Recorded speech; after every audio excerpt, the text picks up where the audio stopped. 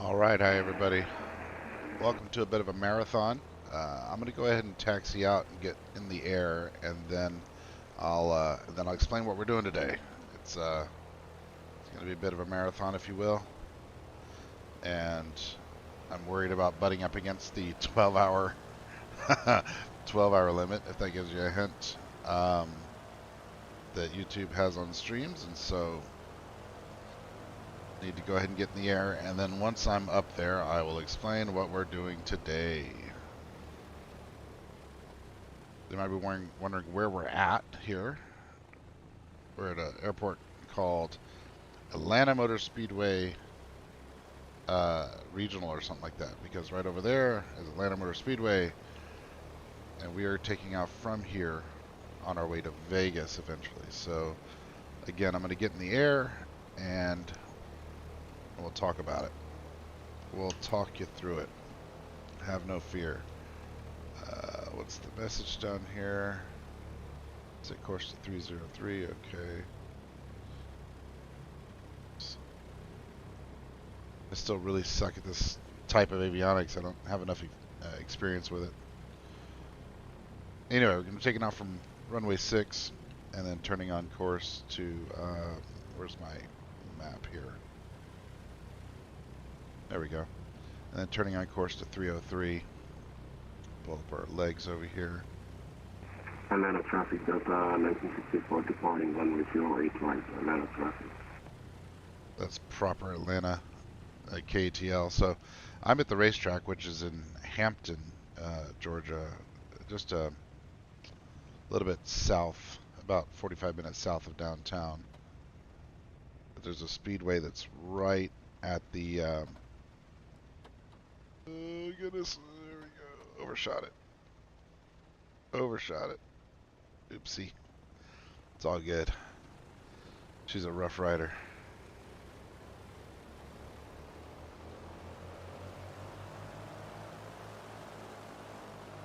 Wasn't paying enough attention to my taxi there. Anyway, let's get off the ground. We'll talk about it off the ground. The little flaps in. Not that you need it really in this bad boy.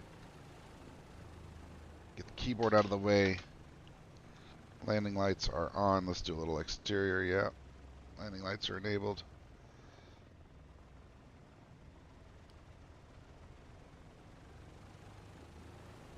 Announce our intentions here.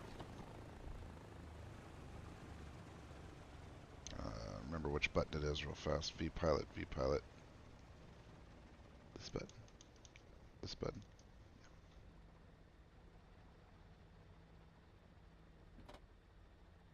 Atlanta traffic, Roush 617 departing from Atlanta Motor Speedway for the west Atlanta Motor Speedway traffic. Alright, let's go ahead and hold the brakes. Put some power into it. And let's go.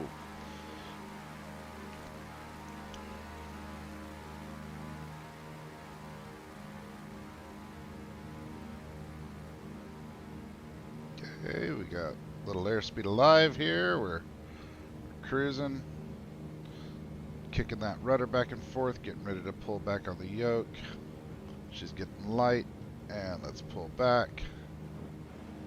Come up nice and gentle. Gear retract. Flaps retract.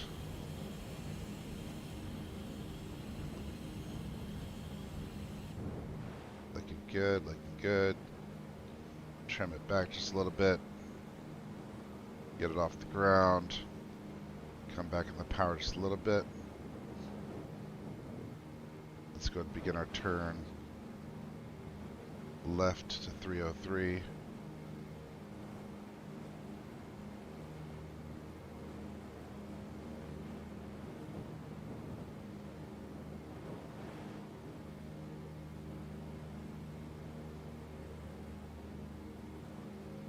Nice gentle turn here.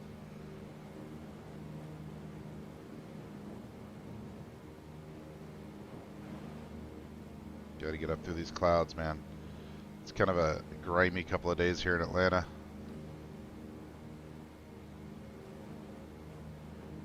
Yesterday was an umbrella kind of day, if you know what I mean. Okay, coming up on our course here, passing 320 now, altitude of 2,000. I need to be climbing more. There we go. Sure, we keep the airspeed going. Oh, I overshot a little bit.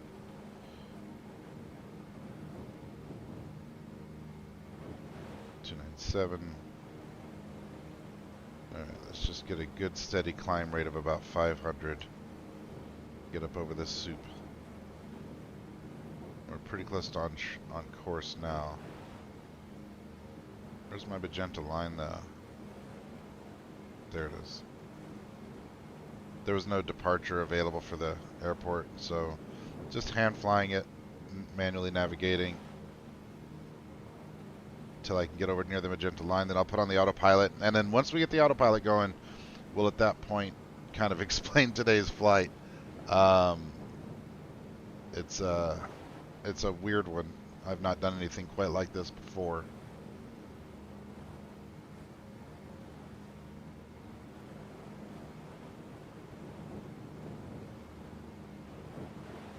Can I see that?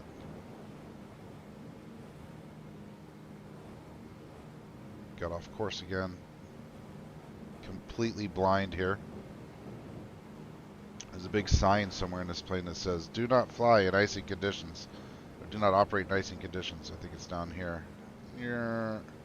And here I am flying through kind of a cold, soupy, rainy day. Like a goob.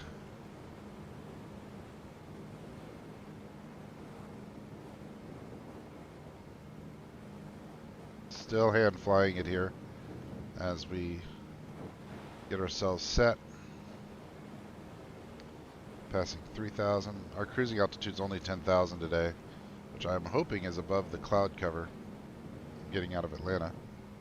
Hey, there we go. Nice.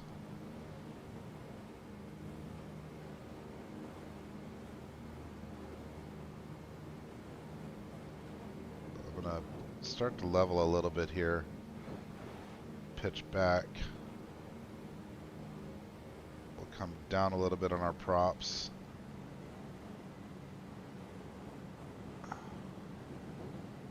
To a nice comfortable climb profile here.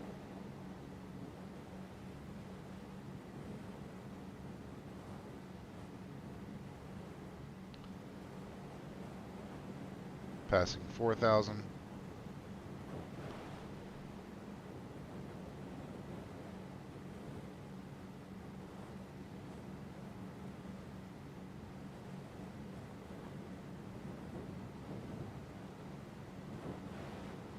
iPad going over here as well. Just making sure everything's good on it.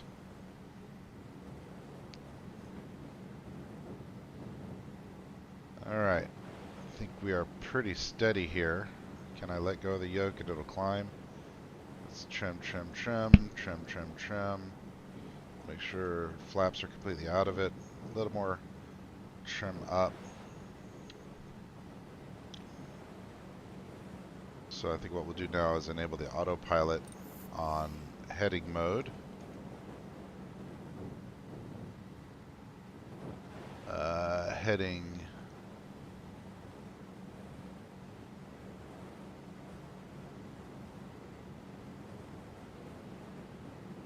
in that natural swing to the left there on this thing always happens. Alright, heading 303, please.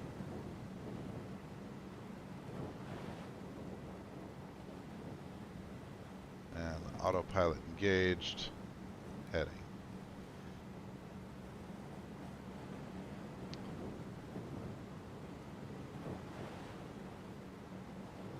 That should be close enough to get us there. Let's make sure we're on our way to intercept. Yeah, it looks okay. Might even turn a little bit left. How's my altitude? Passing 4. Climbing at 5. Yeah, looking okay. So, to describe today's flight one way, It might start with coffee, have some beer in the middle, and some rum at the end. It's that long. So after I get to my cruise and get on nav and whatnot, I'll talk you through the details of this. But effectively, I've got to fly this plane, the Douglas DC-3, the 100-year-old Douglas or 90-year-old Douglas DC-3, from Atlanta Motor Speedway to Las Vegas. Um, and I know I said got to. I'm playing a game. I understand that, but effectively we.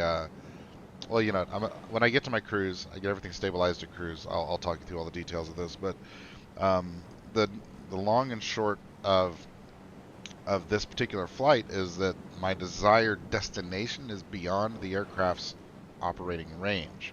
Um, Basically, the amount of fuel that's required is about 20% more than what the aircraft can hold, and so I have to do a fuel stop um, along the way. And so I am stopping in Oklahoma City to get a splash, do a little pit stop, and then continue our way out from there. Let's zoom out here. Let's find us on the map. Oh yeah, we're looking okay. Looking good to intercept there.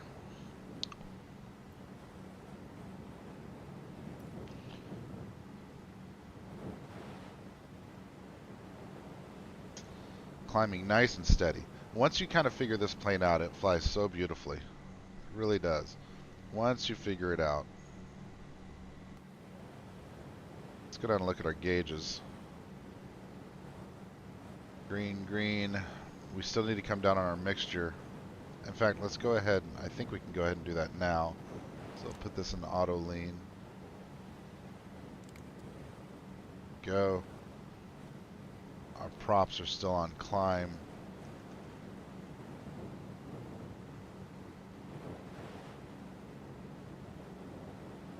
Let's get that equaled out there. Equals steady power and throttle. Speed right now is 140, but we're still climbing and we just leaned out our fuel a little bit. So I'm expecting that at cruise we're probably pushing around 190 to 200 at 10,000 feet. And this thing can operate upwards as high as like 24,000. So if I don't end up in ATC controlled territory, I might, clear myself up to a higher altitude.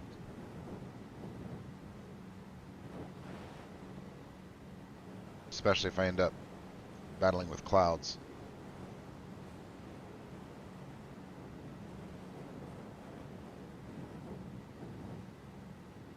I don't know what OBS really does, but it gave me a magenta line there.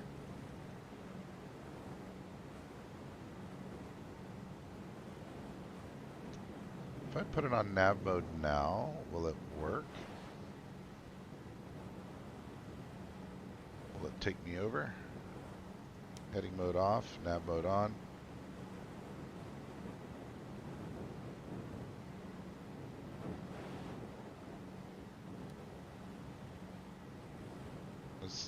Let's lean over. Let's get on the magenta line. Use heading mode to get over there.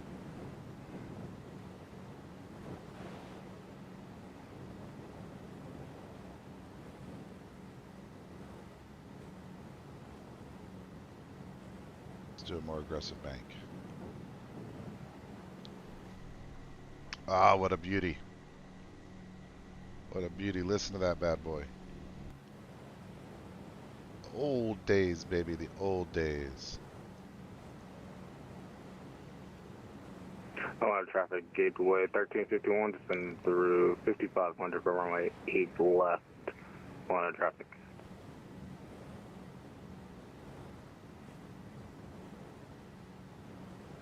So I'm on VATSIM. The voice that you heard there was obviously another pilot flying out of Atlanta proper. Hartsfield Jackson International over there, announcing his intentions and location, yada yada. Alright, passing 8,000. Do I want to stop at 10? Do I want to stop at 10? Or do I want to go ahead and take this thing up higher? is a long flight, and if I understand it correctly, the higher the better for fuel, right? Or should I just get it to my 10,000 and cruise?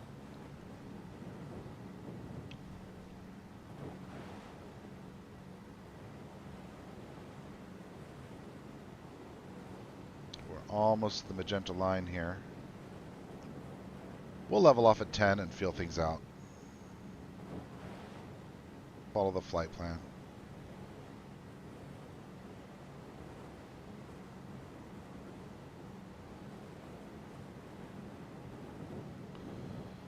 Don't have quite the airspeed I'd like, but it's at least pretty steady.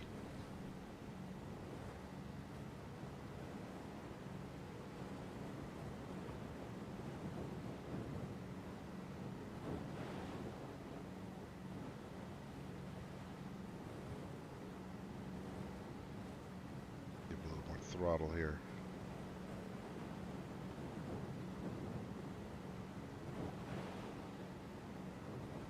Yeah, got a little boost there. It's climbing again. Alright, let's begin our turn back to the right here. Right, now we're tracking 281. We want to be at 302.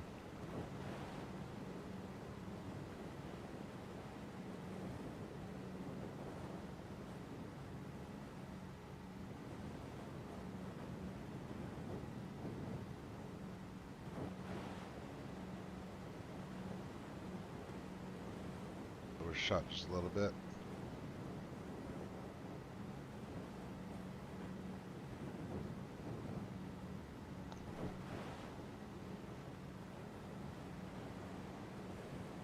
Autopilot's engaged, heading mode.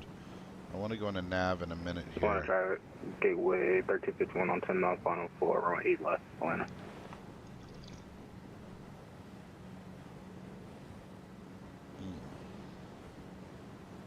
Copy. Alright, we're coming up on our 10,000 now.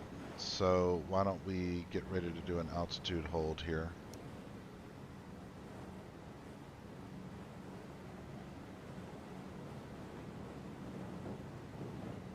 I'm always confused by this thing.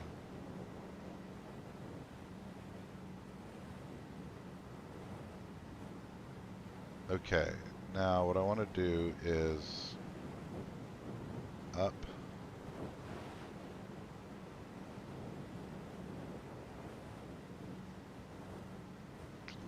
A little low, so I want to, vertical speed, there we go. I'm going to go up 300 feet per minute for 1 minute.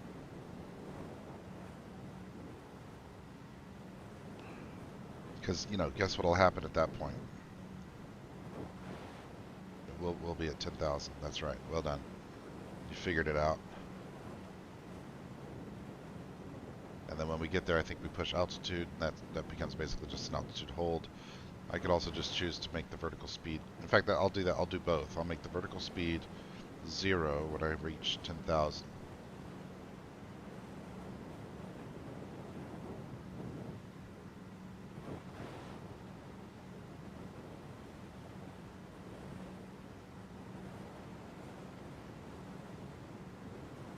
Come on, baby. You're almost there. You're almost there. My temps over here. Kind of high. Look at those in just a moment. Actually, I guess we can go ahead and get a little time while that's still climbing.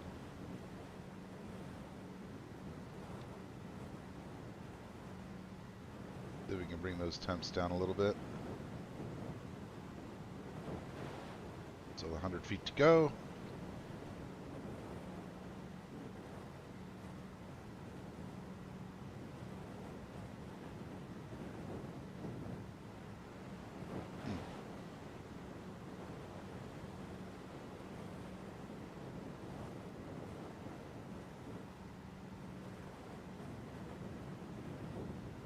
In the middle there. That looks pretty good. How's the altitude? Still got a little bit to go. Our cows are open, but we're going to go ahead and move those to trail. 90 feet to go. Put this in nav mode.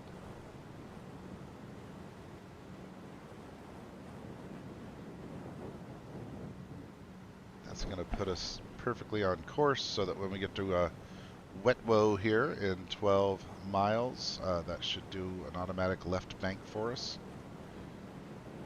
See what it looks like out the window. Let's see, what is it? Insert.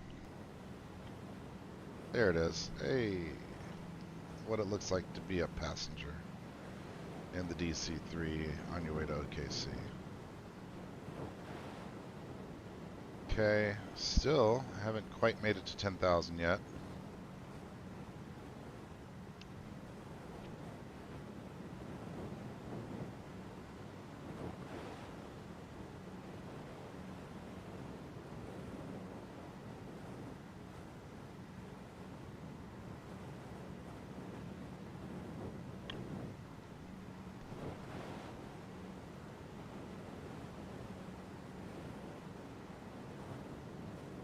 A little bit more. Come on, baby.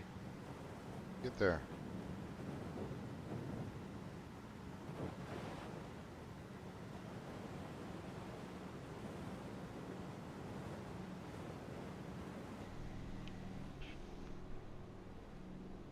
Oh, it's a thing of beauty. It really is.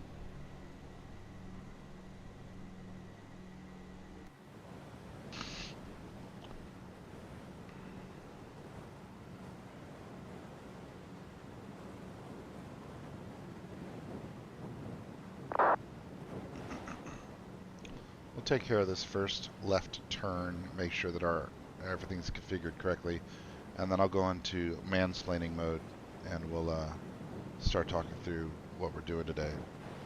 I know I normally go through on my streams. I normally go through the whole startup procedure and all that jazz. I elected not to this time, just because of the time constraints that we have for this. I'm still not even sure I'm going to do this whole thing today. I'd like to. I need to. I say need to. I know. I'm obligating myself to play a game, which is stupid. But you know, I don't like setting a goal and be it a hobby or professional or whatever. I don't like setting a goal and an expectation for myself and then not doing it, you know?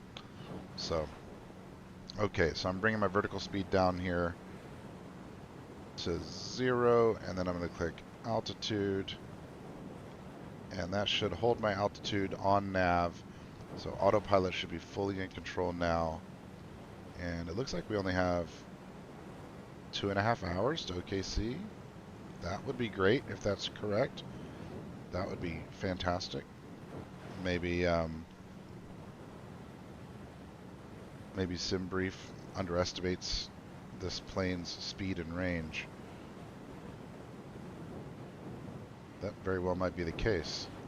Okay, well, regardless, before we validate that, now that we're cruising, we have 5 nautical miles here. I'm gonna pull up some stuff that after we get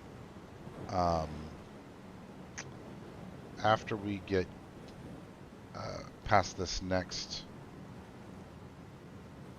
after we get past, sorry, I'm trying to talk and do at the same time.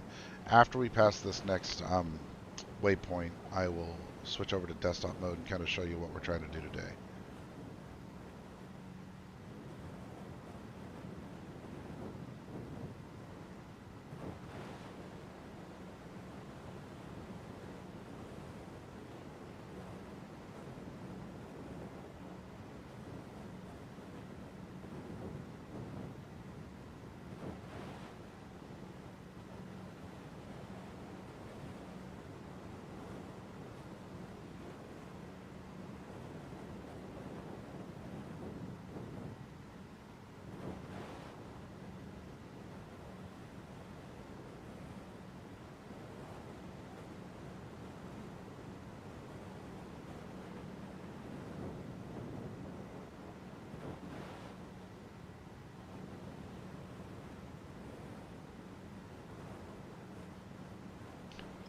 We only got 2 miles left there.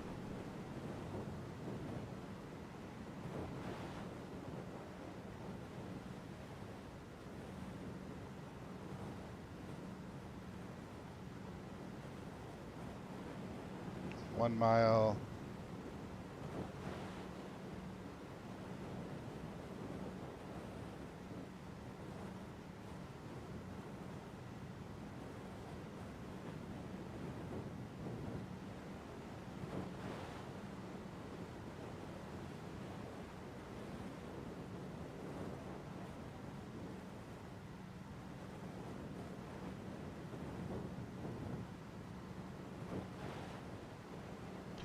Turn, or did it need to turn?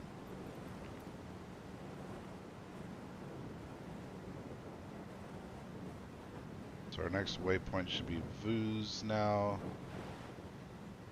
Okay, it doesn't show that we passed Wetro yet. Okay, so I got 0.7 to go. What's my airspeed? Oh, good, yeah, 170. Not too bad.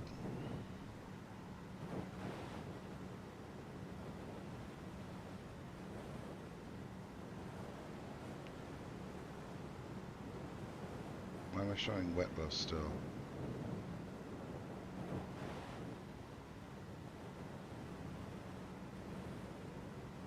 Okay, something is awry. Let's go direct. No, hang on.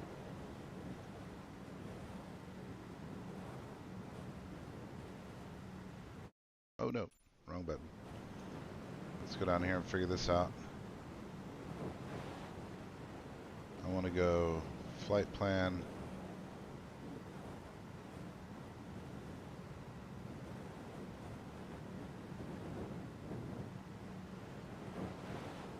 Okay, that gets us back on course, but now I'm worried that I don't have my nav set up correctly. But we'll have to monitor that pretty closely, I think. But that should do us pretty good for quite a long time. 273 or 89 nautical miles. And then we'll pay attention and see when we get to Vuz whether that does the trick. On GPS mode. That's correct. Plane is bank. Oh, it was banking.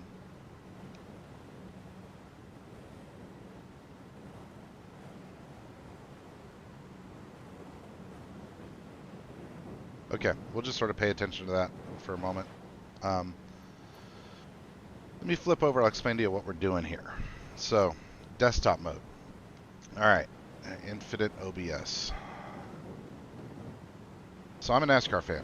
This is the third in a series of streams that I want to do where I fly my favorite team, Brad Keselowski and Chris Buescher. Brad drives the number 6 car for RFK. Chris drives the number 17, and I'm tracking their finishes from race to race, week in, week out. Now, I've had some business travel and some personal travel lately, so right now I'm a few days behind on this. You know, I flew them from their home base in Charlotte to Daytona Beach, Florida for the Daytona 500, and I did that in a, I think I used the 737 big business jet for that. Then, based on their performance, which Brad got crashed out, Chris finished meh, for an average finish of 26th, and so what I've done over here is I've set a performance-based range, that, you know, a matrix here that says, depending on how they finish, they'll fly in a better or worse jet.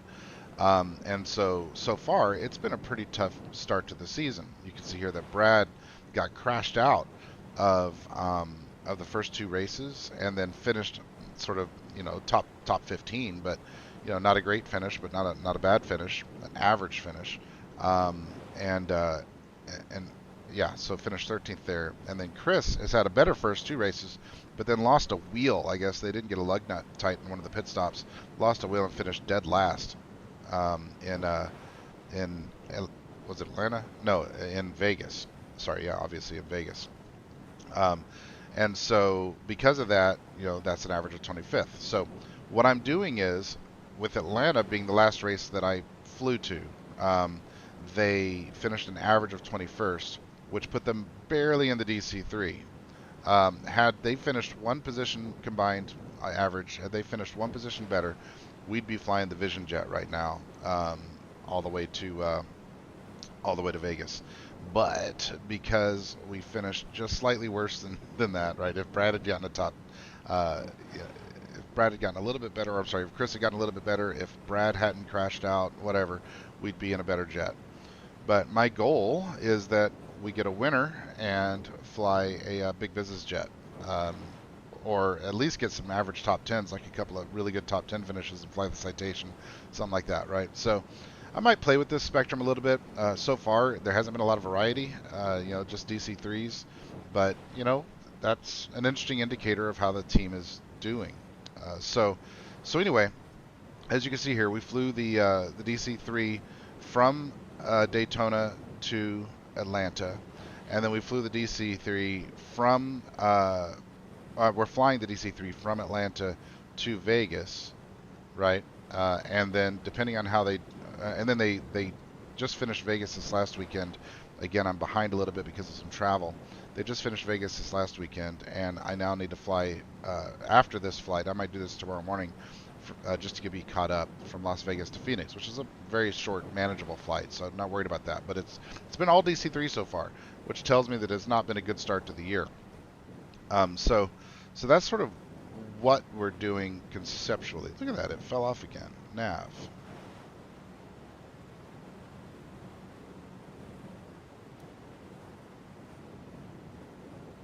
Let's get back on. We're holding altitude just fine, but we're not staying on course very well.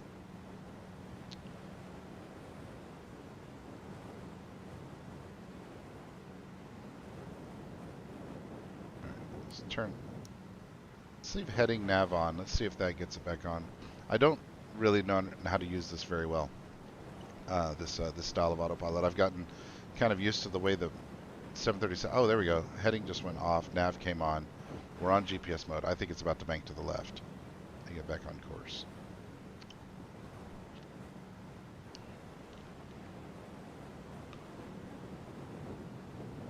Do it. Do it. Base runway 08 left. There she goes. Beautiful.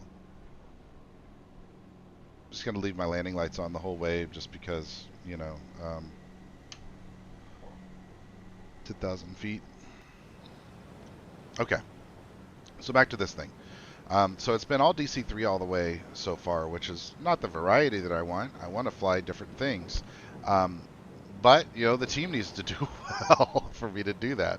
So it's been a little bit frustrating on that front. Now, today, the reason I almost just skipped this week or decided to do like a mulligan was because of the simple distance of this thing.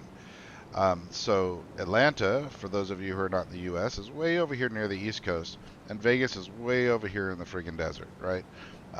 And that is a hell of a distance. It's like 1,600 miles, or actually, I think it's 1,600 nautical miles. I think ground miles, that's probably 2,400 miles. Well, I don't. Let's look. Let's find out for sure. If I were to drive Atlanta to Las Vegas, probably 2,400 miles. My God. Oh, 1,900 miles. Okay. So call it 2,000 miles, right? It's a long freaking way. And this old Douglas can't do that on one tank of fuel. So SimBrief would not let me create that flight plan. So I thought, okay, do I cheat? Do I just artificially increase the fuel while I'm flying and say, oh, pretend we did a pit stop? And I reserve the right to do that. Instead of actually landing in OKC, I might actually do that. But for the moment, I'm not doing that. My intention is to break this up into 2 flights. So here I've left KHMP, gone to Wetwo, and I'm on my way to Vooz here. And I'm going to stop at Oklahoma City, get fuel, and then continue my flight to Vegas. All told, this should be between 10 and 11 hours. Now, YouTube only allows 12-hour streams. And so you can see my challenge here, right? Where I guess YouTube allows more than 12 hours, but it won't keep it all recorded. And so that's why I'm breaking it up. Oh, I'm sorry, that's not why I'm breaking the stream up. That's why I started the airplane and kind of got everything set up for takeoff prior to actually starting the stream, is because I didn't want to spend time on the ground not flying on camera when, you know, the the action's happening. Weirdly, the action isn't happening in the air. Now we're on autopilot. We're just cruising and chatting. So, what's up in the chat? That's why it's so noisy. I saw my windows open because of I had my windows open from startup. With these piston planes, you open the old window up there. All right, let's play with our levers here and see if we can gain some speed. I'm going to come back on the prop.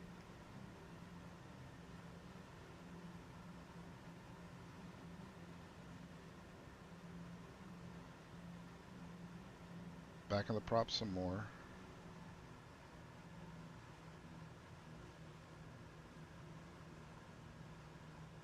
But up on the throttle. 175. Already an auto lean on the fuel front.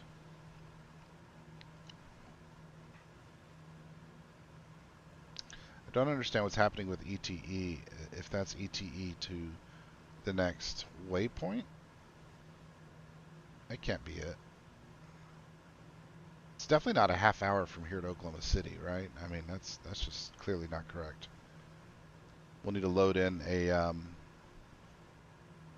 an approach in a bit here. Arrival and approach. Okay, I think that helped get speeds better. I don't fully understand how prop works. Like, I understand what the lean mixture is, right? How much fuel, how much air. I get that. I don't, and put it in the chat if you like, educate me. I don't really understand how prop works versus throttle. What's the functional difference there?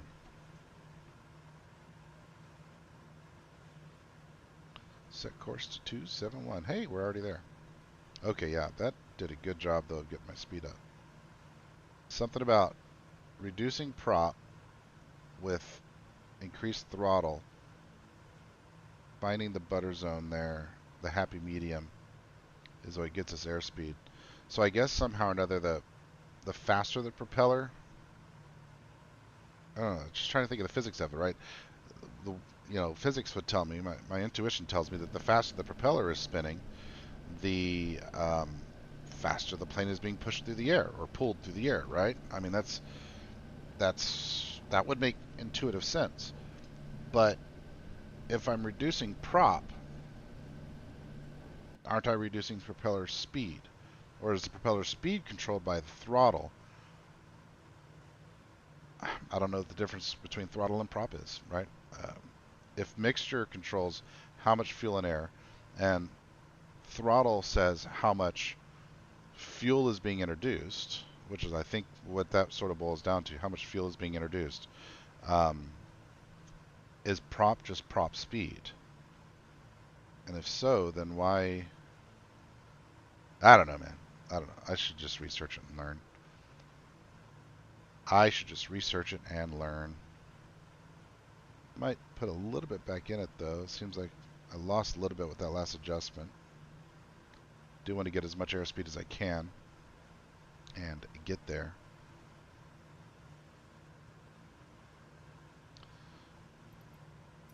So looking at our route, booze, and then lit, and then a pretty long arrival into OKC. So we'll look at that in a moment.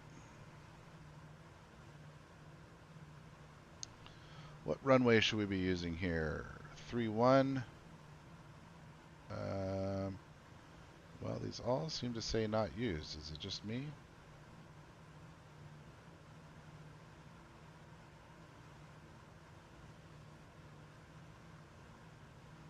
I would expect we'd be coming in on one of the 17s from the north. Yeah. Well.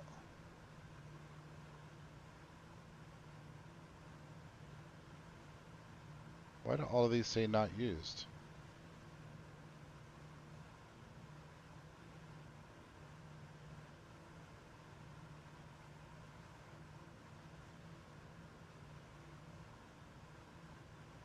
They all say not used. What the crap?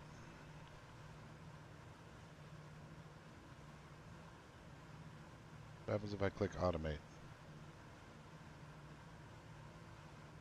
Oh, cancel. Don't want to do that.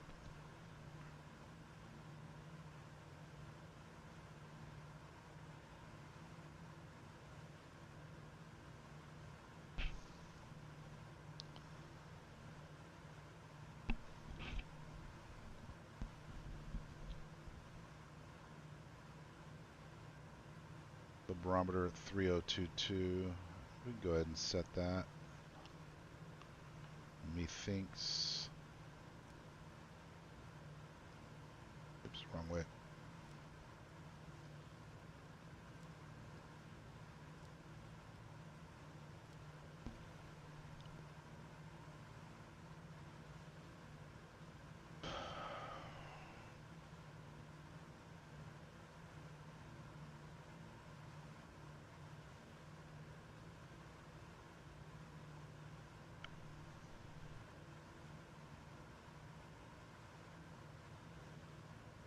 All right. Let's see. Runways. Runway 35 left, 35 right, and 31 in use.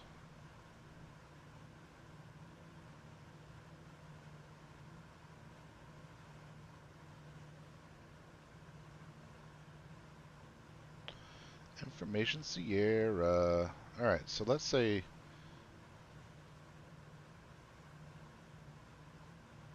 we want to do 35 left.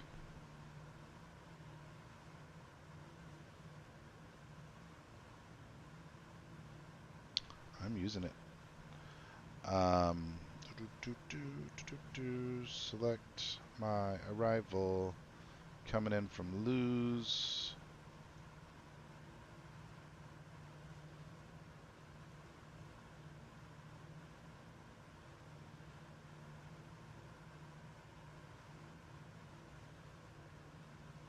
So do I want to go north from Lit to there?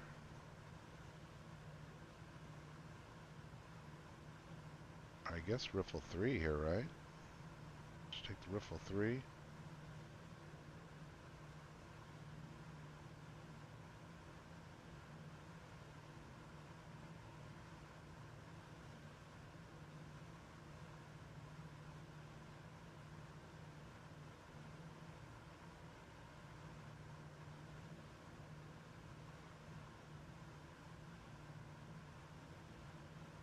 Let's look at this as an overlay. Yeah, I think we'll do the dimple, or no, Dewine. It looks like it makes sense.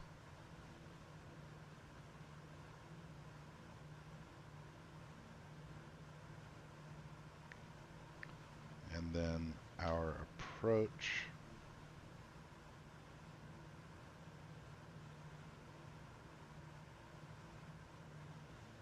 It's interesting, we're landing from the south. It's really rare in Oklahoma City, because there's typically just a strong breeze or wind going from south to north. So almost every time you land in that city, you'll land almost every time you land in OKC, you're going to land from the hang on, from the north. Should I change this to 3.5 right? I mean, why do they all say not used? Let's change this to 3.5 right. Same. We'll use Riffle again. Yeah, Riffle Dewine.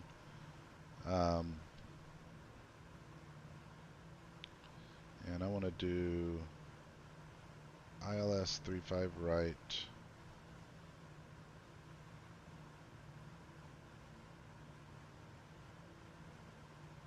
That looks like real fast. Yeah, I think that's what we want.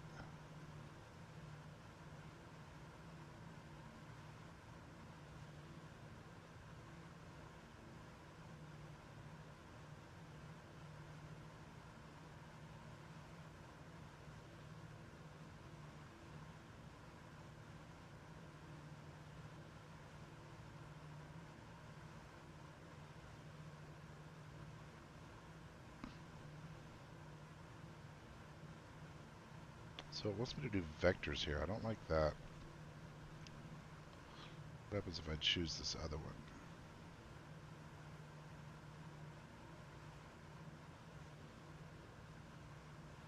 I like that more.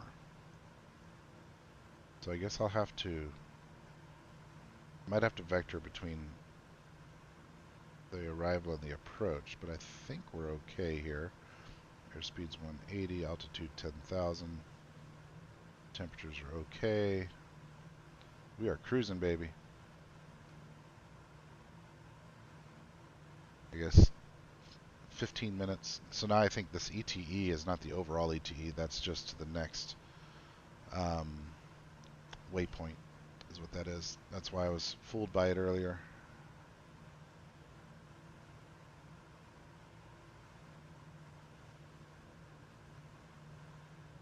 Standing by.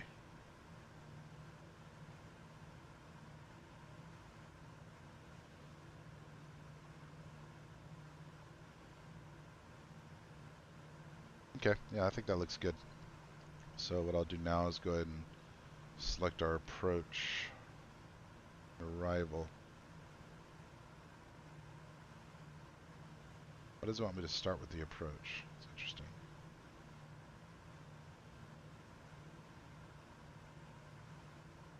Oh, I see, because it wants me to choose a runway first, right? Hold on, what? No, hang on, clear, clear. Select approach, enter.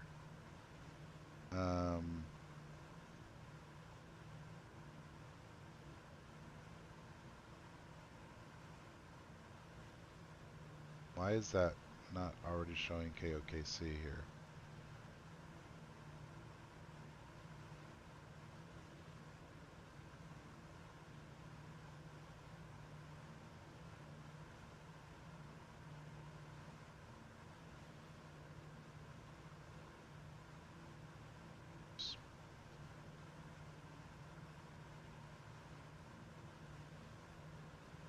Did I just mess up my altitude?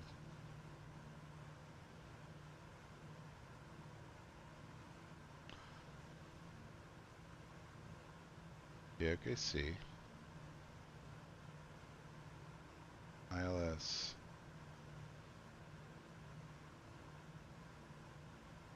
Three five right. And we're doing the Riffle 3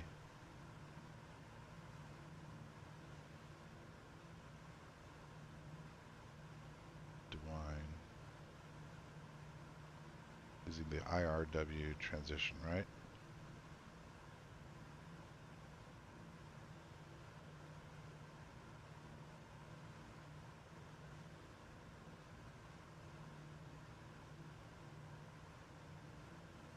Yes, load that.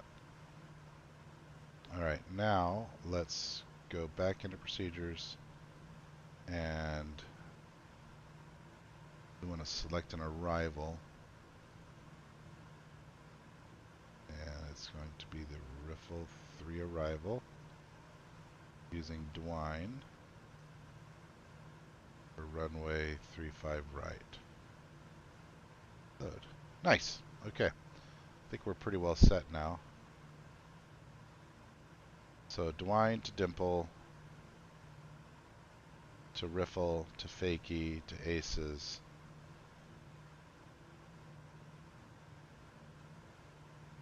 Then manually to Crope, right?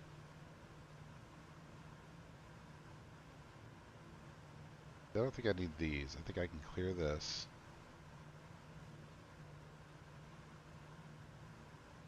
I can clear this.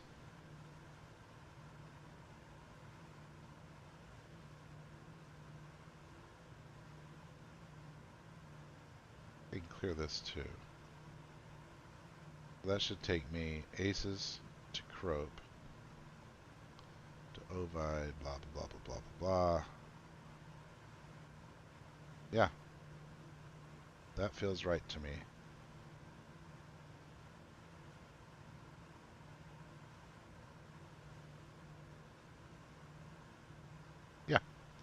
think I'm in good shape.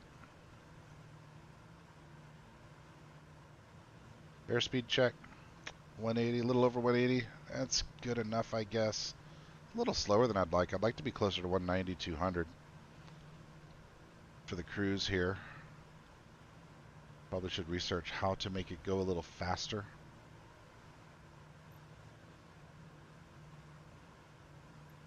Let's widen this out and see if we can get this to match what we just did there. I think we're okay.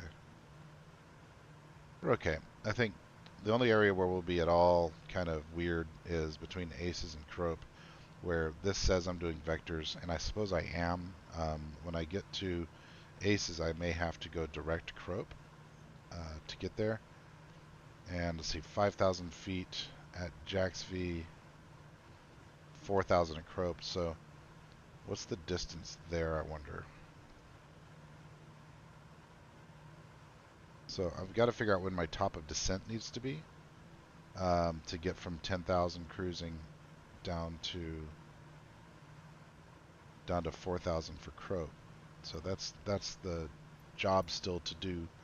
But otherwise, man, we are cruising, looking good.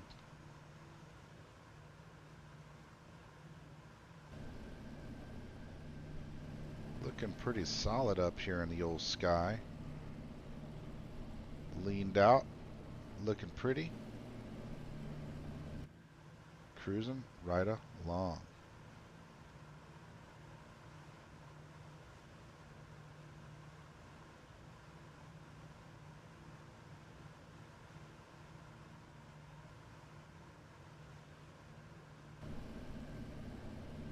Cruising right along, baby.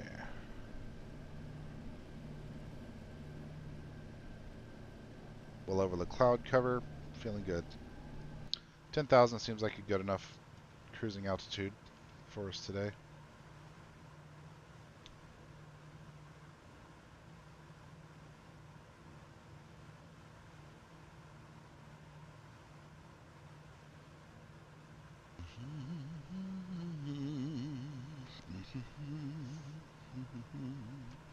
I think what I'll do while that's happening is I'm going to go over to YouTube TV. I'm also probably going to go make some fresh coffee in a minute. And I'm going to watch some of yesterday's practice. Could I pop this out? Now off the break, rolling the middle of the corner. Yeah, Denny just kind of diamond that corner. He went up to that second lane of asphalt. Could I pop this out? Right along with Joey Logano. It's a little bit loose getting off the corner there. Just watch that wheel. You can always tell, obviously. You can always tell, obviously. Well, he's had a fast car, 3, now 4 weeks in a row, but just the one top 10 finish to show for it, which finally came last week. He's been a contender every week, got a top 10 in Vegas. Yeah, and you see Joe just kind of missed the bottom right there. I would prefer not shifting down the back stretch. You know, I think that quick shift to 5th and back down to 4th, I'd rather, the engine guys don't like it, but I would just run my car on the rev limiter. If it would stay on too long, I'd just back out of the throttle a little bit and just let it sit on the rev limiter until I got to my lift point. But you're going to see a lot of these guys have different strategies. So basically what I'm doing over here is I've got the practice up in a little window. There we see Tyler Reddick. Had a great run last week. Whoa, that's close. Using all of it right there. I'm just chilling like this. For that race car. Haven't seen that yet. Yeah. Third on the sheet. Yeah, I felt really privileged to be at the Atlanta race. At the Atlanta race last week. It was an historic race and finish. I mean, fantastic race. Really good time. Off the brake, and in turns 3 and 4, you're going to be hard on the brake and roll out of that brake and right back to the throttle on both ends. There's really no transition. You know, there's one thing that might be confusing to you that I should real quickly address, and that is what you see in the overlay versus what schedule now at safelight.com. What you see up there in the overlay where I departed from K4A7, and if you're paying attention to the flight planning and stuff, you probably saw KHMP. I don't know why, but there's a discrepancy in the databases between what Microsoft Flight Simulator and SimBrief use, versus what this overlay tool called, what's it called, FlyLive Studio uses. So maybe they're different databases, but for whatever reason, the same exact airport has two different iCal codes uh, across the two of them. So anyway, that's why you see two different. That's why you see that discrepancy. It's just so you aren't confused. As you see this sign, there's going to be you're going to want to drive it straight to the end of this wall and hook this line right here. I'm gonna go top off my coffee. Back momentarily, zone. kids. The first line in the restart zone is really where you want to come off the bottom, but a good car is going to come.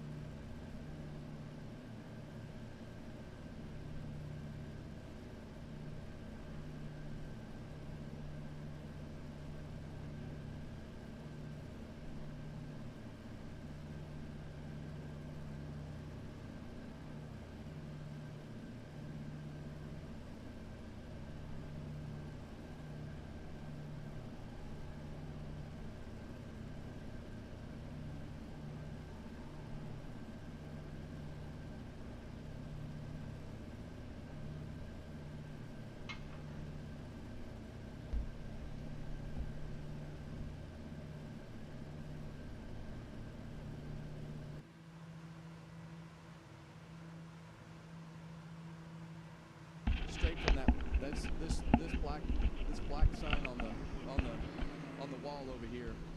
And the cones, right? Yep. You see your cones up here? Those are all verification lifting points. This is just it's a place where you just want to grind away, and really you want to be on the bottom of the racetrack all the way with the left front tire, all the way along that yellow line right there. And you don't want to start coming up the racetrack until you get to the first line in that restart zone. And then as you get to that restart zone, you want to pick a point on the wall. So you see all these signs on the outside wall.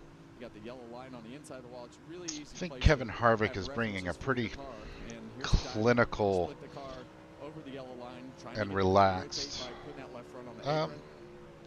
Is that the word I want to use? Relaxed, sedate, tempered, tempered. A pretty clinical and tempered personality of the booth for Fox and NASCAR. I never did care for him as a driver. Never did. Something about him always rubbed me the wrong way. But I think he's doing okay as a new commentator. He's still got some growth to do. See, now we know he didn't study then. We know he didn't study. If you did, it was because you had to be forced up there. You are a catfish. You won a lot of races on the bottom of this I would place. prefer the bottom. It's interesting that you're a catfish and you know it. And all 4 of them, the entry and exit of the corners is completely different at each end of the racetrack. We haven't been to a symmetrical track yet. Well, this track it's got a different braking style. It's got a different turn-in style. It's got a different throttle. Man, the boys are still struggling. It's definitely 2 ends of the Busher racetrack, looks like he's 14th on speed. Kozlowski 24th. Trying to put a gauge from here, from up above. I don't know if Ford's just behind a little bit with the I don't know. I'm seeing guys just like Suarez pass with the new body right there on the or bottom of the what? racetrack, pretty much in his wake. Maybe they're not quite Beautiful, as tight. beautiful. When I look at Joey Logano's fast lap, Look how beautiful that plane is. Oh my goodness. So that's I don't know that I wanted to fly it for 10 hours, but it is a pleasure to fly. Hopefully that gets worse. And that's over 20 laps. Over a 20-lap span. That's right. Well, the more fall off, the more your balance is off, right? And anybody that can start off typically because of the brake pressure. Still not 100% sure I'm going to do this entire flight today. Temperature more than the rest. So over the course of the run, where I'm getting at, you'll get tight, right? So if you can start freer, you'll prevail at the end of these things. You see a lot 10 of hours is a long really time. on that wheel free to take off. In a modern plane, you know, intercontinental wide body, 10 hours gets you from here to from Atlanta to friggin' Istanbul. To try to keep the car straight, because if you But run just I guess straight that's brake pads, a lot of times the car that's will sort of an actually indicator of kinda two slide things, I back guess. under braking into the You know, car, number and one, the when you size put of the brake United pad States compound, as it compared to allows the car to most get countries. straight. It is just massive, That was one place that we geographically diverse. being able to have the package correct so that you could drive it in the corner. So that's number one. Number two, the advancements in air travel. I mean, the speed and efficiency of these jets. Richard Silver's Racing made big changes. He has a new front tire changer, a new rear tire changer, and a new jackman this week. And all 3 of them, I believe, were promoted up from the Xfinity series, rather than swapping back and forth between the 3 and the 8 car. Well, certainly been a rough go in the pits for the 8 car. They've had great speed, top 3 car in my opinion last week. 269 nautical miles You know, probably a bad decision made before we get to lit here. outside the box. Pitted. But hey, where are we at? Over Jacksonville? Well, I guess here's Memphis. So not Jacksonville, Jackson. So that's Birmingham, Alabama. Okay.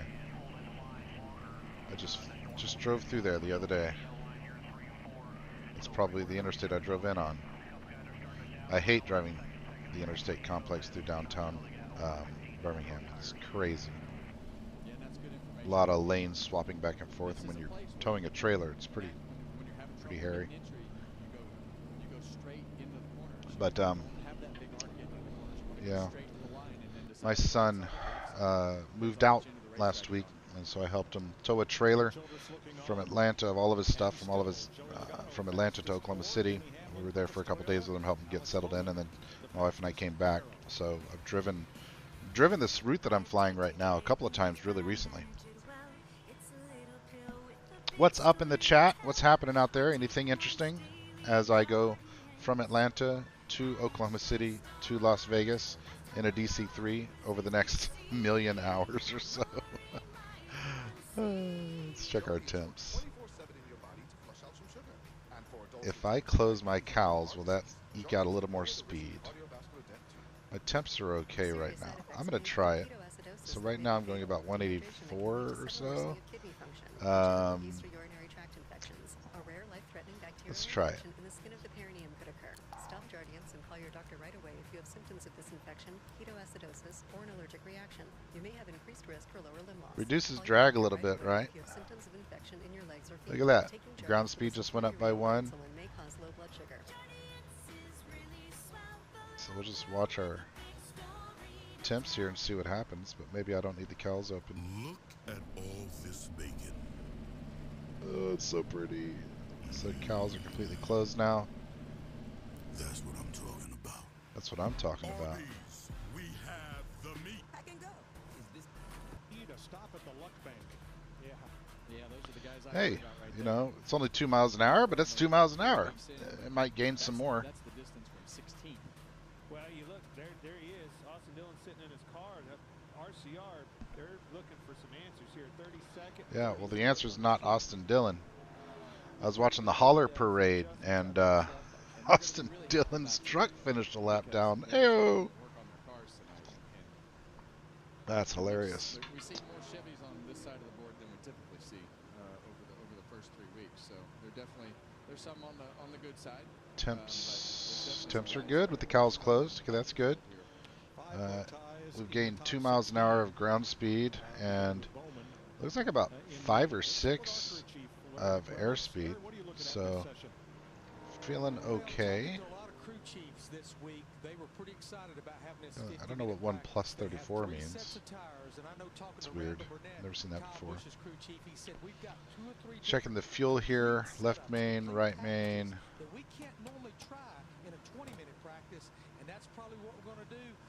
Should I go ahead and switch over to the auxes? I'll wait till I get to 90. I'm going to switch over to the auxes.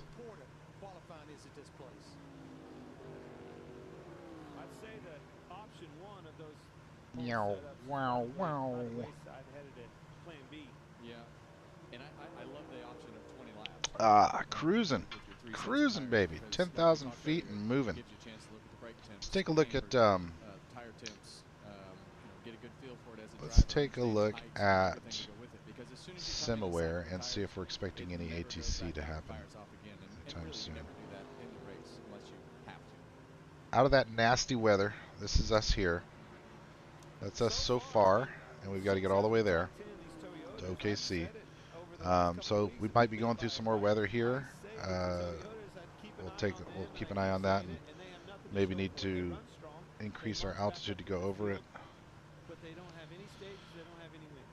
Still a couple hours to go to OKC, obviously, and then as we're heading over to Vegas for our second leg, we might get some ATC. I don't know. We'll skim on the edge of this one if he's still online, but who knows? Maybe LA Center will be on at that point, and we can grab some ATC coverage at that point. But meantime, we're just cruising. We're just cruising. Looking okay.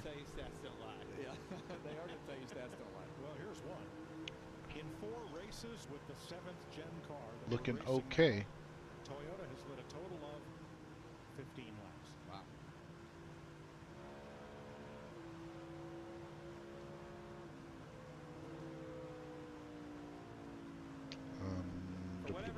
There it is. I'm watching practice while I'm flying the plane.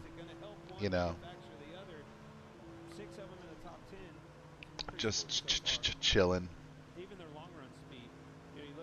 Temps are still good with the cowl closed. Fuel's still good at 90. We're on Unicom. Altitude and nav are both armed. Airplane is smooth and steady. Smooth and steady. So smooth. So steady.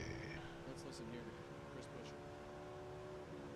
Yeah, see, he didn't shift, and so different engine manufacturers and builders have different opinions of how they want to treat the engine in practice or at all during the race.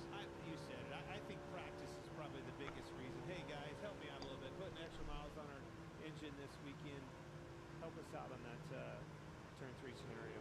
Yeah, good point. Practice is usually 20 minutes. Right. And here, this is a 50-minute session. 50-minute practice. I hope these short track package changes are making a good positive difference. you know, and that we have a good race in Phoenix. Uh-oh, got a spin right here. Hemrick. That car just came right out from underneath of him. Be curious if he got left or down on right in the middle of the corner. Looks like he scraped the wall. Like, much damage. Right down in 3 and 4, right in the apex of the corner. That'll be the first red flag of this session, and it comes with 29. Why did they red flag it? And he barely tapped the wall and got going. That's right. Here we go. Daniel Hemrick puts us under the red flag briefly in Phoenix. It looked a lot like the crash that gave a couple of concussions last year. Or last year or the year before? It was the year before. I wish I had the look on our face when he said that. We were like, ooh. There are some amazing clips from that show you can't believe. We're live on network television. I'll tell you during the break. All right, Daniel Hemrick, top of your screen. Yum, yum. 31. Yum, yum, yum. Yeah. And there we go. So you want to be right on that yellow line with the left front tire right in that trough. But if you touch That's where you want to be. will absolutely do that to the car every time.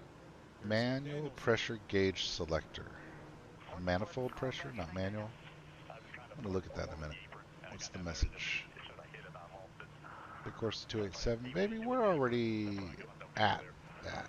We're good. There's a lot more. Get off me, it's not Mom. like the apron in 1 and 2 where the banking is very similar, just a few degrees different. Down here, it's a flat apron. You're not the with boss a of me. corner, and the splitter will But I'm actually curious. I grab haven't messed with that before. Let's see what this does. Martin Truex, 22nd fastest on the speed chart, Oh, Larry. well. Yeah, Kevin and Clint, Looks like it doesn't. It's in op. Oh, no, there it goes. Back in 1988, and that was many generations of car. But one aspect about this track that has not changed is that tightrope between short run speed and long run speed. I don't know what Kevin, that did. I went back and watched this race from a year ago. Your 4 car didn't have great fire-off speed, but it was so good on the long run. That's what allowed you to go up there and take the lead from Larson. With Looking for anything to change here. It is a tightrope between the two, having each of those both aspects. Yeah, and a lot of times it's hard to get the short run speed just because you want to run the tires as low as possible. And You know, now that we're out of the icing area, I'm going to turn this off. So you want to be able to run the tires as low as possible. The thing that we always concentrated on here was Turn off the making booster sure that you pumps. could brake well into both I think I corners could really turn off hard the and booster not get pumps. loose in and still turn to the center of the corner. Booster pumps are off. Chase Elliott, turn off this de-icer. Turn off this de-icer. Guess I don't need any of that on. Should have turned that stuff off way earlier.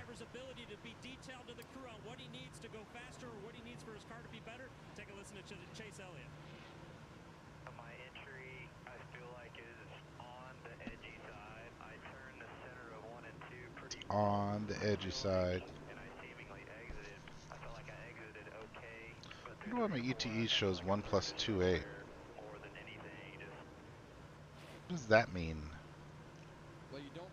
The edgy on the entry is not going to get better, Clint. We know that. Yeah, if you're edgy now, you're going to get really loose as the race goes into turn 3. And I always tell our guys, hey, do whatever you have to do to put that left front tire where it needs to go. If it's loose in, drive in straighter, drive in shallower. Whatever you have to do to get that car to the yellow line and make up the speed with partial throttle through the center of the corner to get the mid speed back where it needs to be. But you have options on the entry, but if it's loose now, it's not going to be fun. And as my dad used to say, always address the first problem. Yeah, which is the entry of the corner. But the hardest part about that is when it's light getting in, all the fixes, that's a hard fix, right? Everything else is hard. All right, we're going to tighten the car up. Well, hold on just a second. Just rolling over here. You know, switch ins in the center of the corner. I'm tight there. So if you just put wedge in this thing, it's not going to roll and we're not going to be slower. So very tricky to try to get that balance right. Carson Hocevar and Martin Truex just moved up the speed chart to 9th and 11th. Daniel Suarez to 14th. I told myself I was okay with my moderate to severe rheumatoid arthritis symptoms, with my psoriatic arthritis symptoms, but just okay in all and take back. Auto 24. Y'all in? Sunday. The Shriners Children's 500.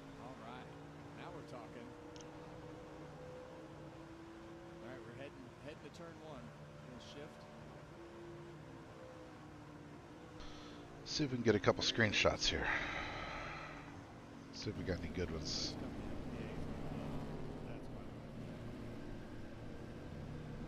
Doesn't he know we're trying to show him off a little bit? Go back out. Yeah, that was. You need to look at those feet. Done us wrong there. Regan? Well, Mike, the 43 of Eric Jones Might change my thumbnail. practice right now, having a very good session. Not fighting much with the car for him right now, just a little bit too tight from the center off of the corners.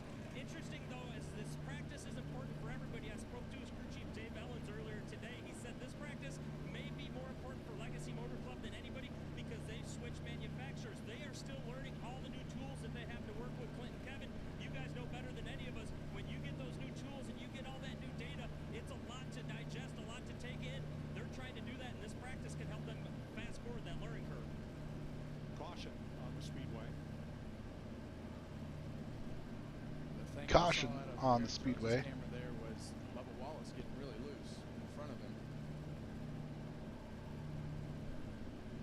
And a red flag, as is customary when we put caution on the track during practice. Clock freezes with 20 minutes to go in this session. Let's see here. I want to replace. Starting a business is never easy, but starting at 8 months pregnant, that's a different story. It's a super different story. Rod coming down pit road, and let's see what he has to say. That felt better. It feels like the whole corner is tied together better. I don't have oscillation. In the heights, waiting on it to rotate center with the Let's see here. How do I want to do this? this run. Entry to 3, mostly. Was it getting worse so much rear? Slightly, but yes. Yeah, and I think that's Kyle saying it's loose in 3. Wouldn't you say, Clint? It was a lot. But yes, absolutely. Which is, again, that's what we talked about. Very, very common for that turn, but very hard to fix. Look at that left rear tire. It's What I'm low. going to do is duplicate and drag one of them over here. You won't notice in the thumbnail that I cheated with clouds. As you heard Larry tell us, he was at the test here. Probably. Maybe I'll blur that just a little bit. There's like a fuzzy brush, right? Eraser. So we'll do. Well, look at the top of the leaderboard. I mean, he was fast in the test, and you see all those Toyotas up there. That usually is the sign that, especially since that group works together pretty well, they've used a lot of the things that he probably took away from the test. Best consecutive 15 laps for the top 5 are Toyotas. Just kind of blend that in a little bit there. 20 laps. And Bell is one of only 2 cars. And you have no idea that that's the same image used twice. Except you have some idea because you just watched me do it. 27.95. It falls off only at 10. And then maybe I'll move the Microsoft Flight Simulator logo down to here. Another 10 laps to 30 laps. Yeah, it's like it's got that short run speed in it, and it just takes a big chunk out of it. What a cool looking plane though. Like these old new planes are cool too, don't get me wrong. But there's something about old machines that's just a special kind of cool. Special kind of cool. Kind of a big win here last time we raced. So he can back that up. Modified. As he goes into the corner, he's going to go in, probably touch that rev limiter. He's going to turn. So what we'll do real quickly here is update our thumbnail on That's really what you want. You the want to turn, stream. and as soon as you let off the brake pedal and go to the gas pedal, you want to just turn that wheel just a little bit back to the right so you can load that right rear tire to try to get as much grip in the back of the car as possible. To an in-flight thumbnail. Where's it at? Where's it at? Where's it at? You know, guys, just watching this one car, Ross Chastain, he's run about as few laps. I don't think that happens instantly, but we'll get that done. And the most laps he's run in any run is 6 laps, which tells me. You know, something else we ought to go ahead and do is set up our flight from KOKC to Las Vegas. Probably is on stickers, wouldn't you say, just to try to get something going here at the end of the run to get some good data for everybody. But Man, still another long flight. It's crazy. The other thing is on the tires. You want it's it's going to be as loose as you can stand it. That's what you want. You want it to be as loose as possible so you can keep turning. Speaking of kissing, so he just barely kissed the wall, Bubba Wallace. I tell you, that's perfect. You want a sleeper? You want somebody to bet on this week? All you bettors, this car right here is pretty sporty. That's 15, 4, top 5 there, best 20, third. Is that still beyond my block fuel of 47? Oh man, that's still beyond my fuel capacity. OKC to Vegas is still beyond my fuel capacity. Do I need to, instead of doing OKC, do I need to go further on the first run? Or do I cheat? I might cheat. I might cheat on the second one. On the second leg. But some can stop you in your tracks, like the tens of thousands of people who were diagnosed with certain HPV-related cancers. Can I make it to Denver? Clears on its own. But for those who don't clear the virus, it can cause certain cancers. Gardasil 9 is a vaccine given to adults HMP to KDN and a DC-3 cancers such as throat and back of mouth cancers and genital warts. Gardasil 9 doesn't protect everyone and does not treat cancer or HPV infection. Your doctor may recommend screening for certain HPV-related cancers. Women still need routine cervical cancer screenings. Nope, can't make it to Denver either. Had an allergic reaction to the vaccine. Yeah, we're just gonna cheat, guys. We're just gonna cheat. We're going to go ahead and go to OKC, do the refuel, and we're gonna take off. And somewhere mid-flight, we're just gonna fake. We're gonna cheat in some more fuel. Help protect what counts. Talk to your doctor or pharmacist about Gardasil 9. Choice Hotels is the family of brands with a hotel for any traveler you want to be. Like #1 chef dad cooking up a free hot breakfast for the entire family. We're just gonna cheat a little bit. It's just a game. Stay twice and get a free night when you book direct. Name an ingredient you can see in this kind bar to win. Almonds. I see almonds right there. Yep, almonds. Just gonna cheat a bit. Was talking to you. Oh, here's your prize. Nice. Ingredients you can see and pronounce. Should we sell the car and get something bigger? Yeah, we can do both on cars.com. But what if it's twins? What if it's quadruplets? Are you freaking out? I got this. Cars.com. Where to next? Right now, you get a free footlog at Subway. Just buy any footlog in the app and get one free. Just scan the QR code and enter promo code FLBOGO. It only works on the other side of the screen, buddy. You still got a landline in your house. Order now on the Subway app. This is the make or break moment. The chance to carve your name into the history books. This is the NASCAR Xfinity Series. Tonight on FS1, 8 p.m. Eastern Time, ARCA, the General Tire 150. Today is International Women's Day. Can one of the 3 female drivers in this race, Tony, Amber, or Isabella, capture the flag? Well, it will definitely be the most planned out ARCA TV broadcasts facing the earth. Will. Rich Grossman all over it. Yeah. Jamie Little has the call. Phil Parsons. I thought I saw Trevor Bain in the meeting, although he may have just been there in an advisory capacity. We'll have to ask Rosie. Great shot out of Ryan Blaney's car here. Champ, baby. Nobody had more fun last fall than he did. He did exactly what he did all year last week. He just made his car better, didn't make any mistakes, wound up taking a 8th or 10th place car. Looking a little bit at some updates regarding iRacing's amazing new rain release. How they're addressing the visibility concerns with brake lights in the GT class, because it is impossible to see the car in front of you when you're right behind. From stop to stop, changed. Like I watched you at the first of that fall race just take off like gangbusters, and all of a sudden towards the end of it, he just never could get that mojo back in the same way, bouncing back and forth from, all right, we got him, uh-oh, no, we're in trouble this time. What'd you do? Didn't change anything. What do you think that is? Well, I think that a lot of that is just the rubber on the racetrack, and as this end of the racetrack shades, it just gets tighter as you run through the day. And Ryan Blaney's car was super loose to start that race last year, and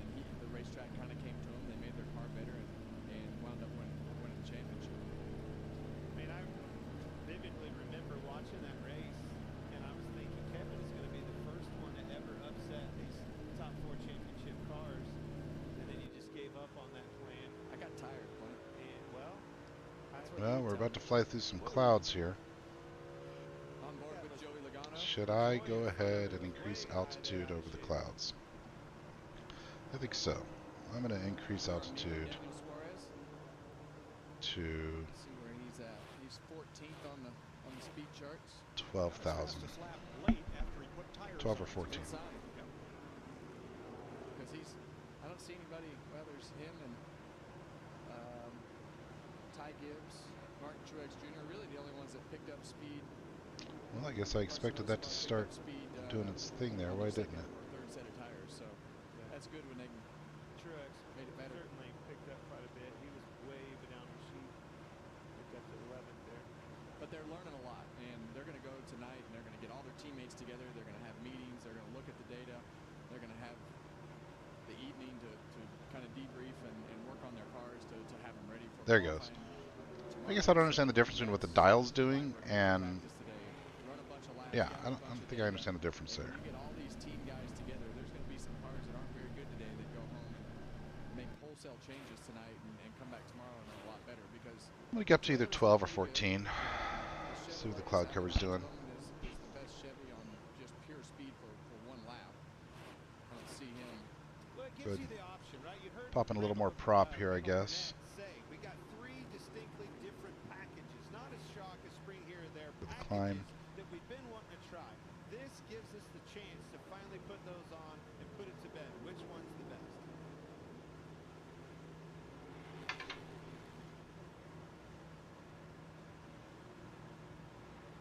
I want to see these cars get closer together. I can't wait for the race. I want to see this package firsthand. I want to see if the changes, the adjustments with this short track package are going to, answer the call that we're looking for. And the track's going to change, Clint. Right now, it's primarily bottom of the racetrack on both ends. There's a couple guys that are, trying that second groove, but what's going to happen on both ends is that third groove is going to come into play as the track rubbers up. The apron's going to rubber up in 1 and 2. So this racetrack's going to go through a lot of changes that you need to keep up with your car as well. But the aero push, we all know, I've never thought I would come to a short track and think cars are going to have an aero push situation going on, but we do. We do with this race car. Big adjustment right here. Can't wait for Sunday to see it put on display. You saw that most laps run and Race cars are cool. in Sunday's race, which is 60 laps. Nobody's run 57 consecutively. There's been 2 or 3 runs here trying different things. Altitude coming up on 11. I think we're going to increase at a slightly faster rate. Let's go up at 700. As we watch the hometown favorite, Michael McDowell from nearby Glendale. To pit. Not we Commercials. Put us under the red flag with 3.5 to go. Clock running on this practice session. Watch the black car. Just lost it. Sure did. Look out, Danny Hemrick. We're coming at you. 17th lap of the run, Larry tells us. Here it is from Alex Bowman. Dogleg, a lot of rail behind. Yeah, and it's just, we've seen a lot of these cars slide around. Like I said earlier, Bubba Wallace's car was moving way around. We saw Tyler try to move up and use that second groove, and it just takes a while to burn that groove in, and it just looked like he got loose to the center of the corner. And you're telling me it's going to be hotter on Sunday? I'm liking this, Clint. And any practice's burnout, I'm sure the engine shop will be happy about that. He did pretty good. That's quite a burnout for a practice spin. Yeah. Probably not necessary. Track is green again. A lot of cars. A lot of clouds. A lot of clouds. The end of happy hour. I think we might need to get it up to 14. Maybe for him. Maybe even 16. Way up there. Lost a lot of airspeed though. Doing this climb. Practice some pit road. Practice some pit road, and when you get right here to A little this more opening, throttle you're maybe. gas it up. Because the way they measure this corner, the distance in time, you have to. It's about it's a couple miles an hour faster. You're going to get this opening, slow back down. Because it straightens out, right? That's right. So you got to go back to straight line speed. So this is a pit road where you have to use that second speed in order to gain the time on pit road because of the way that it's shaped. And you see everybody coming on pit road to practice now. One thing I did notice when he got into that corner, sped up, 12,000. but he wasn't exactly above those staggered lines. He kind of inched up to that. Have to be careful. Make sure you stay that same arc because that's how your engineers. You know, yeah, and I think he's going to do it again. Yeah. I think we're going to need to get up to 14, maybe even 16 to get over this cloud cover here. I don't think the weather radar works in this thing. Where's it at? These are not quite as slick as Las Vegas last week. Actually, he nailed that. Let's see if this loads. I don't think it works in this. And I don't think SimAware gives me altitudes on cloud cover.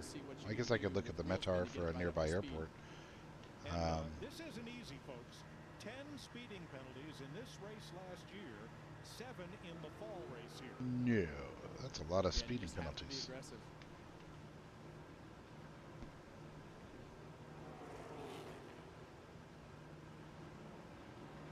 I think that was a practice qualifying lap there for Chase Elliott. Puts him up to 7th on the board, fastest Chevrolet of this session, which has about 1 lap to go.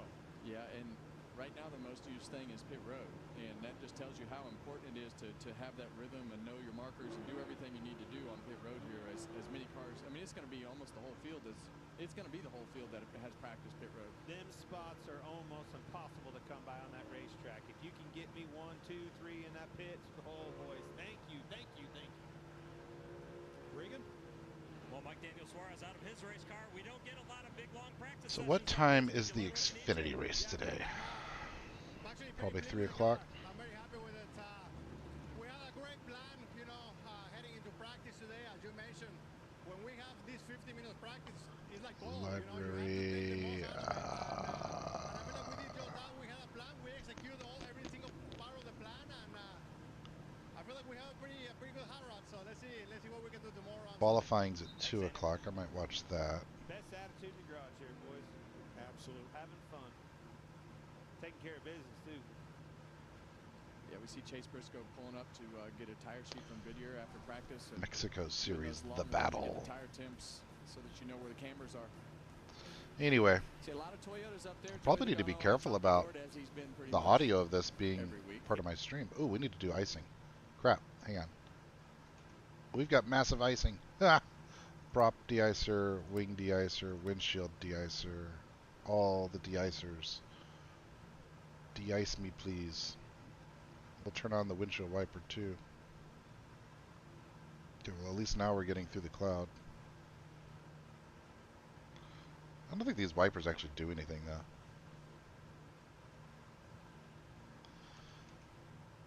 Look at all that ice, baby!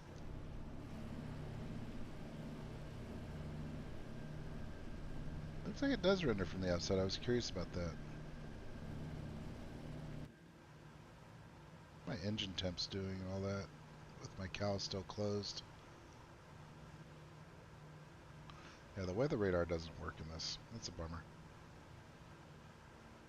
Anyway, we're passing 14 now. I guess I'm going to go ahead and go up to 16, so I can get out of this soup, all the way out of the soup.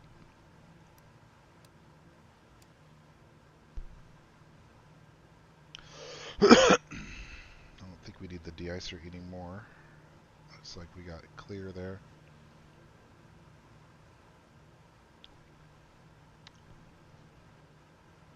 Looks like we got clear there. It's a good thing I knew where those switches were, huh? What does this do? Boink, boink, boink, boink, boink, nothing. It crashes the plane, Ben. Don't do that.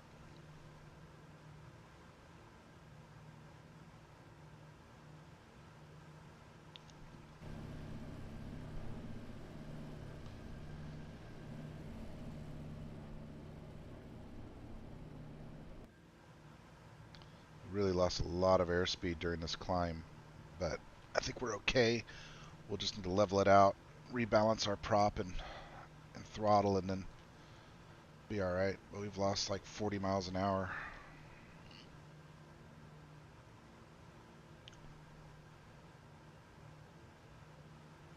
$15,000.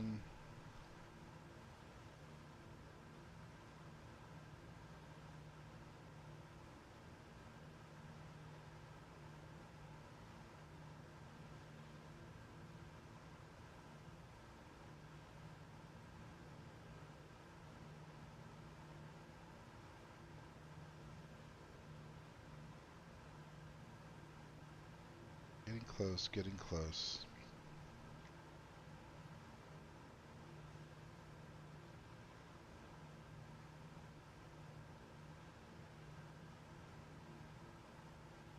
What is standard altitude? Altimeter 3002, is that right?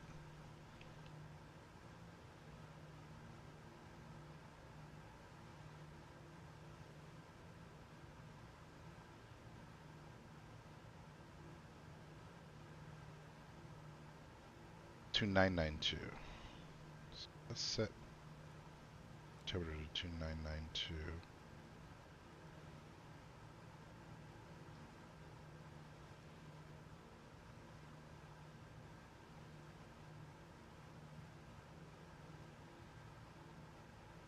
Come on, baby, get there. Really need to start leveling off and picking up speed again.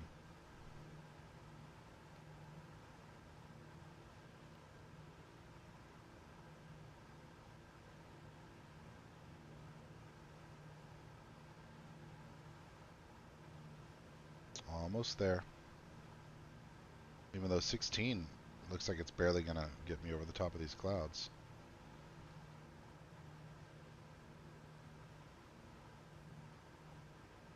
Should I bring it up to 18?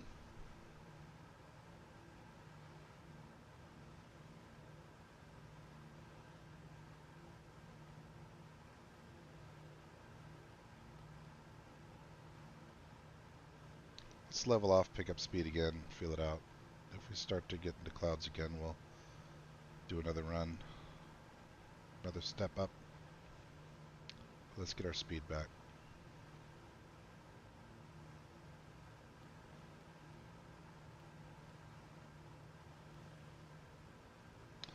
Alright, hold this altitude please, and let's get our speed back. Gauge checks. Let's open up our cows to trail. Those a little bit warm. Slowly pick up our speed again. Let's play around with our levers here. Give us more throttle.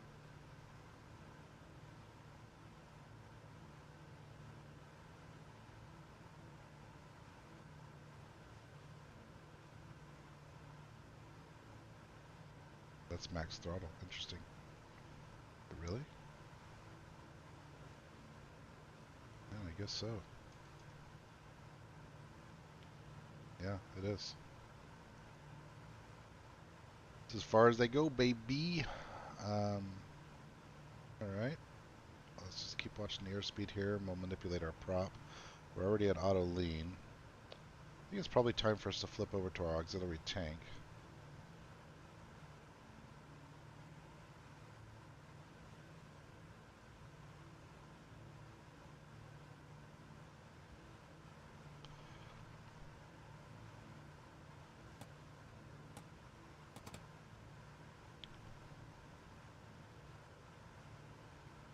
Okay, we're getting there, getting there. And I think we're clear of the clouds now, but man, that's still right there.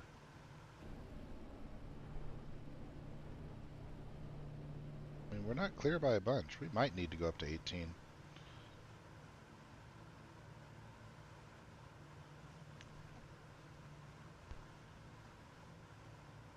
Alright, what happens if I give it a little bit more prop? Accelerate or decelerate?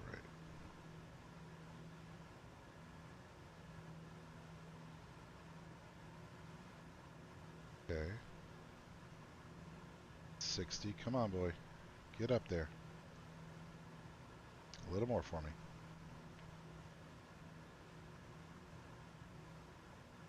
I want another 20 miles an hour out of you, at least.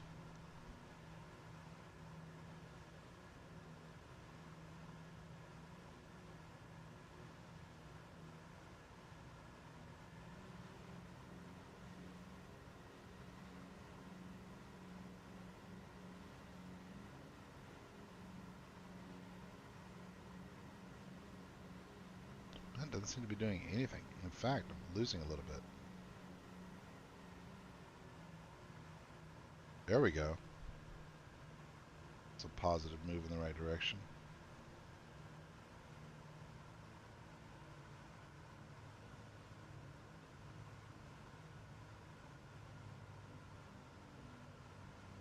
Very bottom of the blue.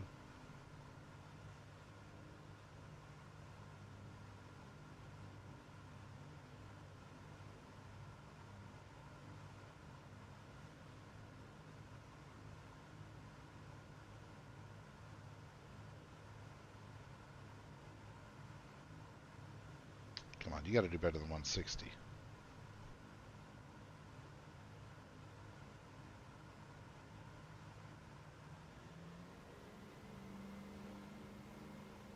If I put it all the way forward, I instantly lose 10 miles an hour. If I pull it way back,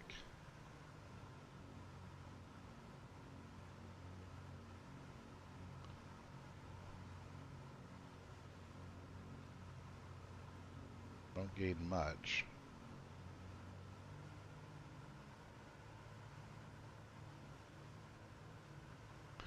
Need to find this happy medium.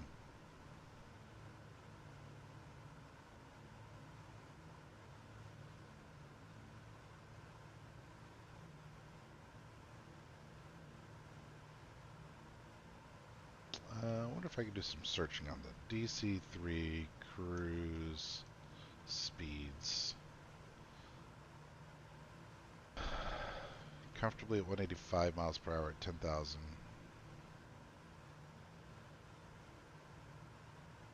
Chart. Can I get a chart, please?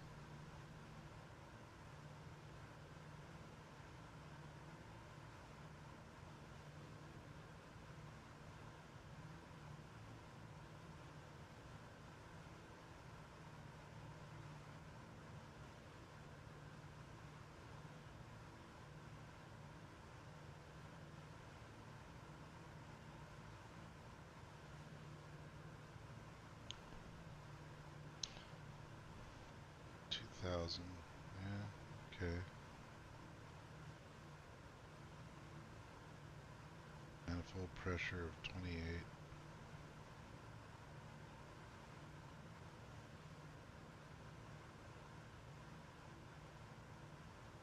Yeah, they came off on the speed, so we want max throttle at this altitude. I just think it's above a comfortable cruising altitude. We're gaining ground speed back again, but we're definitely going a little bit slower at this altitude than we were at 10,000. But I had to get over these clouds, man. You saw that ice.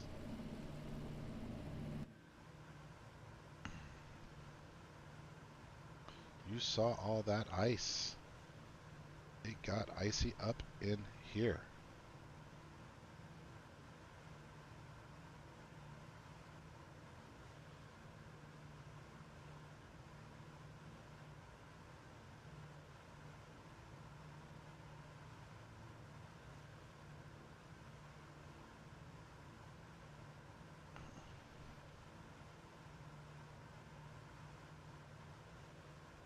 DC-3 operating limitations.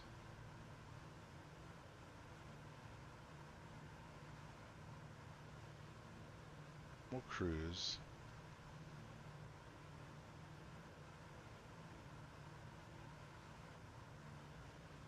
And auto lean, 36 gallons per hour at an altitude of 15,000. Unrestricted time limit.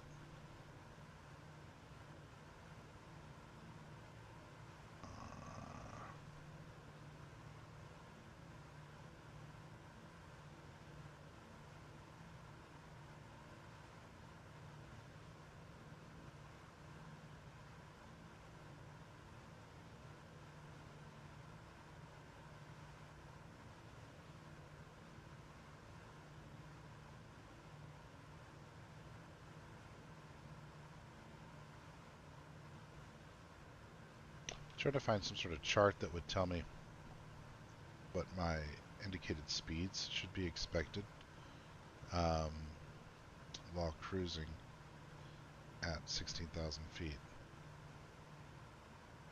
crept up to 165, 124 ground. But I'm trying to remember what I was doing earlier. Wasn't I at like 140 something ground? I want to say. Anyway, so it's definitely slowed down to get over these clouds, which sucks, but had to get over the clouds. So much ice. So much ice was happening.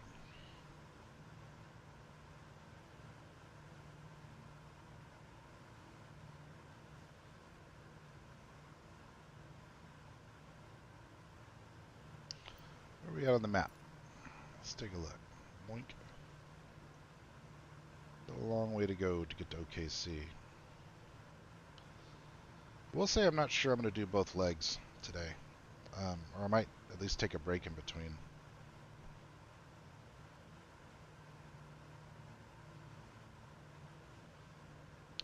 In fact, I think I'm going to step away now. Let's double check SimiWare to make sure I don't have any ATC coverage coming up.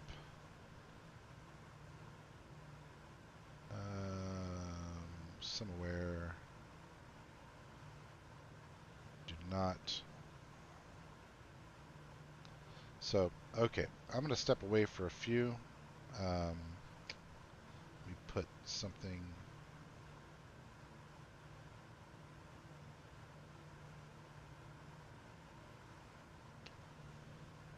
To be right back. Let's see here. Aerial's fine. Color. Select color. Background. Alignment center. Vertical alignment top. Outline sure. Background color select. How about red? Okay, let's see what that looks like.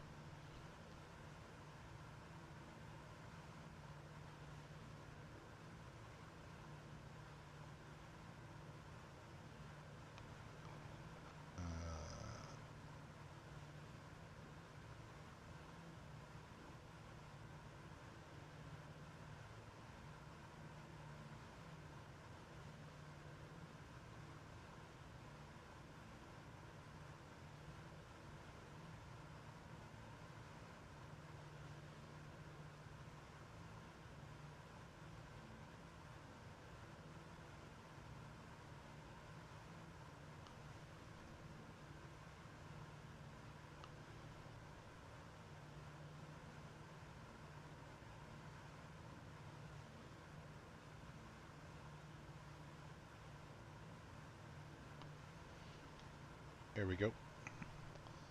Be right back. Since we've got a while to wait before our next waypoint. And then things are going to get interesting at that point. So I'm going to mute for now.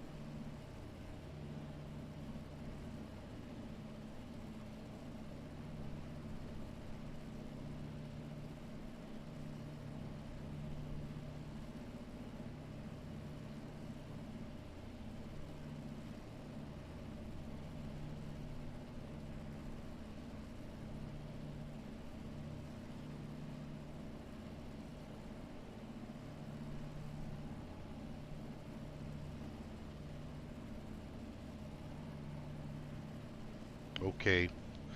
Let's check the old gauges, make sure nothing crazy's happened while I took a shower there. 165. Still going slower than I'd like. But I guess that's the cruising speed at this altitude. And I do think that's the altitude I need to maintain. Needs to be evens, not VFR, so yeah, I mean this is the right altitude for me to be at. It's just slower, which kind of sucks. It's already a long enough flight.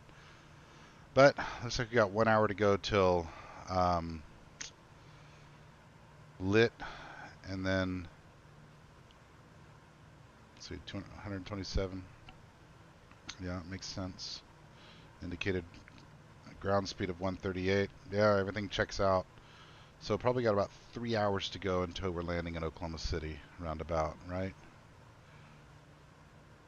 288, 281. So that's about 2 hours. The distance between lit and OKC is about 2 hours, that is. I think I just got a pilot notification. Here we are. Please contact me.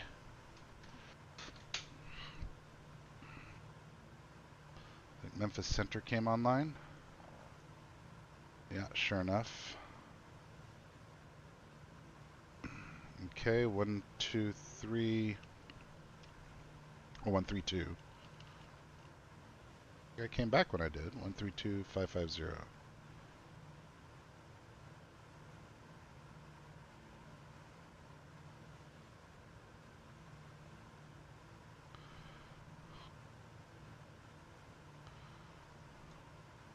Memphis Center, good morning. Southwest 3836 on the ground in Nashville. IFR departure, Evan, correction, yes, Evan 3 departure, Nashville.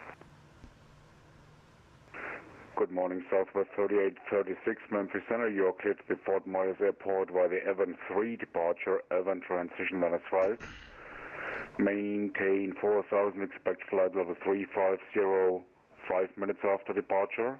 Departure on this frequency, squawk 5630. Memphis Center, Southwest 3836, just confirm you show Myrtle Beach as our final destination. Mike, Yankee, Romeo.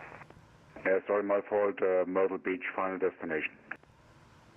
Okay, clear to the Myrtle Beach Airport via Evan 3, Evan transition, initial 4000, flight level 350 and 5, departures with you, squawk 5630, Southwest 3836. Southwest 3836, readback is correct. Your taxi is runway 2 center. The Nashville altimeter 2989, fly runway heading after departure, runway 2 center, cleared for takeoff. Alright, runway heading clear for takeoff, runway 2 center, Southwest 3836. Memphis Center, Roush 617 with you, flight level 160 inbound lit. Good morning, Ruff 617, Memphis Center, squawk 5302, 5302, and turn it on.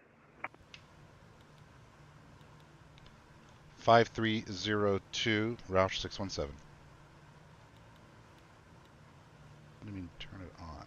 Memphis Center, good evening, United 371. We're still outside your airspace by a little bit. We're level 370.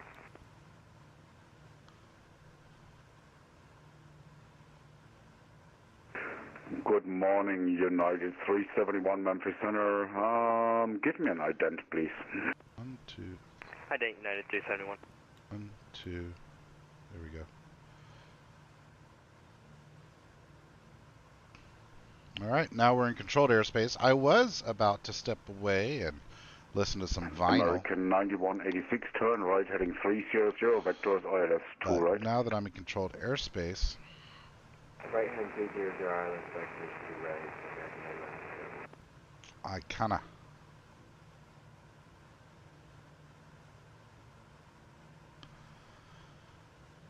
It's all good. We won't have this all the way. OKC looks like it's just barely outside of controlled airspace, and we'll be approaching from the south anyway. So, yeah. United 371, radar contact, flight level 370, About 90 miles west of the Farmington viewer. Continue as well. Good morning, sir. So we have to stay. Good morning. Let's tell you what, I'll show you what I'm seeing here. You're not seeing this desktop.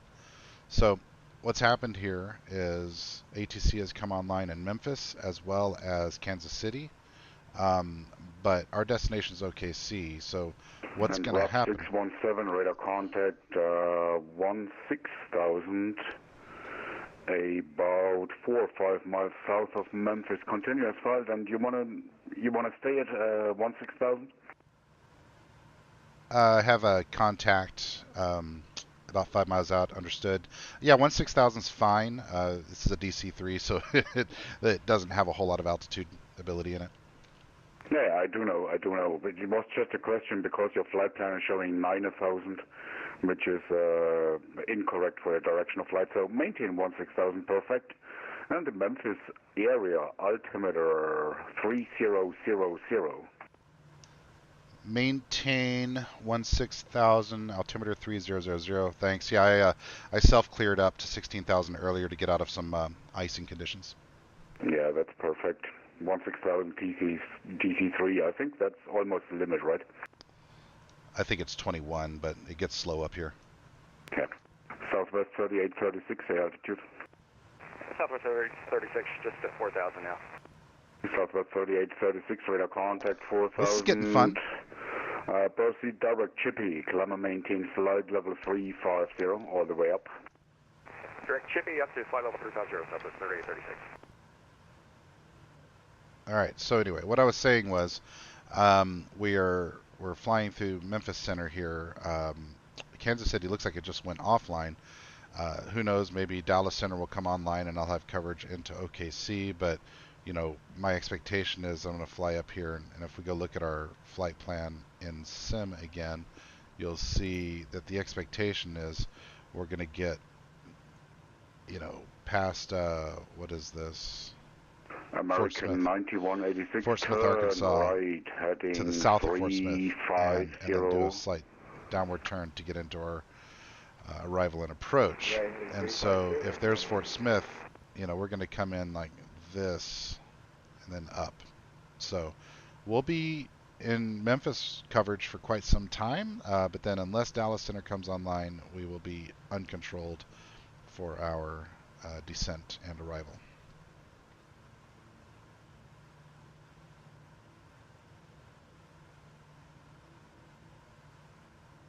Anyway,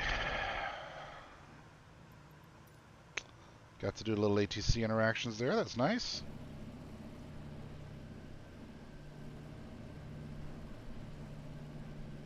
I'm going to go ahead and let's check our temps and then maybe close our cow flaps again. See if we gain a little bit of speed back. We're at 165 now, 144 ground speed. So we picked up a little speed just cruising. But let's go ahead and close, off, and let's pay attention to our frequency or our temperatures.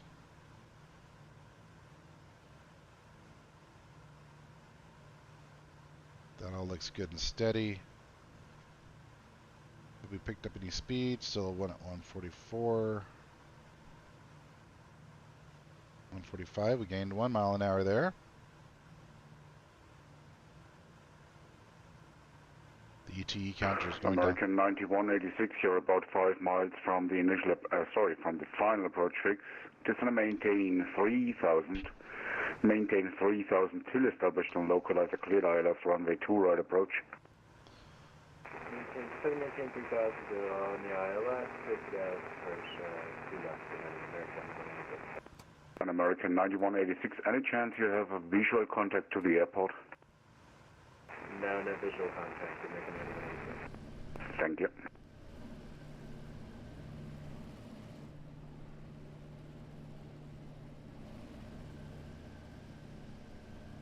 I guess I can turn off my lights this high, huh?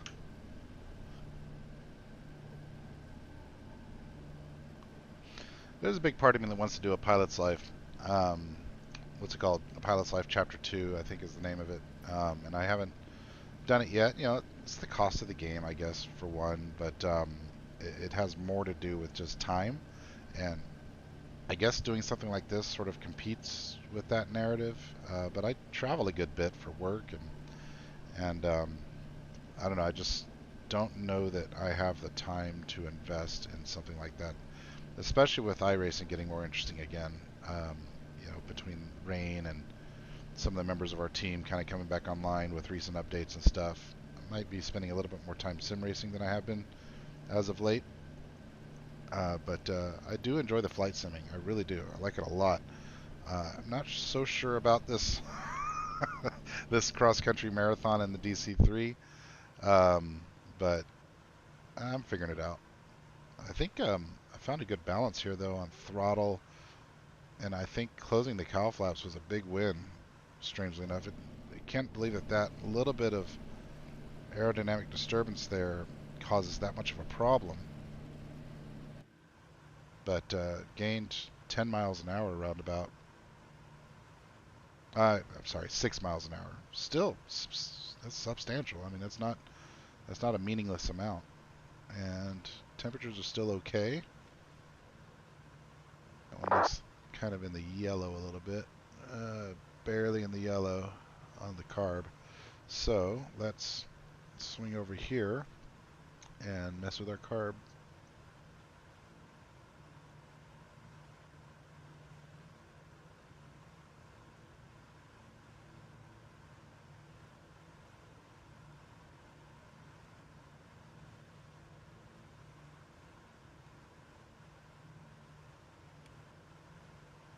Okay.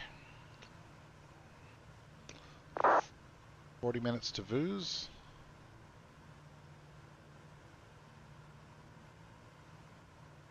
That's the time where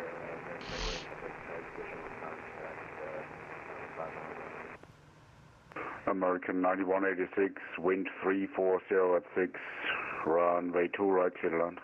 I don't know how he understood anything you just said. I feel the same way when I listen to race radio. You know, like those guys have such attuned ears to each other's voices and patterns of speech, I guess, because all I hear is so oftentimes if they're not talking under caution. You guys okay back there? Brad, Chris, everyone good? Okay, see ya.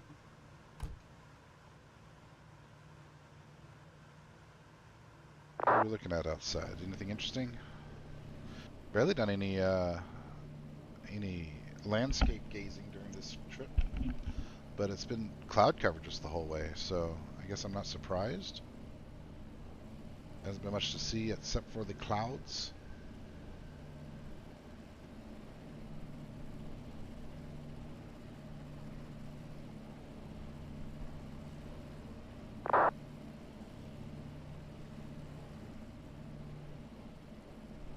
Old school.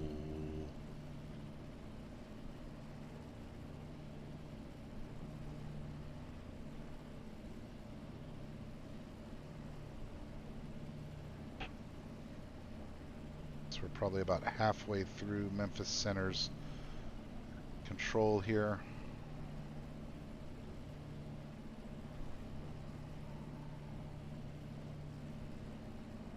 What are all the red dots? Oh, are these like community events? Okay, gotcha.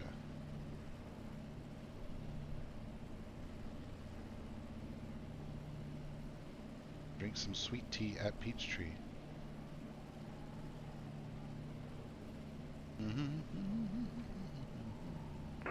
American 9186, welcome to Nashville International, exit to the left to enable.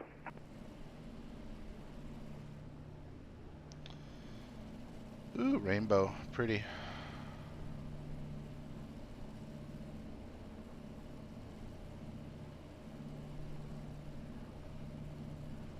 Southwest 3836, radar contact lost. And Memphis Center, Southwest 3836, we're still with you. Okay, but you're leaving my airspace to the east, so no worries. Atlanta Center is offline over the Unicom 1218. Enjoy your ride into Myrtle Beach. Bye-bye. Okay, thanks. We'll switch over to Unicom, Southwest 3836, so long.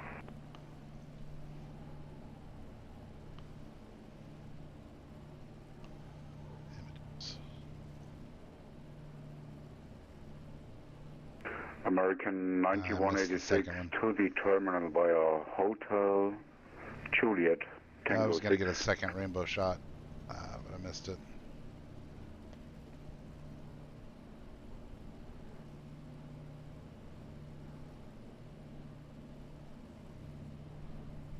I don't think I've ever seen a rainbow from within an airplane of all the times that I've flown.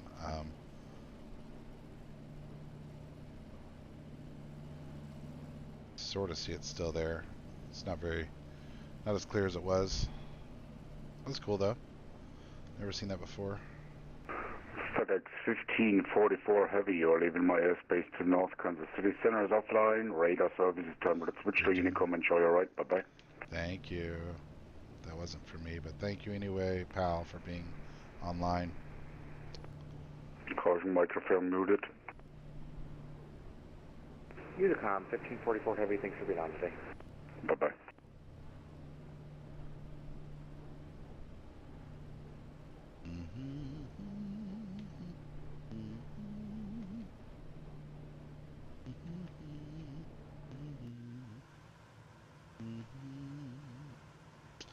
.146, 36 minutes, and then we'll start thinking about our descent, but it's still 2 hours to OKC after lit, so, yeah, still 2.5 hours to go on this flight. It is a long one. You know, I don't know what my logbook says. Can I see that from in here? As far as how many hours I have, but I think I'm coming up on 200 hours in the sim, which is kind of silly. That's a lot of hours for any video game, but I guess especially, I don't know about especially, but it's interesting. This game is interesting in that I don't understand why I like it so much. Do I need to turn the windshield de-icer back on? Is that ice?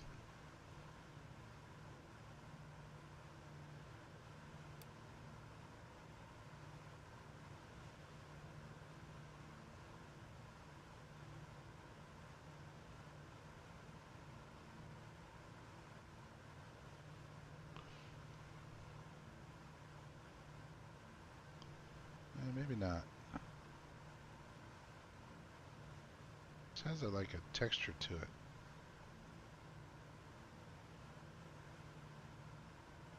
But normally when it's icing, you see it around the edges a lot, like it kind of goes out of its way to render the ice.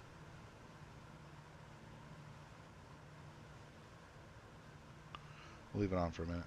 Any aircraft on frequency Memphis Center is back in 5 minutes.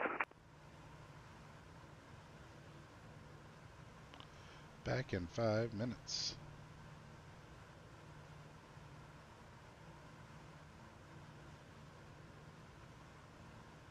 So, looks like LA Center's online right now, but who knows when I get there eventually, sometime, maybe today, whether they'll still be online. Still not sure I'm going to do both ends of this flight today. I haven't made my mind up yet, because this is a bit of a marathon, man. It's such a slow plane. And I have to be at this altitude. Like I can't go down.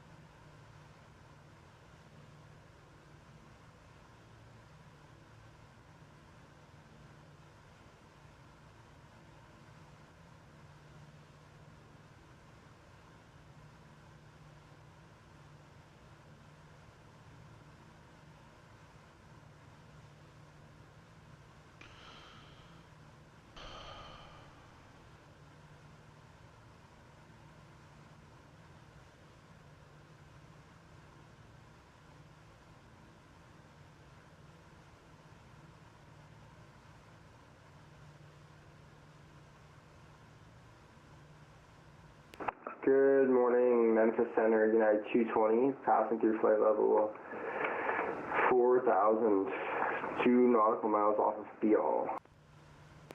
Good morning, United 220, Memphis Center. Climb and maintain flight level 370, radar contact. Climb and maintain flight level 370, United 220. Okay, any aircraft on frequency Memphis Center is making a short break, 5 minutes now.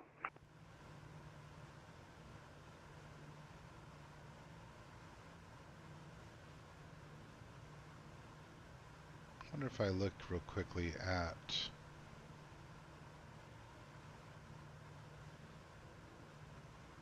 Little Rock, Stuttgart. Like if I were to look at their METAR, what would be a good way to do that? I guess if I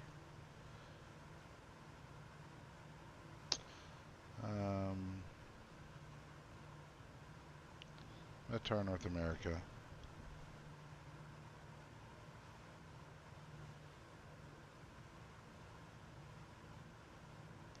See if I can get some weather overlays here.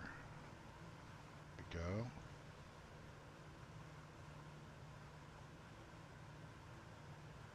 So, where's Little Rock?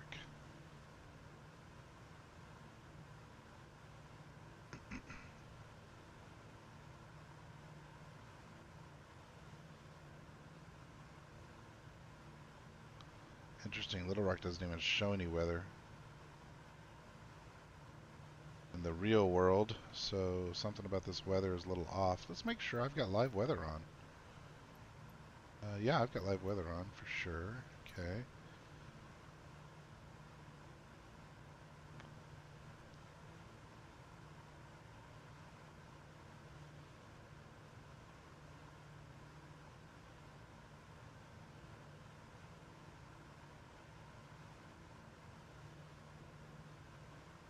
So according to METAR, Little Rock has just one layer of clouds between 25 and 3,000.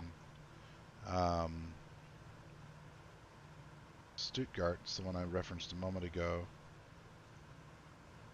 2,000 to 25.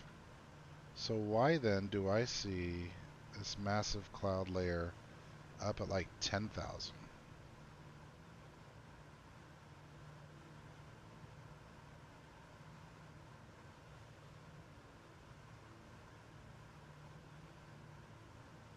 VATSIM's weather is a little out of sync with what's happening in the real world. But the good news is, I guess, once I'm through these cells, I'll be able to descend again and begin my approach into OKC at 10,000 and hopefully get that, hopefully speed up for that other leg. I mean, the descent alone is going to speed me up some.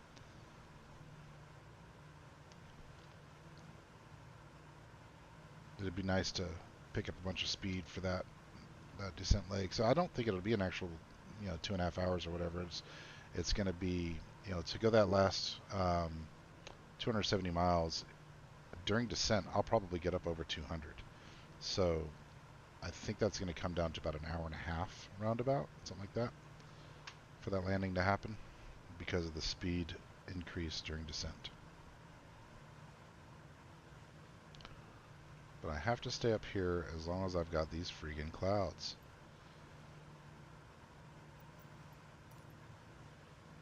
Can I overlay weather on this?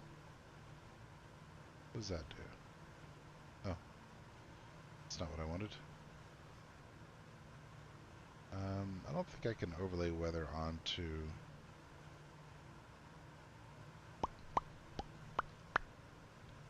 It doesn't look like it.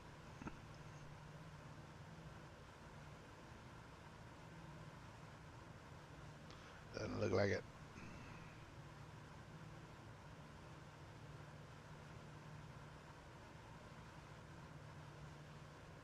Successful flight so far, though. I mean, with the exception of that little icing shenaniganry and a couple of autopilot mistakes early on, been a successful flight. Had a couple of good ATC interactions.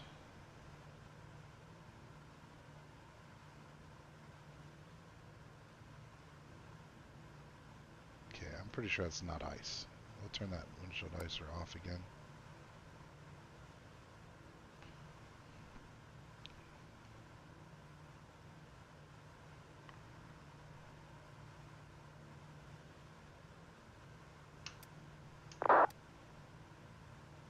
Any crossbound frequency, Memphis Center is back.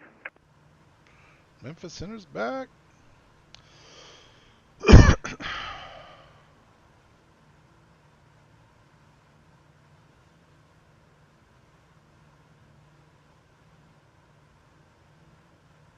What does that one do? Oh, interesting. I don't think I like it, but interesting.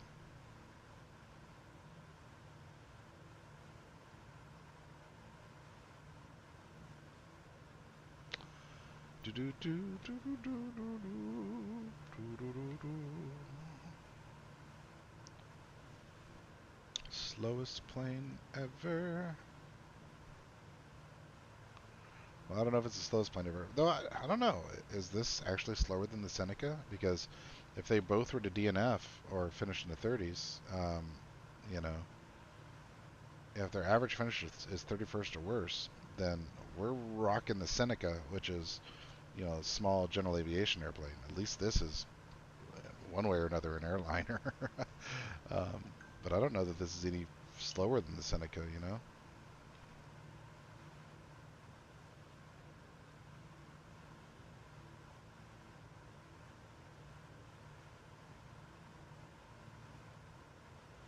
Definitely picked up some speed here. We got a little tailwind, maybe?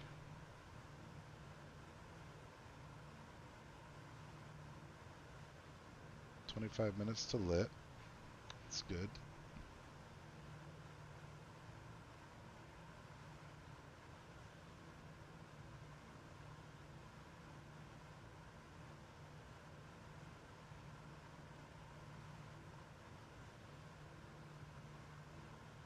Now the thing about this is a little bit confusing. Like I'm looking at my legs here, and again, I just don't know these systems all that well. But should it say KOKC, or shouldn't it? You know, oops, no, that's not what I wanted. This is Memphis Center. Good morning. Who is calling Red Rock? Shouldn't it go lit to Dwine? Okay, give me a second to get the map for Smyrna up. 1 second.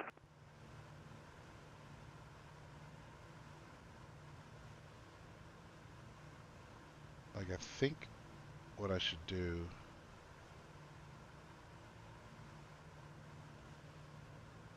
is go straight to Dwine. Like, I don't think it should say OKC right there.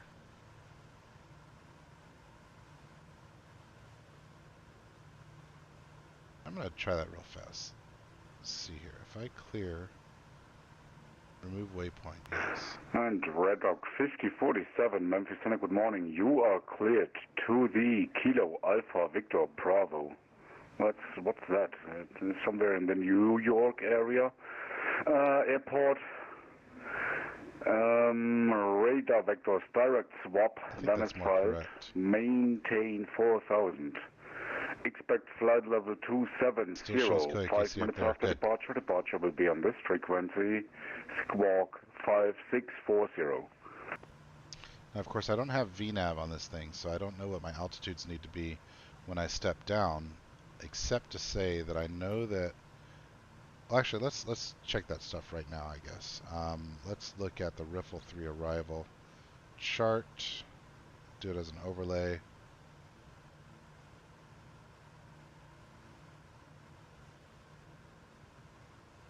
All right. So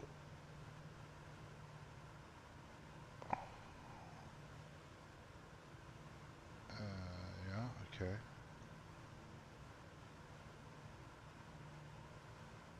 So I need to... Red Rock 5047, readback is correct. Push and start at your discretion. Call for taxi. You can expect runway 32 and the Smyrna altimeter. Where is it? 29er, 89er. So I'll need to stay at 160 until I get to Dwine. and then I can finally begin to decrease altitude to get down to 11 for Dimple. I'll have 20 miles to do that. If the weather clears, I'll request descent. I'll request descent down to 10,000 again, just to pick up the speed because it's so slow right now.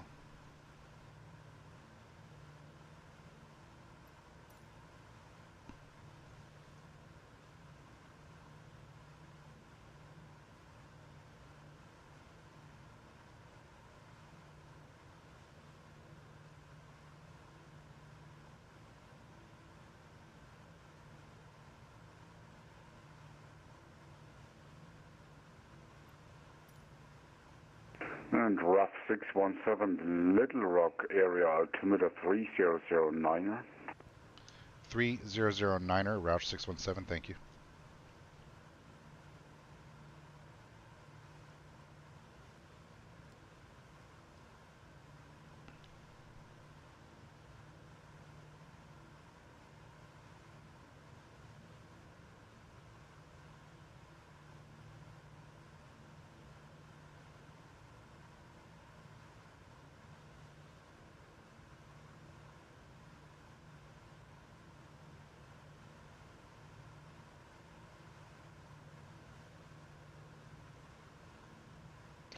Just cloud cover as far as the eye can see right now.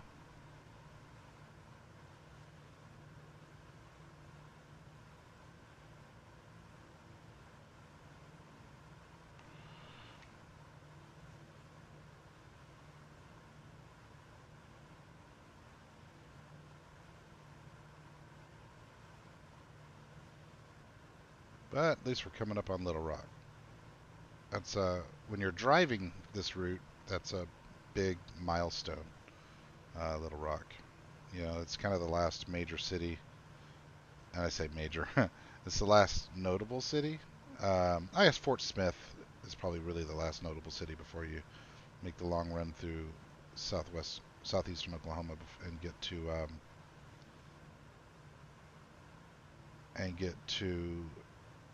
Oklahoma City. Yeah, I was just in OKC just over the weekend. I think I mentioned earlier that my one and only son has moved out of the house, 21 years old, got a roommate. We're from Oklahoma City, lived there for many years, and only 5 years ago or so moved to Atlanta. And he had some old friends there that he wanted to become roommates with, and so he moved to OKC, and so we spent a lot of time, or not a lot of time. We spent a day and a half driving there and 1 day driving back. We marathoned it back, but you know, towed a U-Haul, and we stopped. Let's see here. We came in, got on 63rd, and went over to May Avenue because there's a couple of cake shops over here, La Baguette and Raspberries and Cream. 5047, runway 32, taxi via Foxtrot. That we missed, and so we got ourselves a couple of cakes. We then wandered up to our Airbnb, which would have been about here-ish. In fact,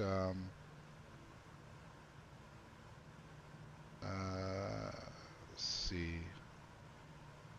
Where's 122nd? There's 122nd. So I think this is the Airbnb. Right there was the apartment complex where the Airbnb was. And then we went to the kiddos storage unit somewhere up here, dropped stuff off, and then we went to Aishin's for some tasty, tasty chicken. So Okarchi up here, if you ever find yourself in Oklahoma City and you want some really good fried chicken, you're going to leave Oklahoma City. You're going to go up to a place called Aishin's. It's this building right here. FedEx 26. This building right here. Good morning. FedEx fantastic 29, fried chicken. 69, I didn't realize how much I missed it until I runway missed it. 2 left, taxi via Anyway, Alpha Alpha came 1. back down, went and visited some friends and family in our old neighborhood here. Not friends and family, excuse me, And just do you have friends. the H's? But I used to live right here in this area, and I got some friends that live over here, and so, you know, went and visited. Mike is correct, thank you. Visited, and then we went to Fuzzy's and had tacos and drove around, saw stuff, and then headed home. well, first we cruised up to Tulsa and visited my folks, and then we headed home to Tulsa. And then there's a turnpike that heads out of Tulsa all the way down and intercepts 40 again. Yeah. But if you're ever along here, Chakota. United 220, disregard. This is the town where Carrie Underwood comes from. She's even got that song, We Ain't in Chakota Anymore. Henrietta had some friends that lived there for a while. I think that's where Reba McEntire's from. 220, we read you disregard. If I'm not mistaken. Ah. Anyway. So yeah, Little Rock, stayed there at a nice hotel on the way out, and then Fort Smith, like I say, that is... And United 220, climb and maintain flight level 350 at this moment. City this of will note be your cruise altitude aircraft in front, and you're a little bit faster. That's the last city of note before you get to OKC. You said flight level 350, United 220? United 220, affirmative, flight level 350. 16 minutes Climb until our maintain next flight level waypoint 350, here. United 220. Red Dog 5047, wind 310 at 12, gust 12, sorry, wind 310 at 12, gust 20, fly runway heading after departure, runway 32, clear for takeoff. Hydraulic system reservoir, interesting. Fill to this level with landing gear extended, flaps up, hydraulic fluid pressure. Interesting. Now why would that be up here? Why would they not have put that down where the air crew, I'm sorry, where the ground crew would be servicing this thing? I'm sure this isn't where you pump the hydraulic fluid in from your mule. And RAF 617, looks like you have a nice headwind. What's your indicated? Indicating 165 miles per hour. Per hour, so let me recalculate. Yeah, well, I see the ground speed 150, could be better. Yes, I was just thinking about seeing if I could descend to 14 or 12,000, but I'm seeing consistent cloud cover right now and don't want to get back into an icing condition. Roush 617. Yeah, that's the the one side of the coin and the other side of the coin. Yeah, we know.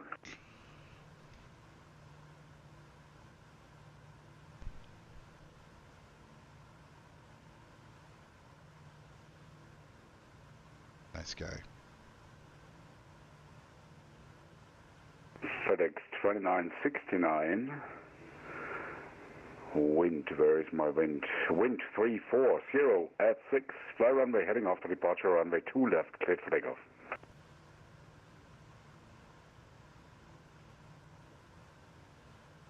United 371, radar contact lost, but if you're still on frequency, you're leaving my airspace to the east. Atlanta Center is offline. Bye-bye. First change for United 371, good day.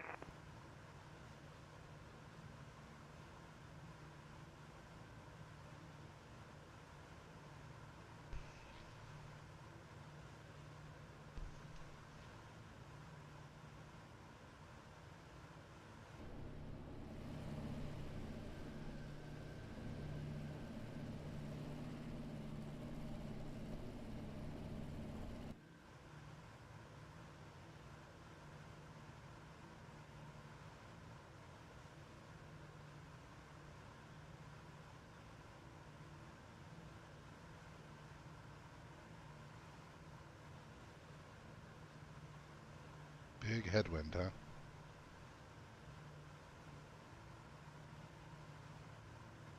I guess that's really why it's going so slow, is this headwind.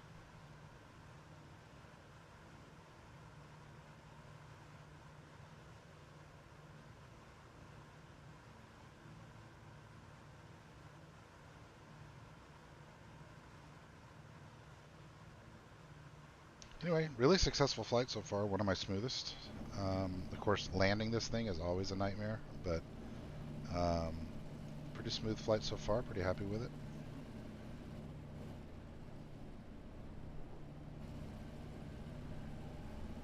What a cool profile, these old things.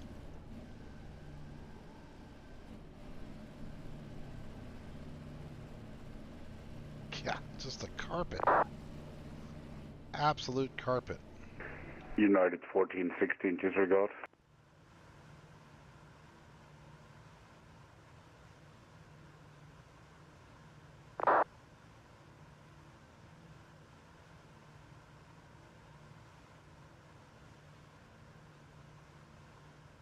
Take another quick look at the SimAware. Yeah, so Kansas City Center is on, and Memphis is on, but not. Memphis Center, United 1460, flight level 370.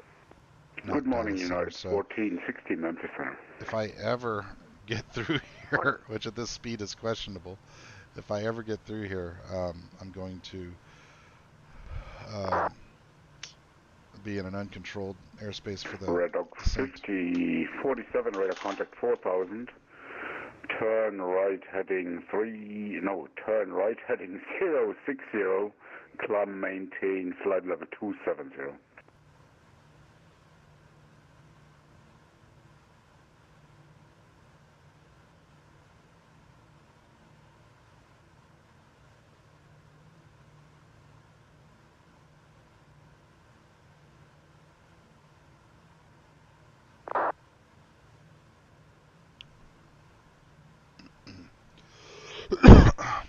Excuse me.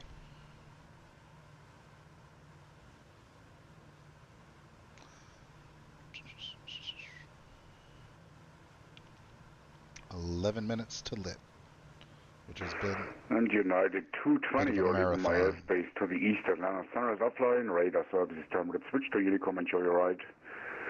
At flight level 350, and you have traffic. It's on Boeing 737, same direction, going to Fort Lauderdale at flight level 370, about 1-2 miles, and he should be at your 11 o'clock.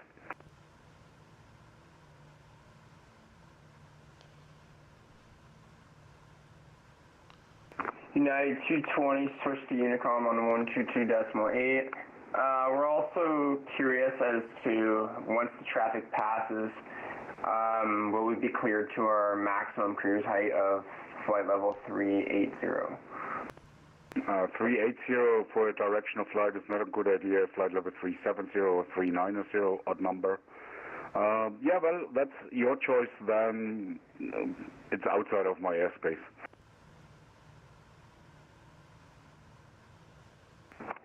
As of the moment, United 220 is continuing with 350. Anyways, thank you for the ATC. Have a great day. Bye-bye. Still 2 hours to go to the destination, according to Navigraph here. Man, long freaking flight. And FedEx 2969, Memphis. And this is still just the first leg and the shorter leg. My goodness. Stupid. Red Dog 5047, proceed direct swap. Proceed direct swap. What do you say?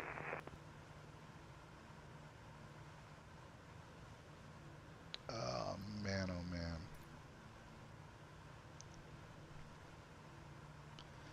This headwind is killing me.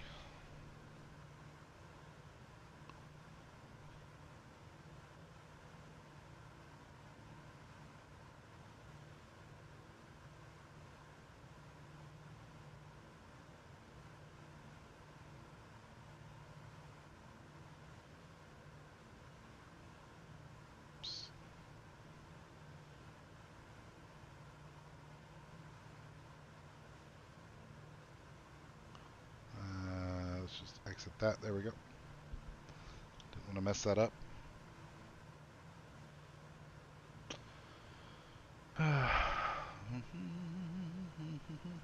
Look at that crab.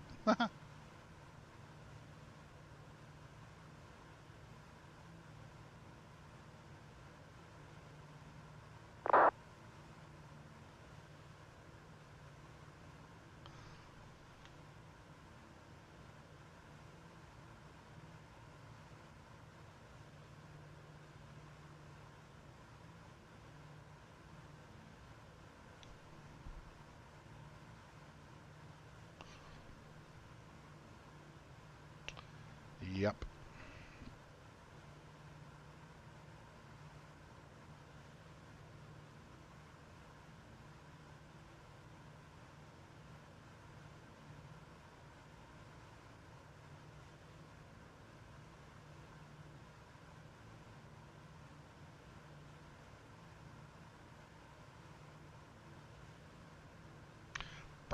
Barcelona. Man, Europe's pretty busy today with traffic. Looks like someone's doing an intercontinental in a Boeing 77 from Miami to, where are you going? Barcelona. Or little old me struggling to get across the U.S.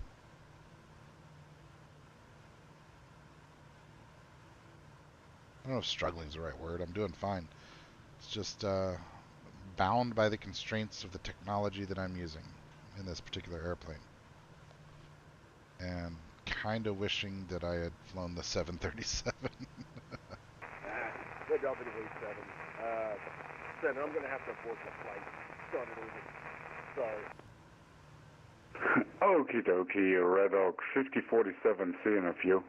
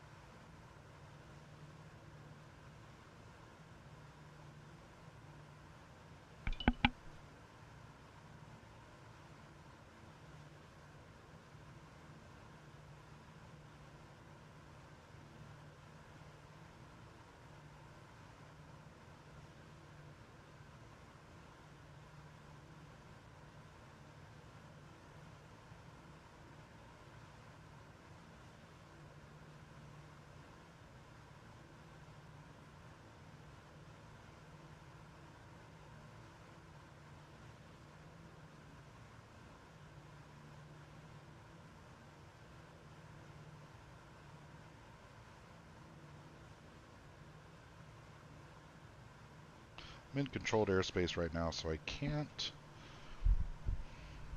sit on the couch and listen to music while I'm flying, but I can pick what record to listen to next. Put it in the chat if you have any ideas. I'm kind of thinking about like a compilation.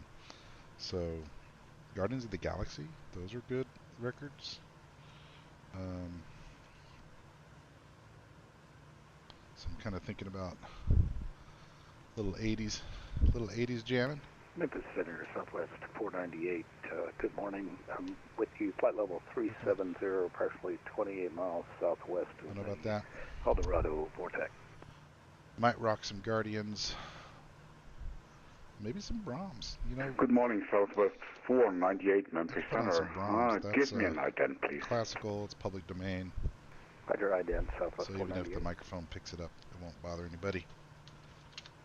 Southwest 498, radar contact, position checks, continuous flight. Good morning, sir. Good morning, Southwest 498. Talk to you soon. That's site B, that's disk B.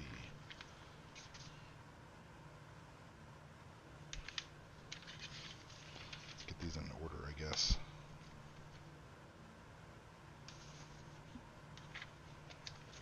Okay, yeah, it's only 2 records in this.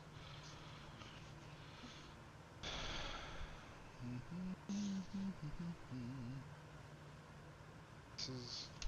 Any aircraft on frequency, Memphis Center is back in smoke break, 5 minutes. Smoking's bad for you, Memphis Center.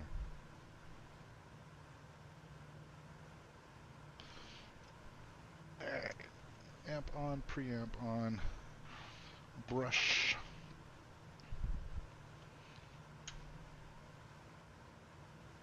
Record brushed.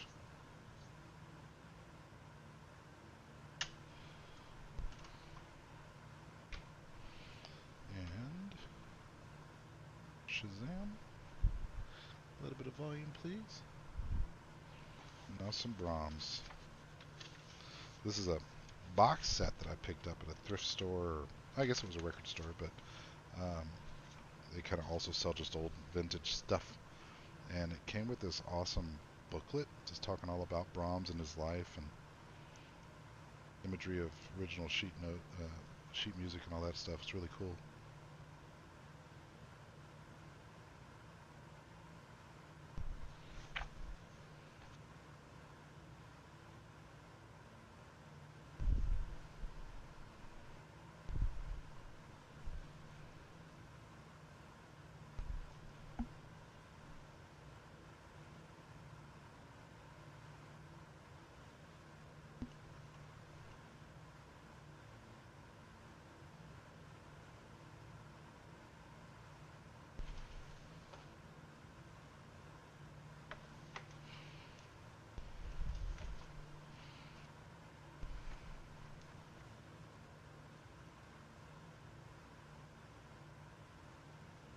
is hard to stand up when being listened to. The now playing stand doesn't fit the box.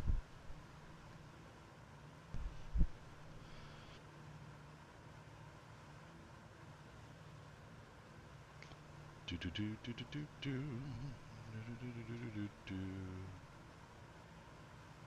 do do do do do do do.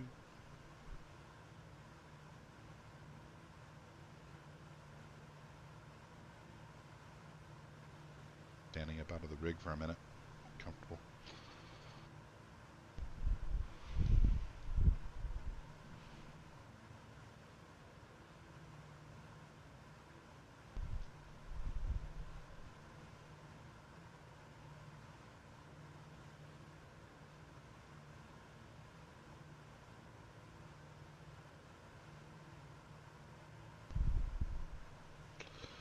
Only 30 seconds to go until the next course change. What was that ding? That V-Pilot? Friendly reminder that the common traffic advisory frequency trial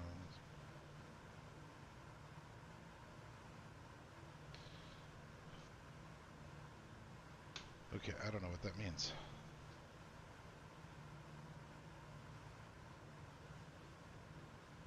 Look that up. Let's let this thing happen first, and then we're gonna do a little bit of learning about some changes to VATSIM. Oh, is this even a course change? No, it isn't. Still cruising the same direction. So what are we showing here? 121. Still in controlled airspace, right? Yeah. Yeah, for quite some time. We're still just now over Little Rock. Let's see if we can see it. That's a big no. Big negative. Man, it's just been complete cloud cover the whole way.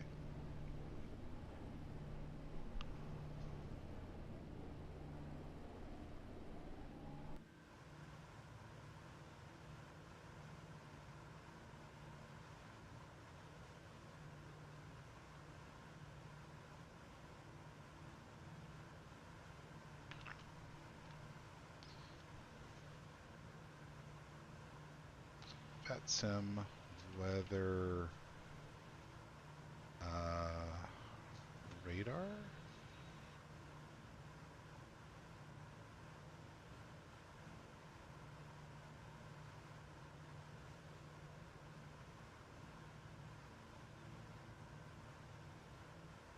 Cloud levels.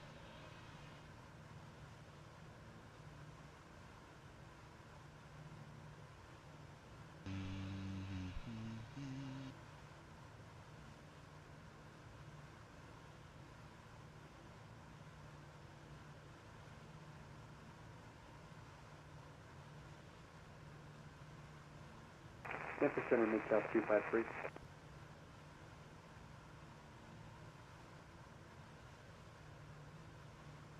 Memphis Center stepped away for a minute.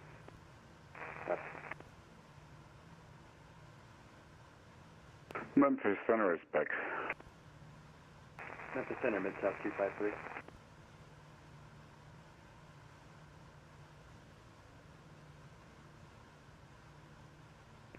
FedEx 2969, wind 310 at 13, fly runway heading off to departure, runway 2 left, cleared for takeoff.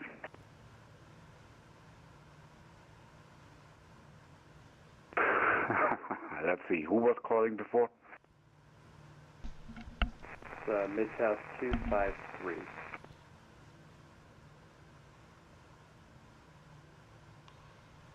Mid-South 253, go ahead. Center, Mid-South 253, we're at University Oxford, request IFR clearance, Kilo Golf Sierra Papa. And Mid-South 253, you are cleared to the Kilo Golf Sierra Papa Airport, maintain 5000. Expect flight level 190, 5 minutes after departure. Departure will be on this frequency, squawk 1064. South 253 is cleared to Kilo Golf Sierra Papa, maintain 5,000 for 19005 after. Departure this frequency, squawk 1064. Mid-Dog 253, read back is correct. You are released for departure. Call 1 airborne and clearance void if not off in 30 minutes from now. This for departure, call 1 airborne void if not off by 30 minutes. South 253.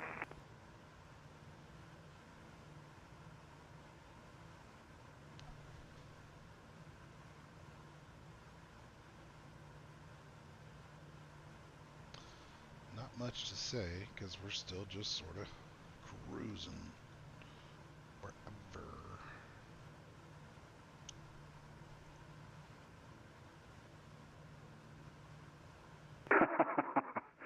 Can you beam into the air? But I guess, yeah, well, it's a problem with payway aircraft. Yeah. Take another airport. Take Memphis, man.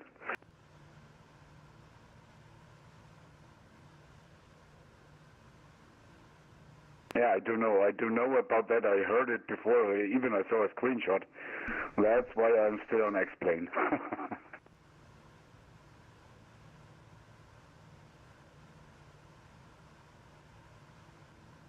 Yeah, sure, for sure. See you later, buddy.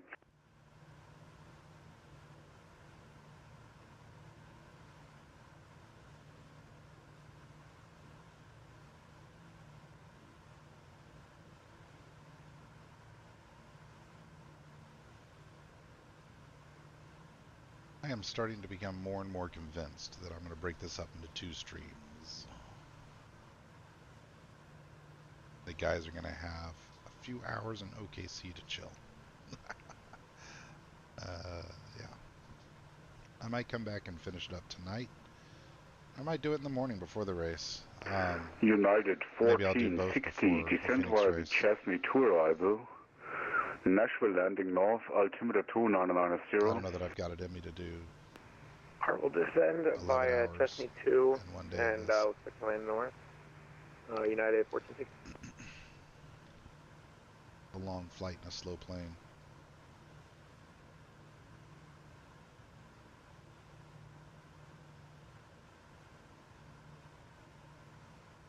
And if that's the case, yes, I'll change the thumbnail and the description and all that stuff to match.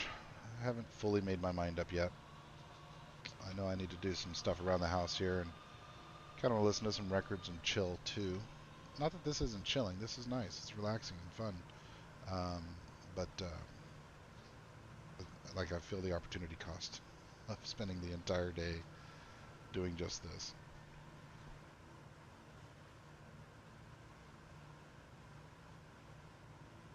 So I think that's what I'm probably going to do.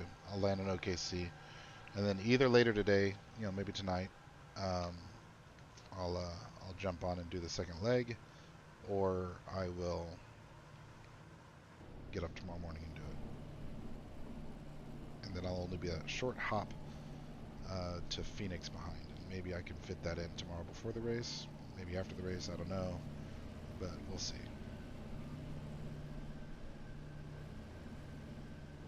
This is slow going because of this headwind and altitude.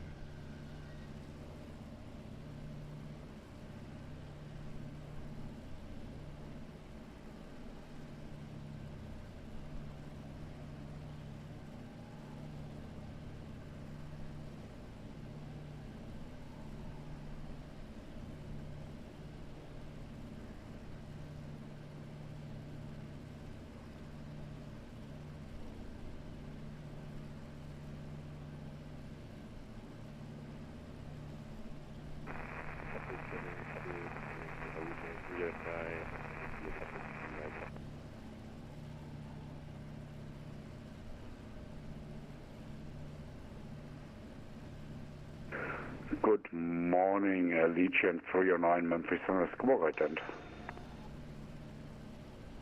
I did.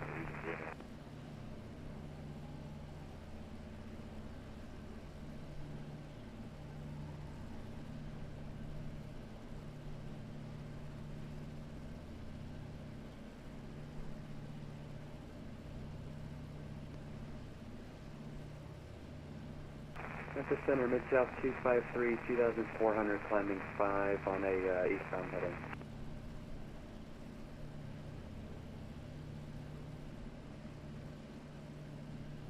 And mid-south 253, radar contact 2,600. Direct Choo-Choo, climb and maintain flight level 190. So direct Choo-Choo up to 190, mid-south 253. Direct Choo-Choo? Allegiant 309, radar contact flight level 290. About 90 miles southeast of the Nashville VOR. Continue descent on the Swift 2, landing north, and the Nashville altimeter 2990. 2990, I would like to get below these clouds. And can you give me a full read back on the descent altitude, descent via? Super, descend via the Swift 2, got landing north. I know the FAA is watching. Kidding. They're always watching. I guess it's a long approach, but again, it has nothing to do with like me being ahead of the aircraft. It has to do with speed, just getting there a bit faster. I think that if I get down lower, that I'll pick up some speed again. I was comfortably at 185 or so before, so I don't like going 20 miles an hour slower.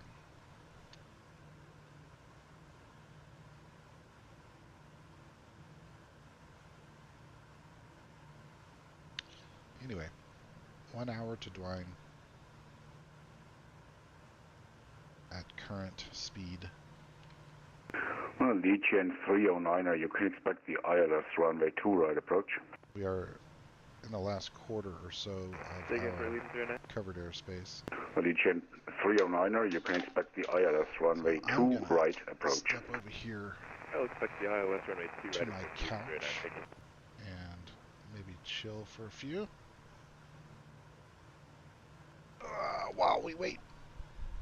Ooh, ouch, ouch, ouch. There we go.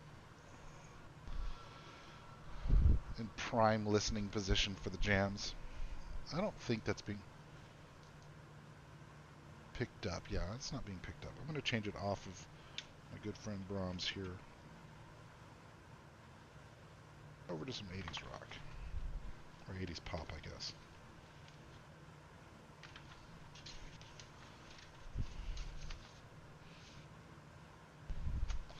So we're going off of Mr. And Brahms. mid-south 253, confirm this Off aircraft. of I don't know it top of my head, but it's a turboprop, right?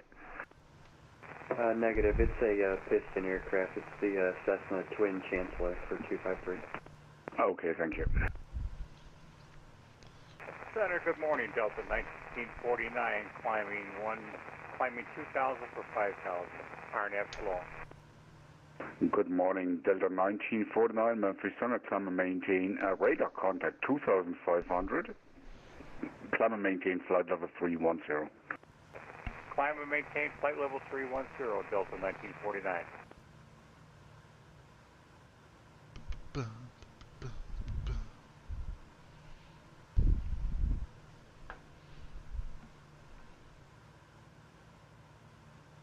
And any aircraft on this frequency, it would be cool if you can leave a feedback on the Memphis website.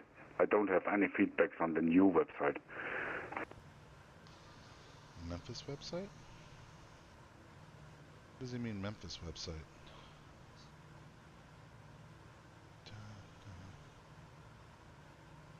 Not enough.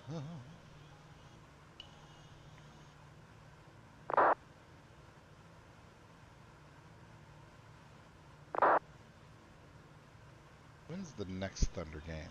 I watched last night's. My name is Clemens Martin. We won, that's what matters. I guess tomorrow against the Grizzlies, we're significantly better than them, twice as many wins. Thunder's been killing it this season. Let's see if we've taken our top spot in the West back. Yes, we have. 44-19. OKC, baby! Yeah. 700. Nice. So leading the West. still, man, we're going to run up against a wall called the Celtics. If we make it to the finals, the Celtics are bananas good. 48 wins. .774. They're 33-7 in the East. Man, we've just got a really tough division. You know, we're 27-15 overall in the conference and 11-4 in our division. The Celtics 33-7 and 15. Allegiant 309, a fly heading 290. Descend and maintain 5000. What else is on my phone No, today? get me a fly heading 280. Descend and maintain 5000. broke Vectors 70,000 for the ILS first time to right. It's me a little bit of Alright, monies. 718 5000, fly heading 280, Legion 3 So it's 68,000 right now.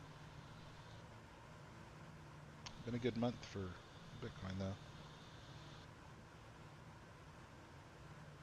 68,200 right now.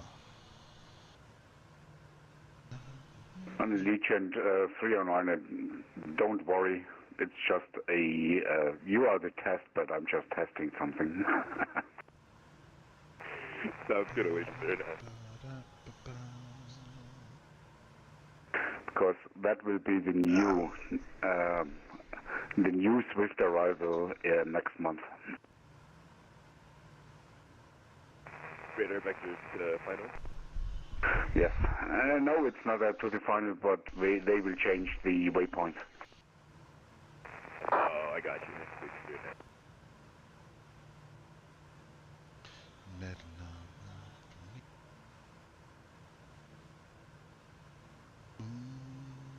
It's been a long time.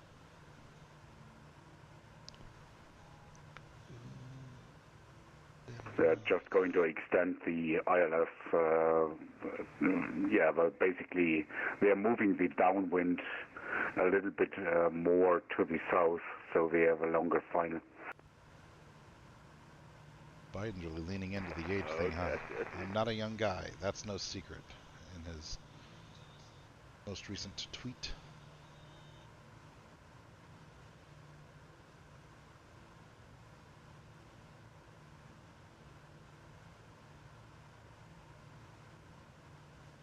And someday Nashville will become a Bravo airspace. Oh, really? Is it getting that big? I'm not sure when, but it's so much discussion about it in the real world. Well, I'm from Germany. I'm not a real world guy, so I'm just watching the news here and there, and yes, they will do someday.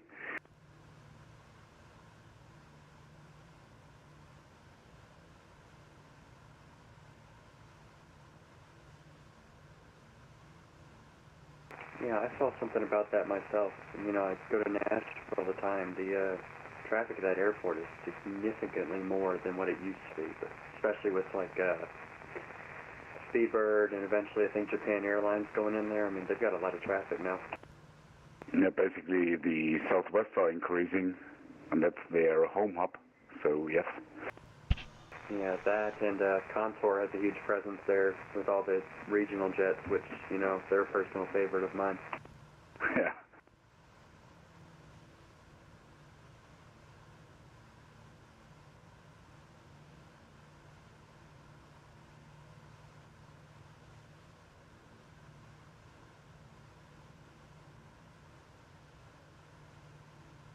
And United 1416, same for you. Descend and maintain 4000, maintain present heading, the new route. I will just test it. Alright, down to 4,000, we'll keep this heading United 14.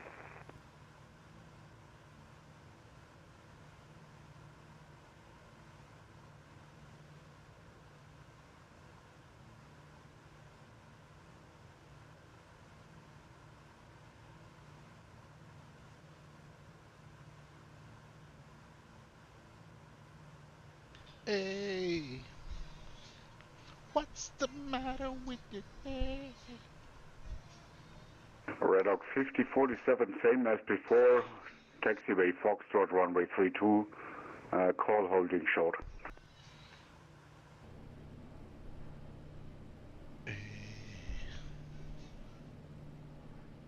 And the squawk code 5640 is still valid. No worries.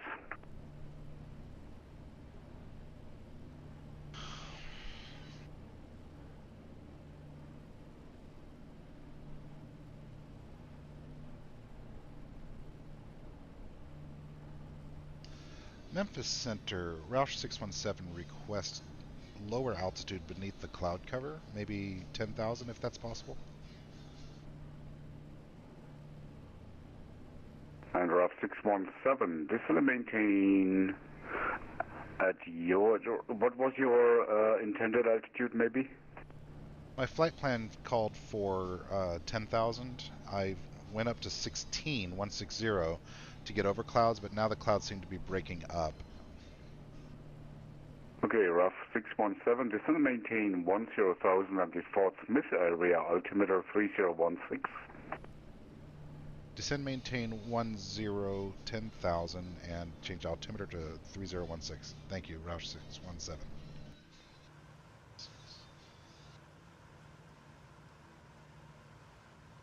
All right, let's do it. We're gonna go down. Vertical speed down 600. That's gonna speed us up.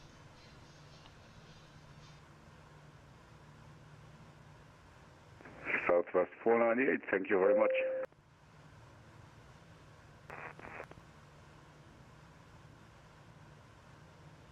Right.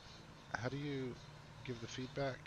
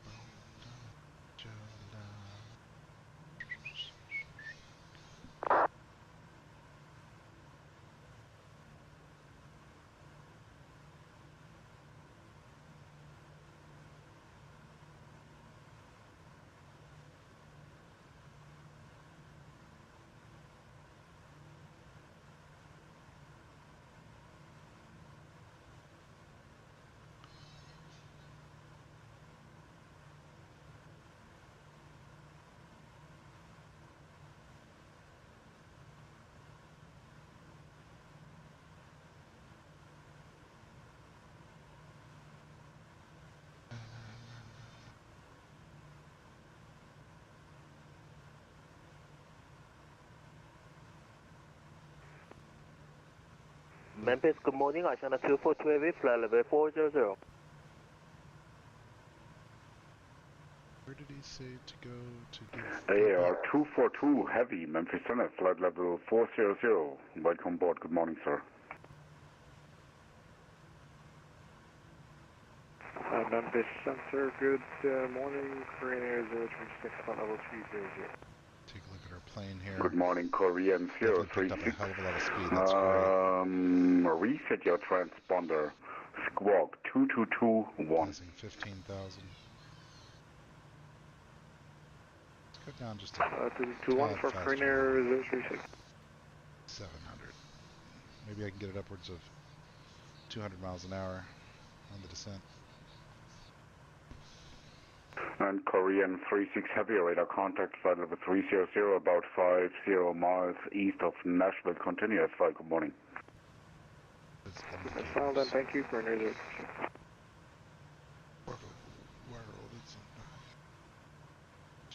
036. Allegiant 309 and fly heading 300. That's the new waypoint.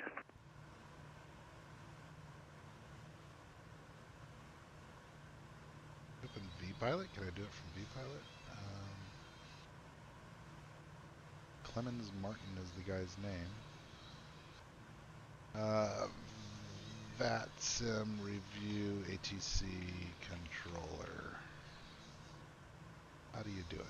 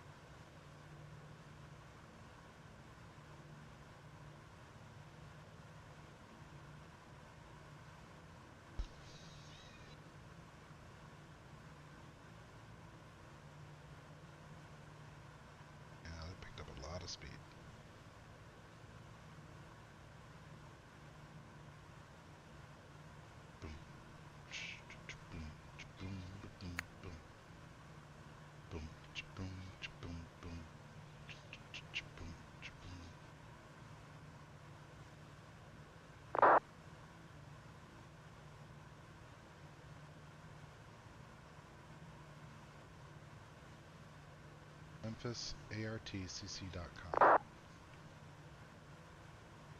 MEMPHIS. What was it? artcc.com.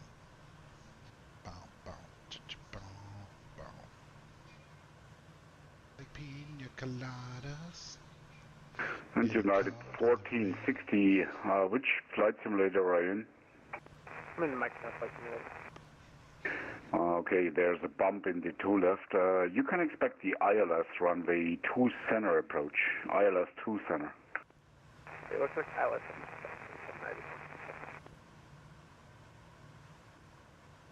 I have to log in and stuff? Oh, feedback. Log in via VetSim. Here we go. Allow. Hey. Yes, left. Okay.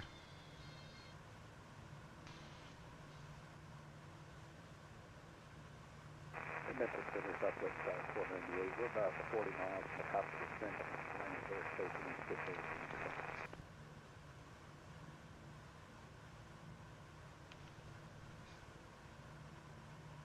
Southwest 498, you are leaving my airspace to the east. Center is offline. Over the Unicom. Bye-bye. Enjoy your ride. Bye-bye. Roger, thanks for the service. We'll talk to you soon. Southwest 498. Memphis, good afternoon. Air Shuttle 6043 inbound. Metro Rock, we are. Good afternoon, Air Shuttle 6043. Squawk item. Well, go ahead. Air Shuttle 6043.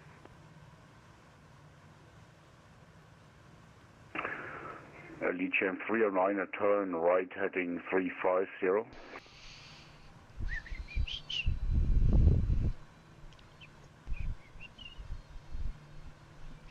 Memphis Center, hello, Aeroflot 336 with you from Edvach, direct Memphis,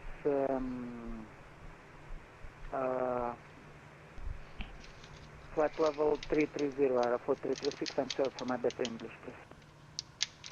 Yeah, Shuttle 6043, radar contact, flight level 350, about 4 or 5 miles south of Little Rock, continuous flight, good morning.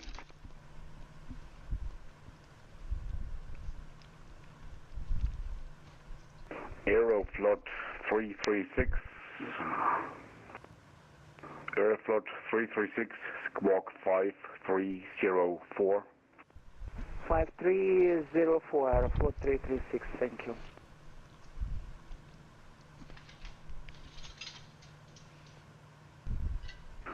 Allegiant 309er, you're about 5 miles from the initial approach 6, maintain 5000 till established on localizer, cleared ILS runway 2 right approach.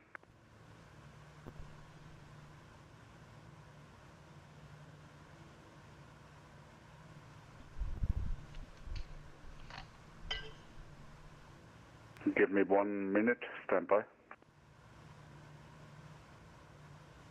Air Shuttle 6043, radar contact lost.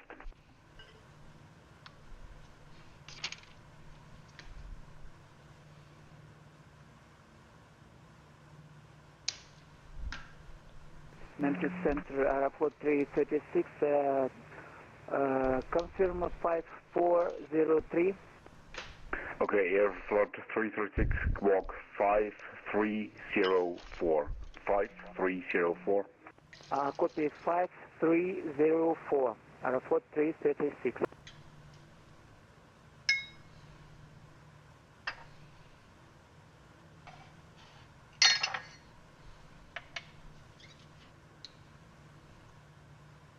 Making the ladies coffee. Splash for myself too.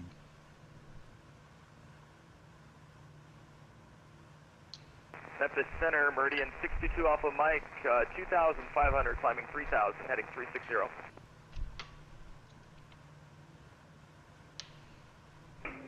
Good morning, Meridian 62 Alpha Mike, Memphis Center, radar contact 2,700, make a right turn, direct east 1, climb and maintain 15,000. Direct east 1 and up to 15,000, 62 Alpha Mike, thanks.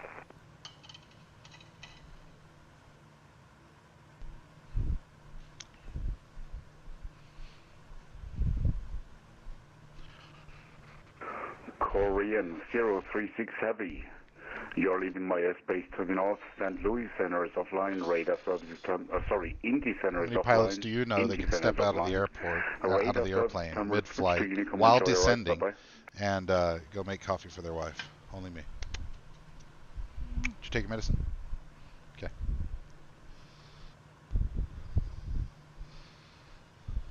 And Aeroflot 336 Heavy, radar contact, flight level 330, about 75 miles southwest of Memphis. 11.5. We're looking Continue good. flight. Good morning, sir. 200 miles an hour now, baby. Good morning, Claudia. Yeah, got that speed. 36.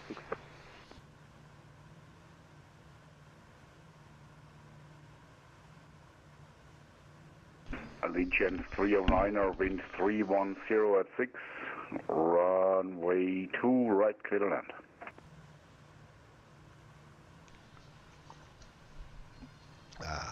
See here.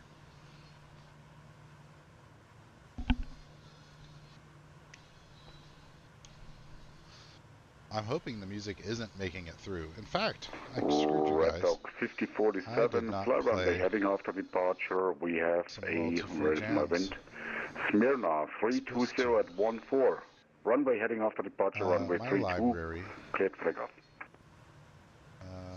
Where do I... Man, Spotify, as good as it is sort of difficult to navigate when it comes to finding...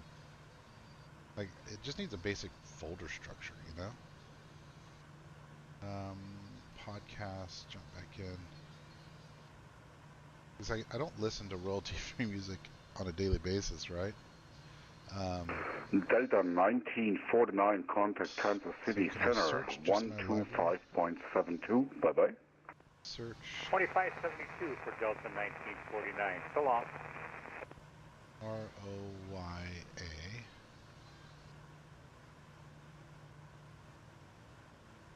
So like I want to search in my library.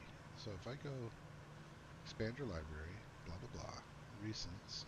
Here we go. ROY. No. Okay. STR. Huh. I could swear that I saved my library royalty-free playlist. That was pretty good. And I don't see it.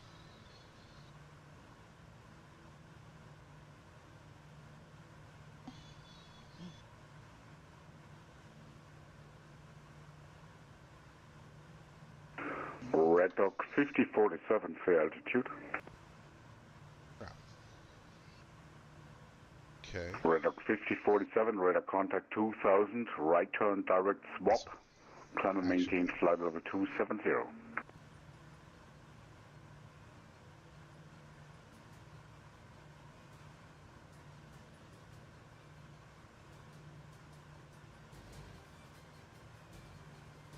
Mid-south 253, you are leaving my airspace to the east. Atlanta Center is offline. Radar service is terminated. Switch to Unicom. Enjoy your ride. Bye-bye. Over to Unicom. Have a good day, my friend. Mid-south 253. See you around.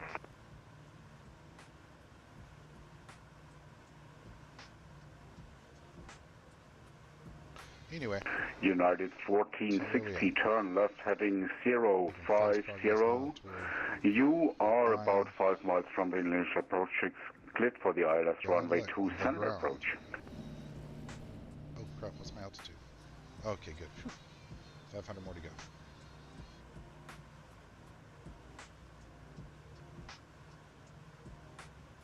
200 miles an hour now. Yeah.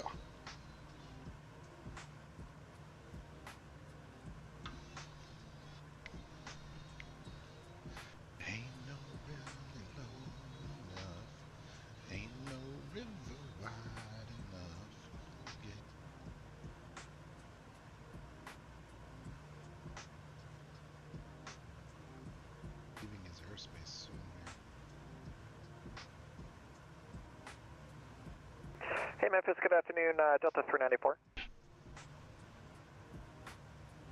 Good afternoon, Delta 394, Memphis Center, squawk ident. Squawk ident, Delta 394. flatness of flatitudes. Goodbye, cloud layer that covered the entire eastern half of the country. It will not be missed. Delta 394 radar contact, flight level 330, about 110 miles west of Little Rock. Continuous flight, good morning. Roger, continue and file. Good morning, Delta 394. United 100, radar contact lost.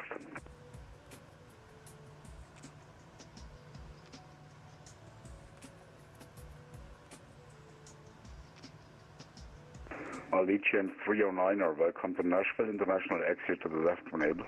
Let me flip the record. I got into vinyl for the cost and the inconvenience. United 1460, wind 310 at 6, runway 2 center, you're clear to land.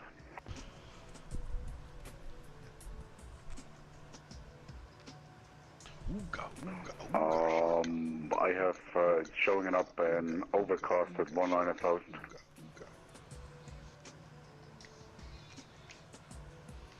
Deep inside me, girl, you raised your eyes. What you do to me?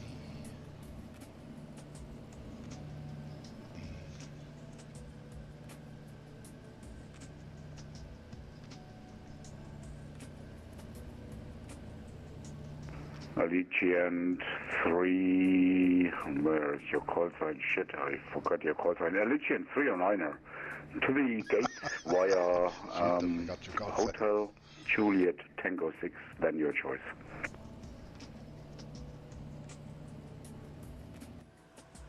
Alright. And frequency change is approved. Nice, Bye-bye, steady and thanks for 200 flying knots. internationally. Very nice. Let's go look at our temps and... Thank you, I appreciate it. We'll come back on our throttle though quite a bit. Be in the red like that. So I'm going to lose a little bit of speed with that, but maybe if I come back on prop, altitude, it'll stay.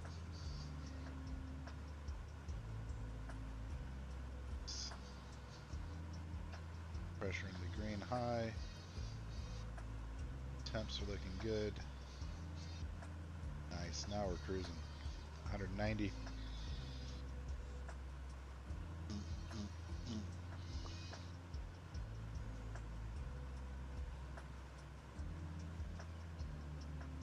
Mess with the prop lever for a second here and just see if we can get it really dialed in.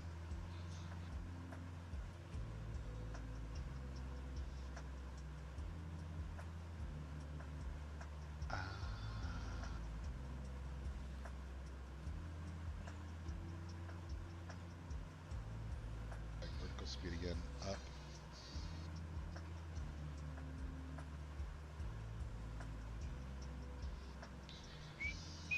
United 1460, wind 310 at 6, runway 2 center, clear to land.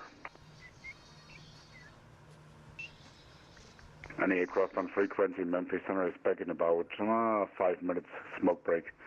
And United 1460, after you landed, crossing any runway to the terminal is approved, no traffic observed. Smokes a lot. Hey Memphis, good morning. Sorry, get off here. Delta 1676, Good morning, Delta 1676, walk right in.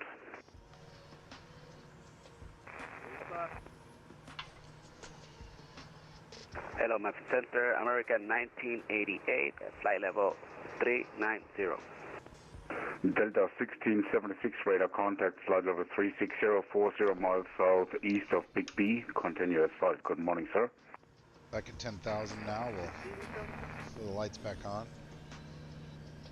Go on away. Good morning, American 1988, Memphis Center, Squawk right in, yes. Roger that.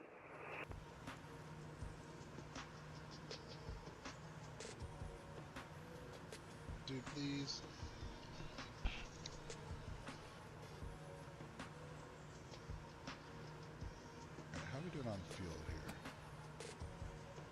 even across all 4 tanks.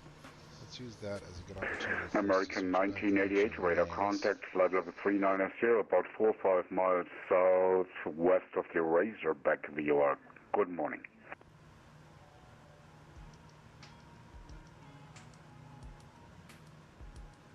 Any aircraft on frequency Memphis Center is back in about 5 minutes from now.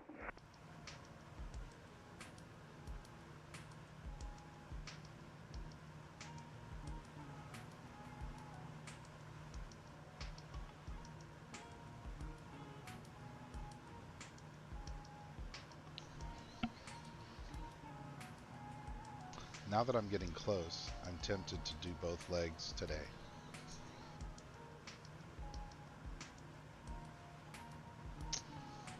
Tempted. But God, that's just a long way still to go.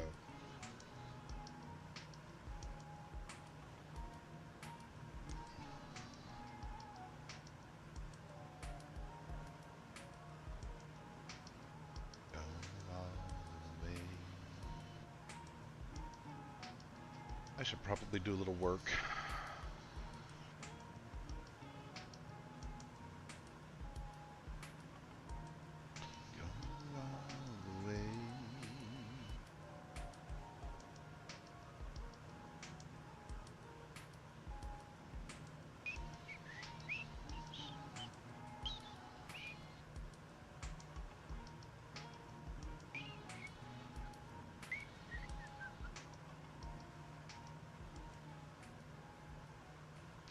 If I were to finish out my flight today,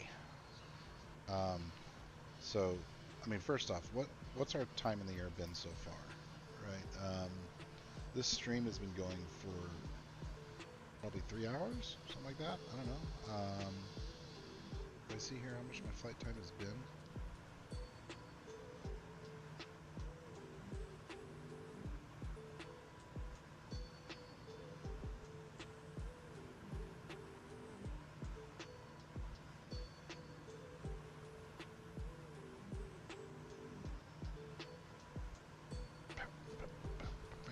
God, this album is a banger.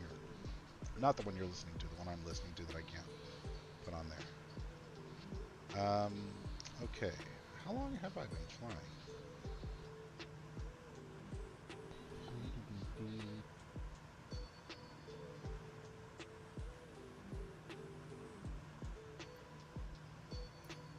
Up to the spirit sky.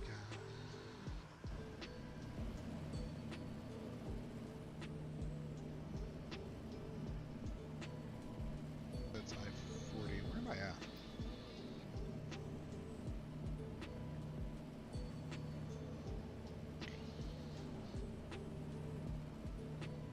There's Fort Smith.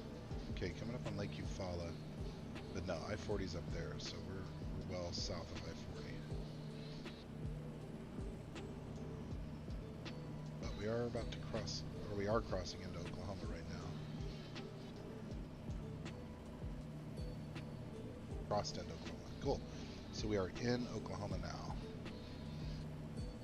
Broken Bow, Oklahoma, by the way. That is where the first scenes in Star Trek Enterprise take place. Hello, Memphis. American 1988 has connection issue. Do you have me? Memphis Sitter stepped away for 5 minutes. Thanks, sir. Yep. That said, I heard you. Great. 5x5. I guess. Yeah, 5x5. You're good. Roger that.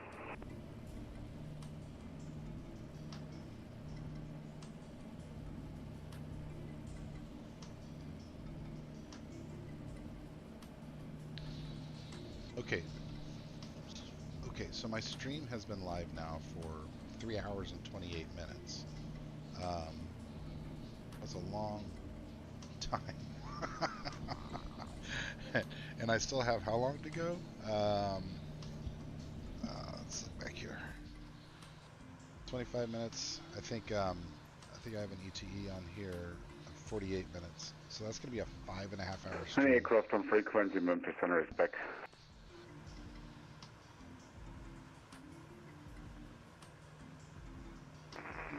Center, RF-4336, request exit Yeah, from Depot. I think we're gonna park it in Oklahoma City for a bit, and Aeroflot 336, no problem, call them back. yeah, we'll park it in OKC for a little bit, and then we'll either pick it up later today. I'm not sure. American 1988, I have some connection issue. Just reporting back. American 1988, welcome back. One more time. We have an issue with you too. I can't hand you off to Kansas City somehow, but give me a second. We will fix it otherwise. Thank you, sir. Wow, wow, wow, wow, wow. Maybe we'll put a part 1 indicator on here. Red Dog 5047, that's affirmative. You're leaving my airspace to the northeast. Indy Center's offline radar service terminal. Switch to Unicom and bye-bye. First leg, let's do this. I have a divider thing in here. Hey Memphis 1988, Kansas City, just contact me. I'm gonna switch. Yes, just switch. Have a good day, sir. Thank you. See ya. Thank you, bye-bye. Leg 1. Ah, that's not the font. Oh. What font is this? Hyperviper.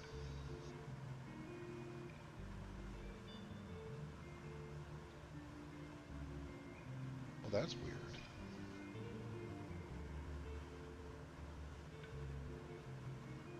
How is Hyperviper available in part of this and not in both?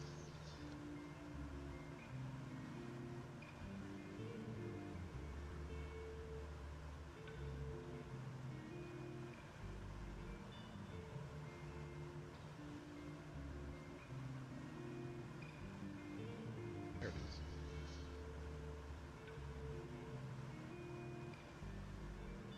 RAF 617, you're leaving my airspace to the west. And Fort Worth Center is offline radar services terminal. Switch to Unicom and joyride into Oklahoma City, and that's a definitely better ground speed now. Bye-bye, bye. Yeah, the descent did a lot of good for me, back up to about 200. Thanks so much for the ATC, leaving your airspace over to Unicom 122.8. AAR.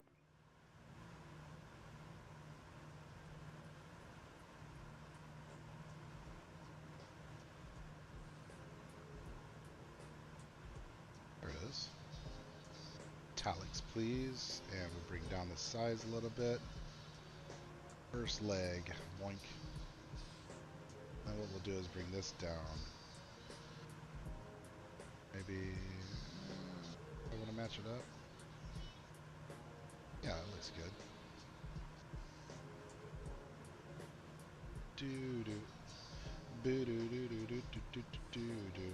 Export as into thumbnails. Vegas. We'll give this a 1.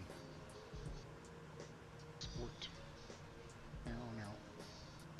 A little bit of how the sausage is made for any of you aspiring streamers out there. This is how I make a thumbnail using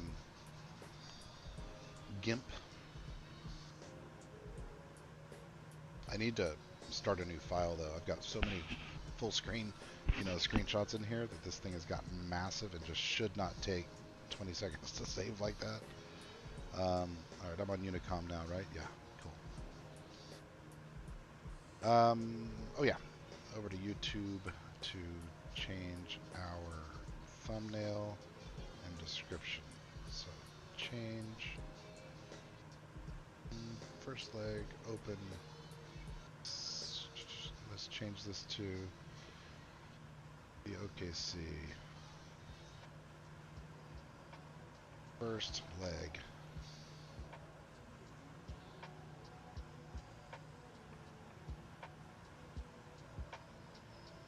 We're going to take off the marathon, the 10-hour marathon part.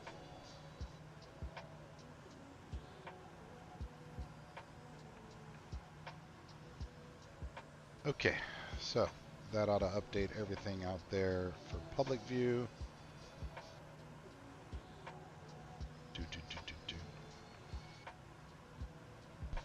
Oh, this album is a banger. Guardians of the Galaxy, baby. Finally some ground, though. Heading out.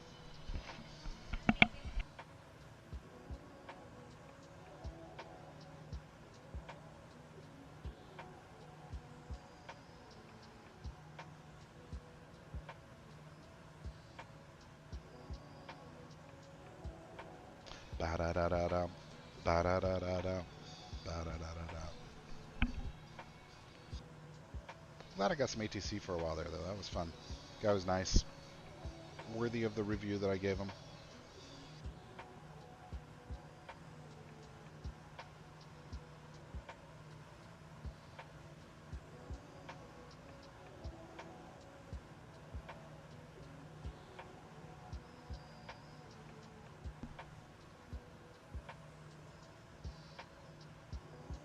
The end of that record.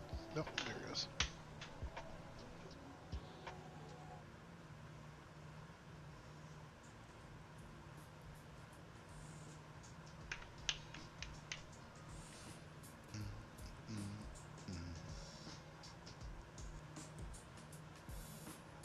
Do do do do do do do do.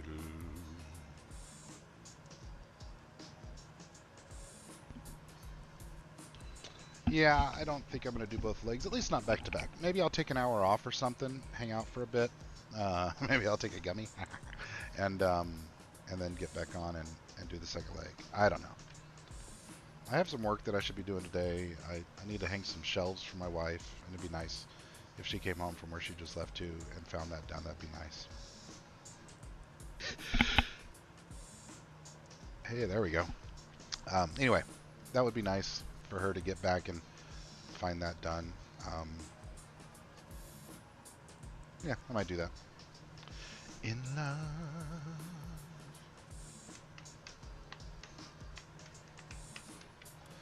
Fuel check. I got it over onto the main tanks right. Yes, I did. And let's flip over here to main right, main left. Looking good.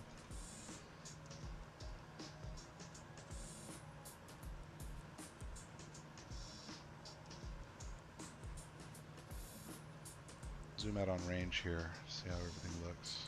Well, there's lots of things. Okay, I think we're set up correctly.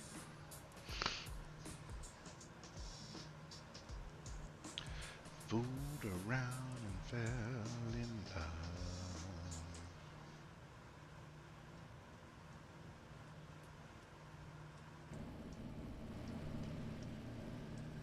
Around and fell in love. God, the modeling is so cool.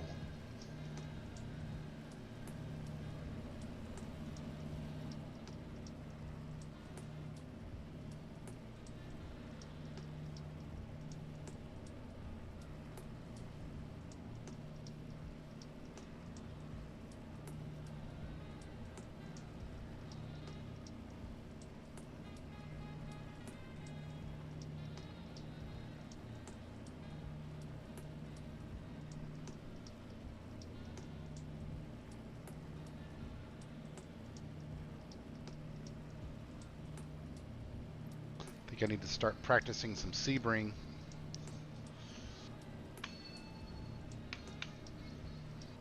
In both wet and dry and day and night conditions. Oh, nighttime wet. I haven't done that yet. That's going to be crazy. Nighttime wet. That just occurred to me. All the week 13 stuff that I've done so far in these wet conditions has been daylight. Holy crap, nighttime wet. That's going to be different. That's going to be a challenge. It's going to be hella hard. And until they do this brake light thing, that might be impossible. I don't know. But Lake Eufaula? Yeah, big old Lake Eufaula. Huge lake. Which means I'm not too far from, I guess that would be, I'd be close to Shakota at this point, right?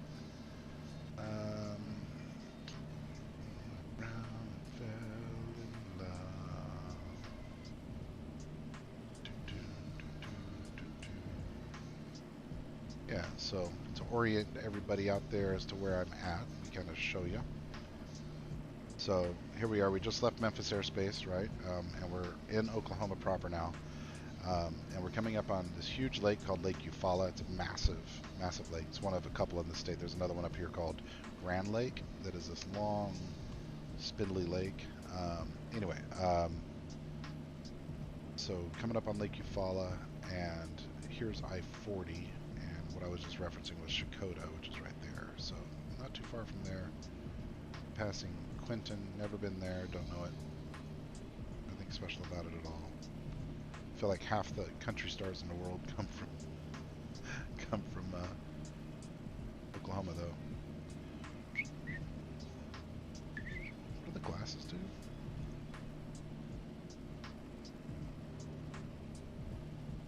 Oh, showing sectors at 5,000. Use arrow up and arrow keys to change altitude. Oh, interesting. I don't know what that means.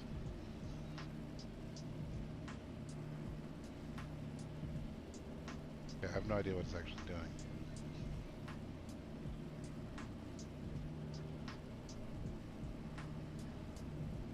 That didn't seem to change anything. Don't understand what that did.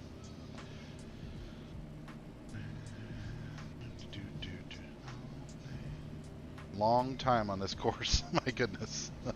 This homie's on the same course but going, you know, over twice the speed. Anyway, back to the sim. Ooh, ooh, baby.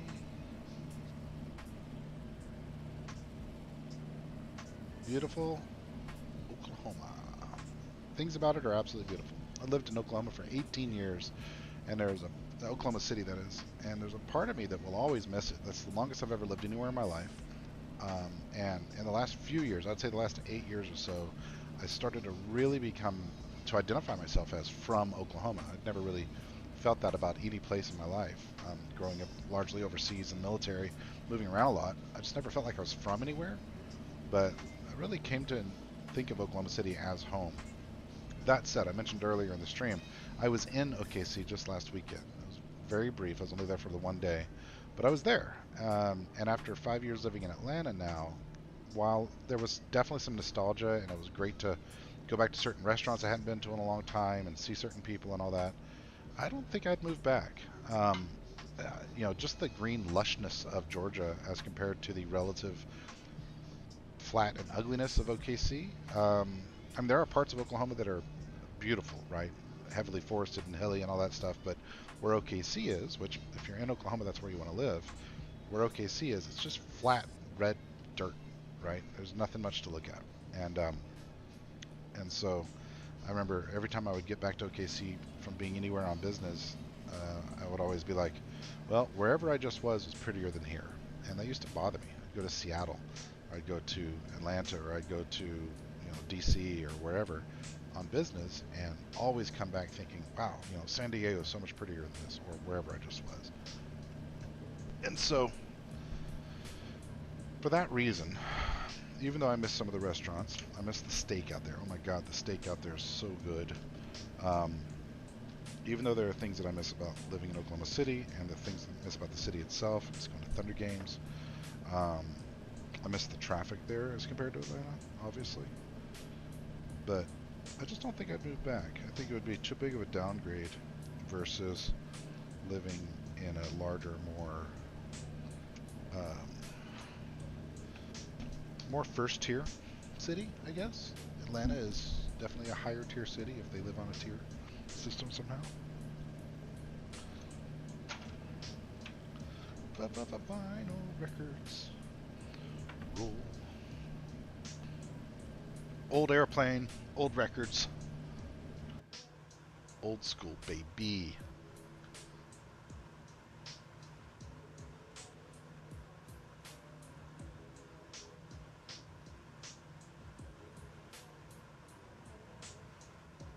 Wouldn't be bad. Have a house right on the beach there. Shore. I guess it's not a beach, right? It's just to be called a shore.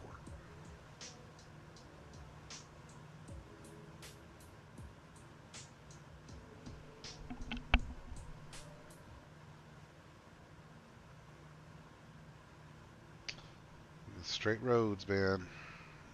Oklahoma. Start a road here, finish it, 8 billion miles that way. Do we need turns? No. I visited a friend while I was back in town, and I told him, yeah, I'd forgotten how in Oklahoma you can just set a course and not touch the wheel again for a few miles. I guess just straight and then 90-degree corner. Straight, 90-degree corner. Straight, 90-degree corner. Oh, this is the musical score. I don't want the musical score. Well, I typically listen to a lot of musical scores. I love musical scores. I didn't find the Guardians of the Galaxy score to be very impressive. Now you want a baller musical score? In fact, for me, you can't hear it because copyright violations. But I'm going to turn on the No Time to Die one. Hans Zimmer did that. So I just rearranged my records. So let me see here. Here it is. No Time to Die.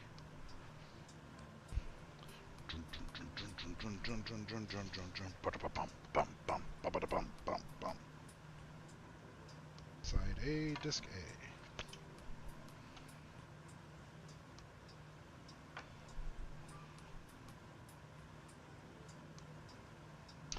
Let's glance at those avionics. 7 minutes until we get to lit. So time for us to really study our charts. So I'm supposed to be at 190 or above entering this pattern. I'm not going to be. So I'm going to stay at 10 all the way to riffle, at which point I will begin my descent profile to be at 6,000 at aces. Yes, sir.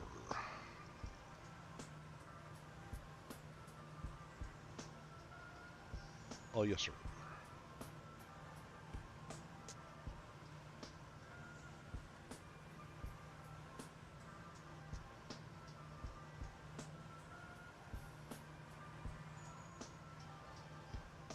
Aces, we're going to do a left turn. I'll put in direct croat if it doesn't do it automatically, since we won't be getting vectors in. And we'll enter that 4,000 at croat. Okay. 2,900 at ovide. Ovdi, excuse me, Ovdi. And then we'll have 5 miles to touchdown. So we don't have any ILS functionality on this, so it'll just be a visual approach. But it'll be fun. Because I don't think we have any sort of ILS on this, right? I guess I should dial in. What is the ILS frequency? I'll dial it in.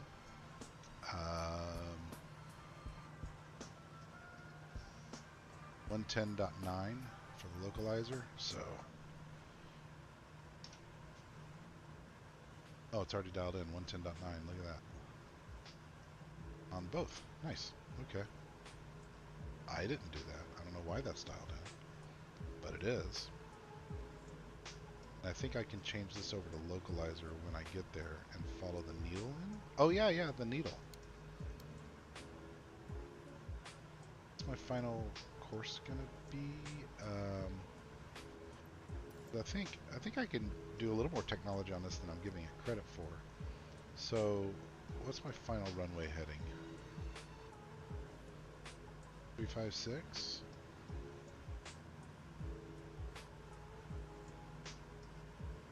Yeah, so if I change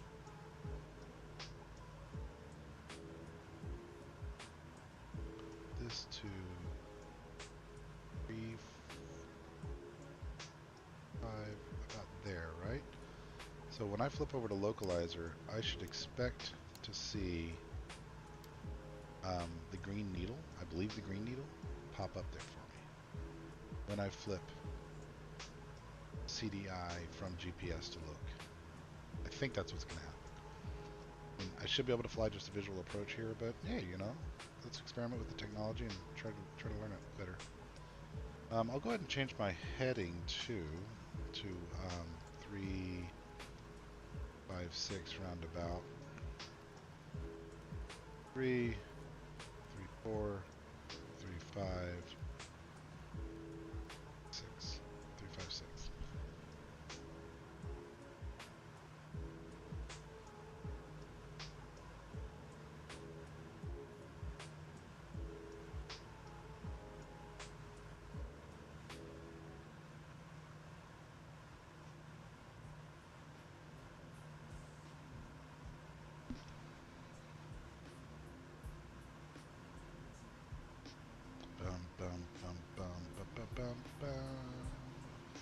I got James Bond happening in one ear, so I'm winning over here, you guys.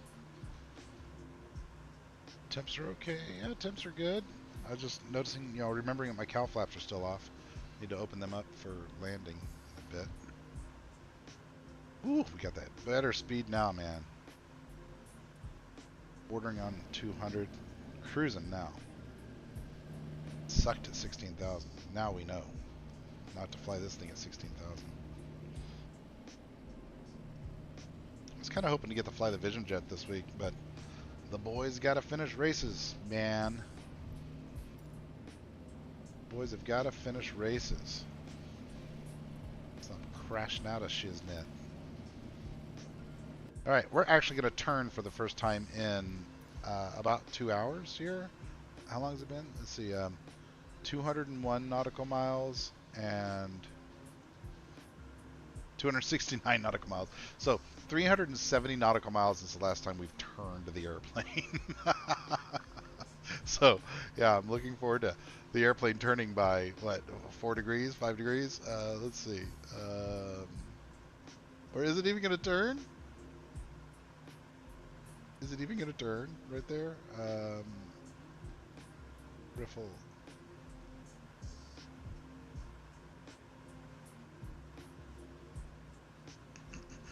273. It's still not going to change. Oh my god, that's 269. So we're just, it'll turn just a tad, but it's not going to turn a lot.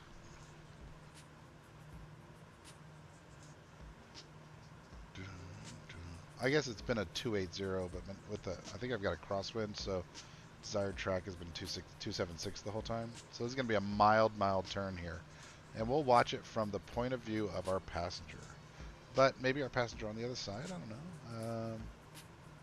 I don't have a button set up for the other side.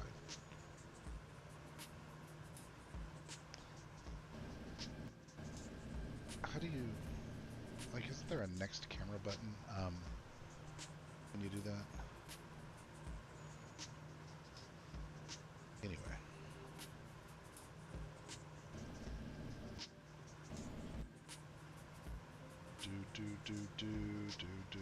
Still 45 seconds to go for the big, massive turn here.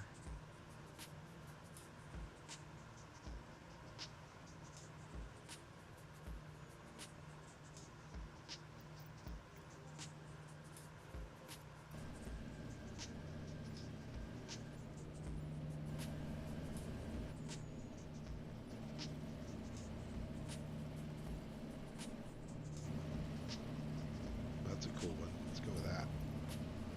For the big turn.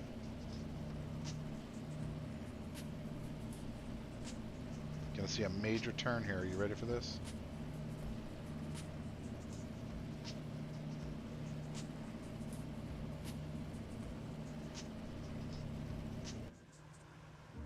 What's happening now? Oh my god, it's turning! Isn't it? Is it even? It's like the slightest turn. Oh my god. Imperceptible to the passengers there.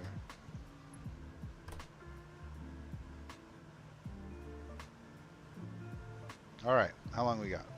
5 minutes to the next one. Things are picking up, baby. And we're going to stay at 10 all the way to Riffle, and then begins our descent.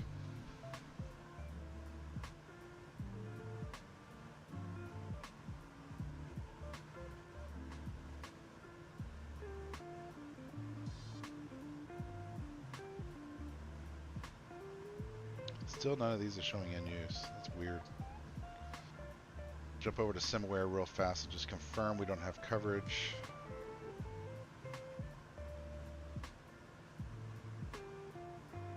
Look at vPilot as well. Chicago, Kansas City, and Memphis are online. That is all. Tulsa has ATIS on. I'll look in Navigraph for... Actually, what was that thing? Where was that? vPilot? In vPilot. Shoot, where's vPilot? Oh, that one. Yeah. What did it say? Messages.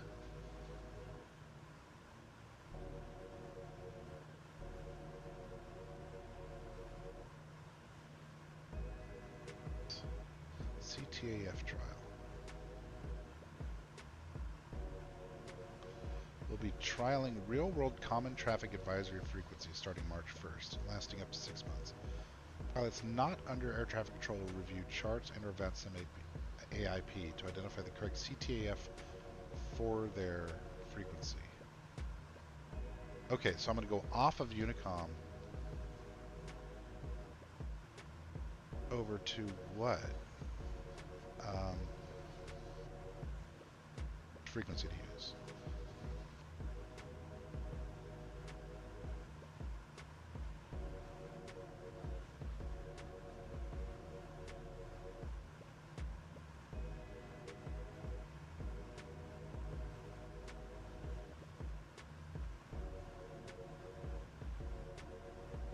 Okay.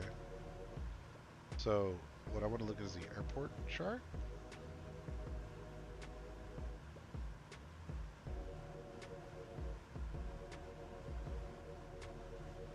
Open up Sky Vector and KOKC. Go.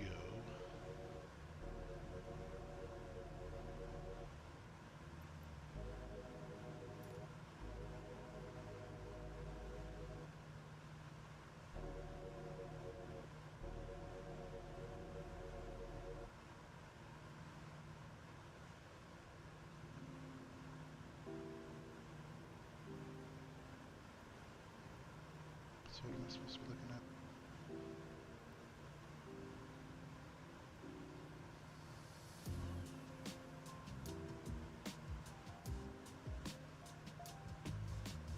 Ah, okay. So it's on the map. So what I'm reading here, I'll flip it over so you guys can see, I guess. There was this notification that came in a little while ago talking about common traffic advisory frequencies. So typically on VATSIM you use 122.8, that is the global Unicom. But they're making it to where you have a local frequency for each airport. So I'm going to experiment with that in a moment if I can. I would click this link and followed it through to some instructions here that basically says look at Sky Vector, and I want to find out where this is outside of Sky Vector. I don't really use Sky Vector on a regular basis, but I guess for Oklahoma City, okay, that said for non-towered, right? So do I use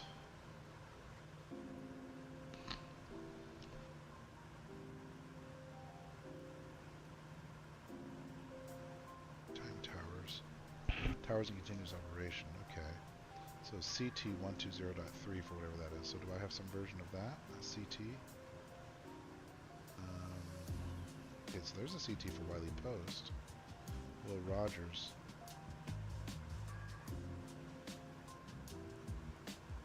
The CT 119.35. Nice. Okay, so I want to dial in 119.35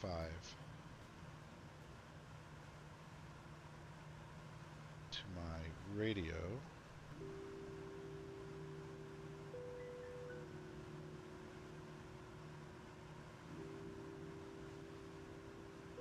Have that standing by.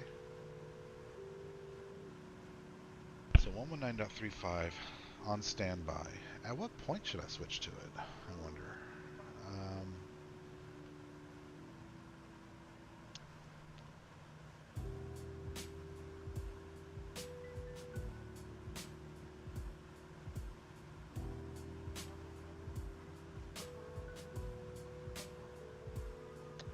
I have no idea at what point I should switch over to it. Like I don't know of I guess there's a sphere of influence on Sky Vector that says when I get to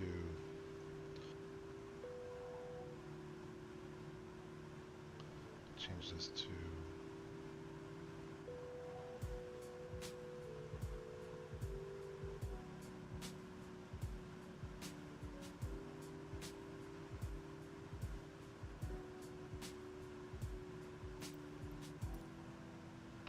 wanna So, I'm curious here.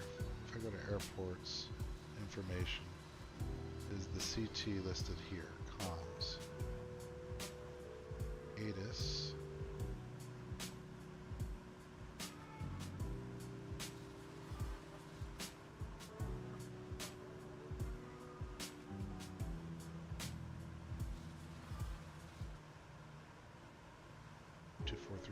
Is that what I programmed in? No, I have 11935. Approach control.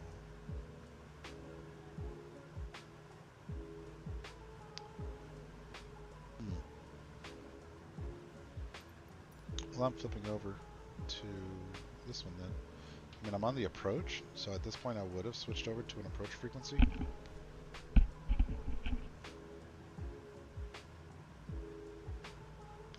Just for safety's sake, let's see if anyone else is on the ground there at OKC.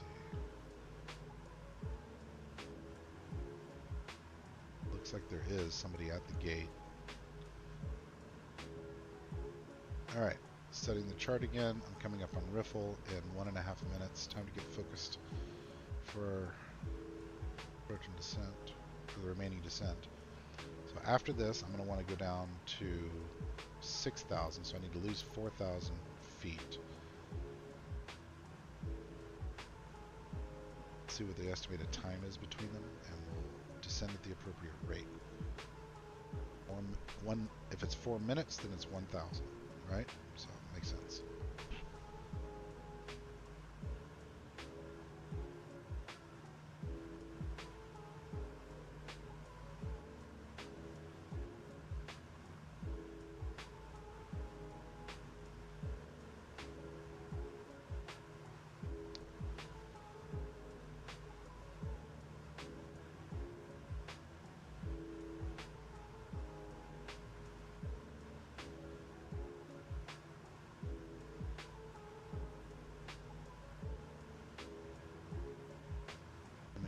Shawnee and Tecumseh. Nice casino right over there. Let's see. Can I see I-40 yet? That's too far away from I-40. I think this is Tecumseh right here, which means Shawnee is miles north. Starting to see the first hints of Oklahoma City yet? Because if I'm near Shawnee, then I'm... Oh, that's I-40 there, I think. Maybe.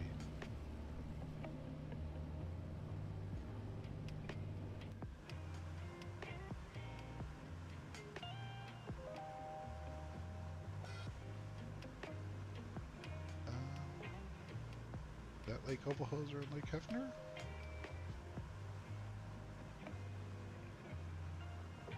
That Stanley Draper? No.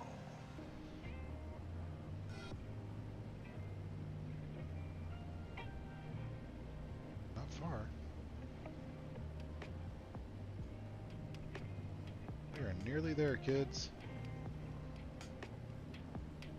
Been an exciting flight of very few course changes. Got on track and didn't have to touch a bunch. Okay, 2 minutes. I need to descend rapidly then. Speed. Take it down to 1,000. It's going to pick up a lot of speed, so I'm probably going to need to start modulating that.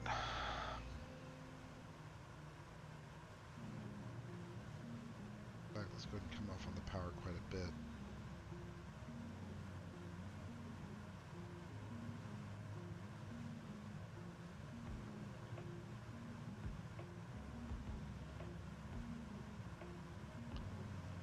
Let's go down a little bit faster maybe. I got 115 to get down another 3,000 feet. Go to 1,500. Let's come off on the throttle a little bit more again. And to look back at the plate, we have got to get from got to get to 6,000, and then Localizer 35. We got to get down to 4,000 by Crope. That's the real goal here, is 4,000 by Crope.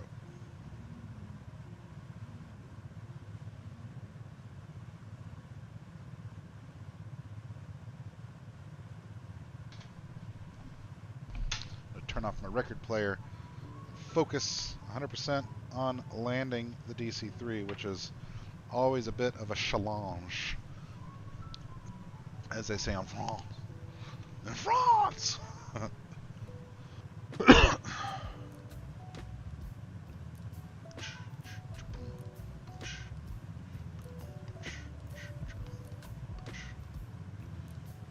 Okay, plane.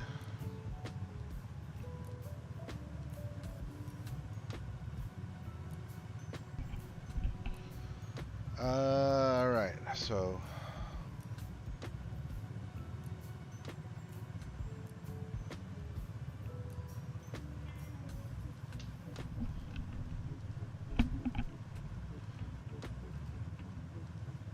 Oklahoma City traffic. This is Roush 617. Entering the Riffle approach from the east at 7,000 for 6,000.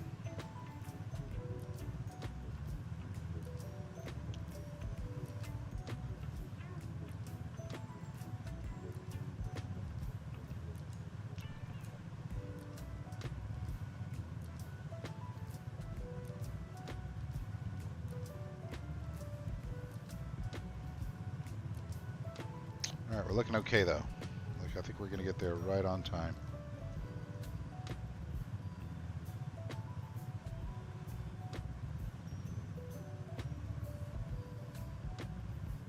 Look at that. Couldn't have timed it better. Oh my God. Within 10 seconds, man. Nice. And now, how long do I have to get down to 4,000? Holding a pretty 220 miles an hour. Yeah, baby. How's your ride, baby? We're finally going faster than your race car. You could have driven your race car across the country faster than I just flew. Okay, 500 feet per minute, 6 minutes. Excellent. Okay, that's perfect. I think we're looking good. I want to get down 2, right? So in 4 minutes, I'll be down 2. Yeah, perfect. Okay, maybe you didn't follow that ramble. To explain, I have 6 minutes before my next waypoint, which you'll recall is the arrival chart, Aces. Okay, so at Aces, actually, you know, I'm a little bit ahead of schedule. I meant to stay at 6,000 as a lap after Aces. No big deal.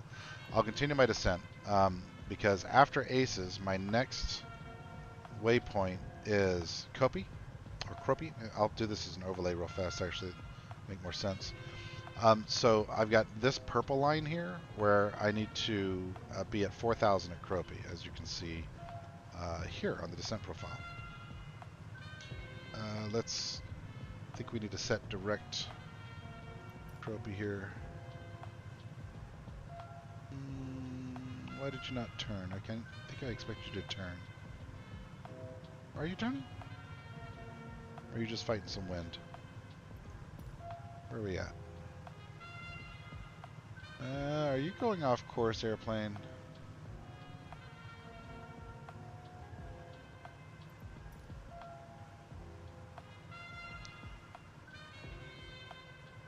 Hang on, it missed something here. Direct.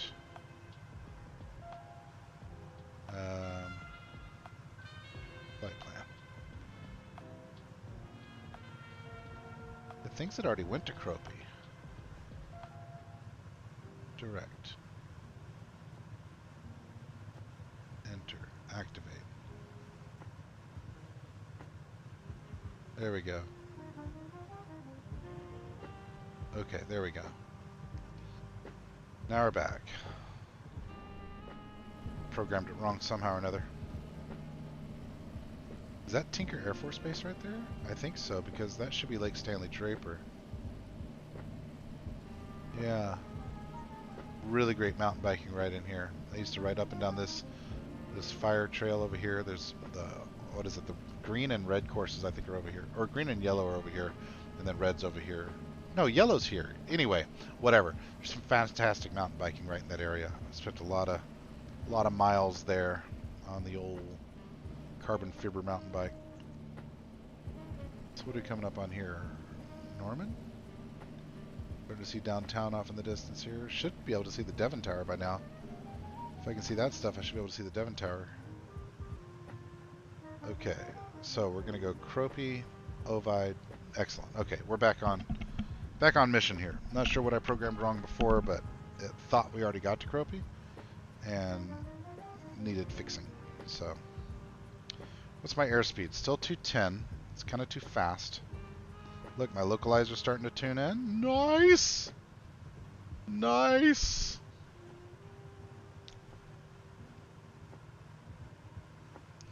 Got a sharp turn coming up here. Our heading is already set. Yeah, 356. 356. Look at that. We're kind of perfectly on. Kind of perfectly on there. The only thing we got to worry about now is that we picked up so much speed in that descent. That's my altitude. I've got 237 to get to 4. Yeah, perfect. I picked up so much speed in the descent that now I've got to worry about getting slowed down because, you know, you don't land this thing over like 100 or so. Otherwise, you do a lot of bouncing. And so something I'm trying to get better at is slowing this airplane down. It just takes a lot of forethought. So now that I'm low, I'm going to put back up into auto rich and move my props up, which I think will have some effect of slowing me down a bit. I'm going to go up on props, down on throttle quite a lot, and begin slowing down. Let's start decelerating here, kids, but level off. Hold this altitude, please, 4,000. Let's study the chart one more time. So I'm on my way to Cropey. Hard right turn is going to happen at Cropey, and I need to start my descent from there. But I don't have localizer bubbles, I don't think, of any sort, unless this behaves as a localizer left and right for me. I think I'll be mainly relying on the PAPI lights. But when I get to, like, the important thing I need to know is that when I get to Ovide, I keep saying Ovide, that I need to be at 2900. So barometer is already set.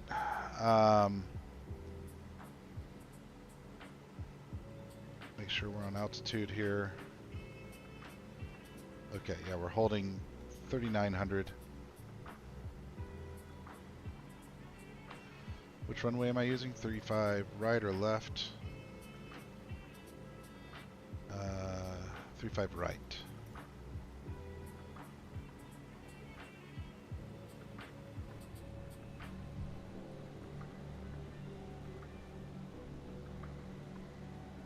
Is that it there? I think so. Alright, speed's coming down nicely. 50. I'll put some throttle back into it just to maintain that. Got a big right-hander coming up here. And let's begin vertical speed down 300.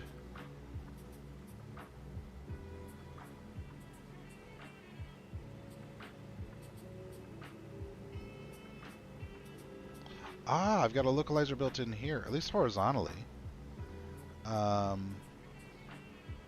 Once I finish the turn,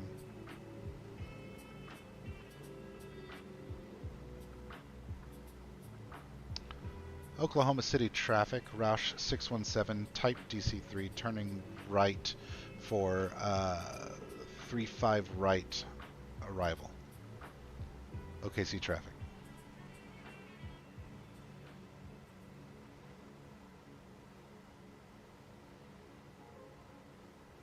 Okay, if I flip this, oh, it already did. Localizer, okay. So I have this captured, and I think I'm coming in high-ish. Is that right? Is that what I'm reading here? I'm trying to figure out how this works with the ILS. I'm going to turn off autopilot and hand fly this with instrumentation and eyeballs. 160. Gosh, I don't know what speed I can be at to drop the gear.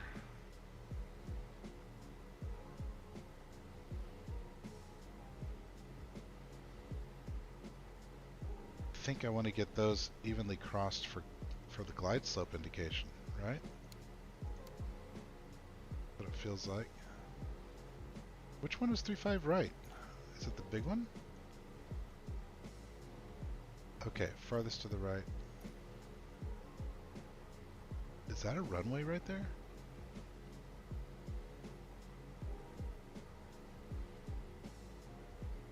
Okay, so I'm landing there. For a minute I thought I was landing over there.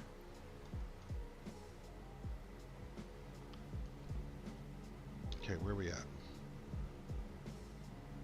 Pretty well on point here. About 200 low. There's the Devon Tower downtown over there. Kind of blocked by my center pillar there though now, but I'll show you. The Devon Tower just dominates downtown. When I pulled into the city the other day, I was once again surprised by it. Okay, yeah, look at that. So I think that's telling me I'm a little bit low, but lined up. So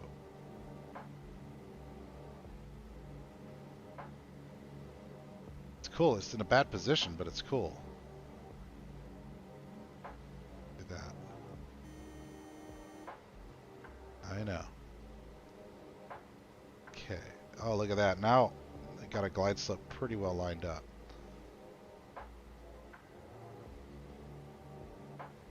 I think that's saying I'm a little low. I want to chase the needle, right? Off the throttle then. That means I'm a little high. If I want to chase the needle, that means I'm high. Alright, we're going to go gear down. Put a little throttle in to counteract that. Going too fast to put down the flaps, so we'll just have to do this. Come off the throttle again. Alright. Full rich, full prop. 130. I don't see pappy lights yet. Check our gear indicator. Gear is green.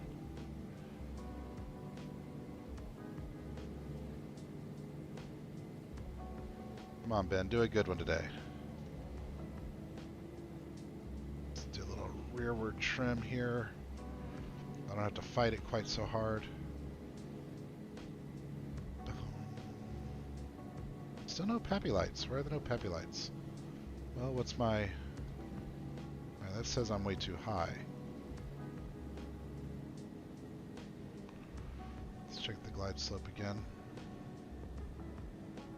Getting there, getting there. We're off to the left, I guess. Now we're on.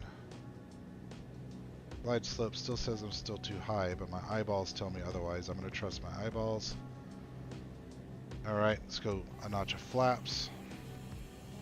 Remember to land it nose first. Don't hop it. You have trouble with steering when you land because of hopping it. So no bouncing. We'll go another notch of flaps. There we go. This is feeling good. Feeling pretty good.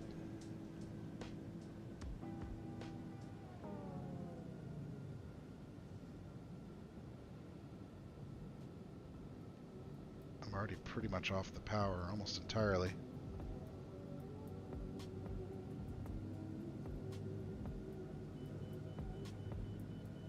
I know. It's on purpose. My vertical speed's a little too high. Little last notch of flaps here to help us ease in. Easy, baby. Easy, baby. No bouncing. No bouncing. No bouncing. Oh my god.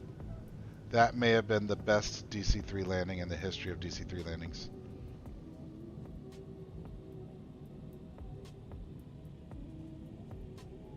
OKC traffic, Roush 617 arriving runway 35 right, Oklahoma City traffic.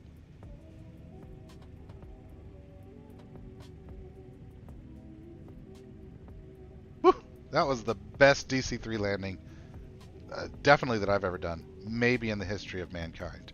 That was fantastic, and I'm proud of it. And it was all manual too. Once I got turned on to, you know, the final course there by the GPS, I just used localizer and manual controls to get it all the rest of the way down. So really happy with that. Really didn't even feel the tail wheel hit the ground. Really happy with that. Woo! Awesome. All right. That said, we need to park this bad boy. We'll take it over to the terminal, but I do not have. I don't think I can do a jetway on this thing.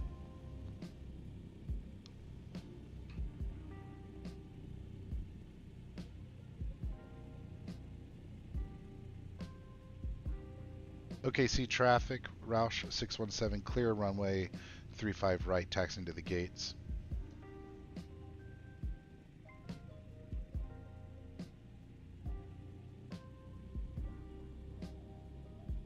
What a great landing that was. Like, that nailed it. Oh my god, it was so good.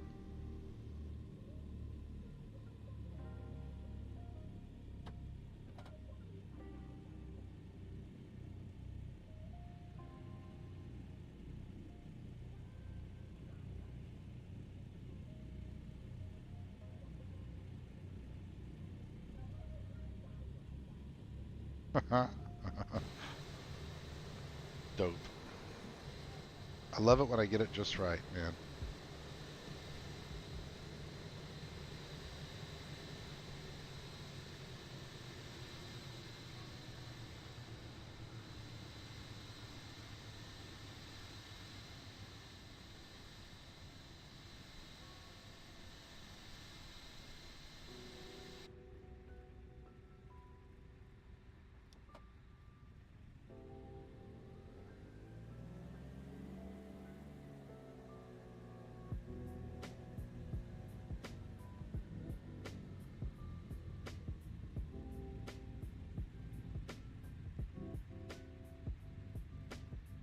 And pulling in here.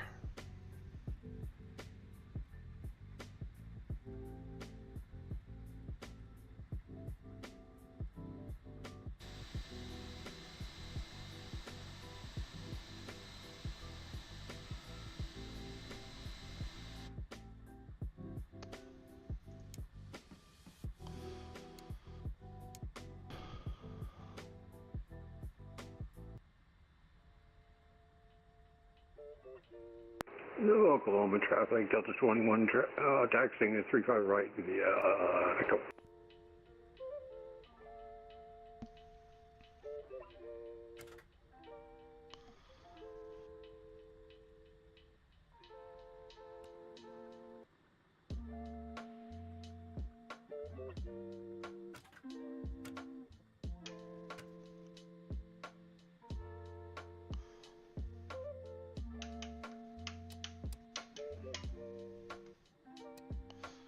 That was fantastic.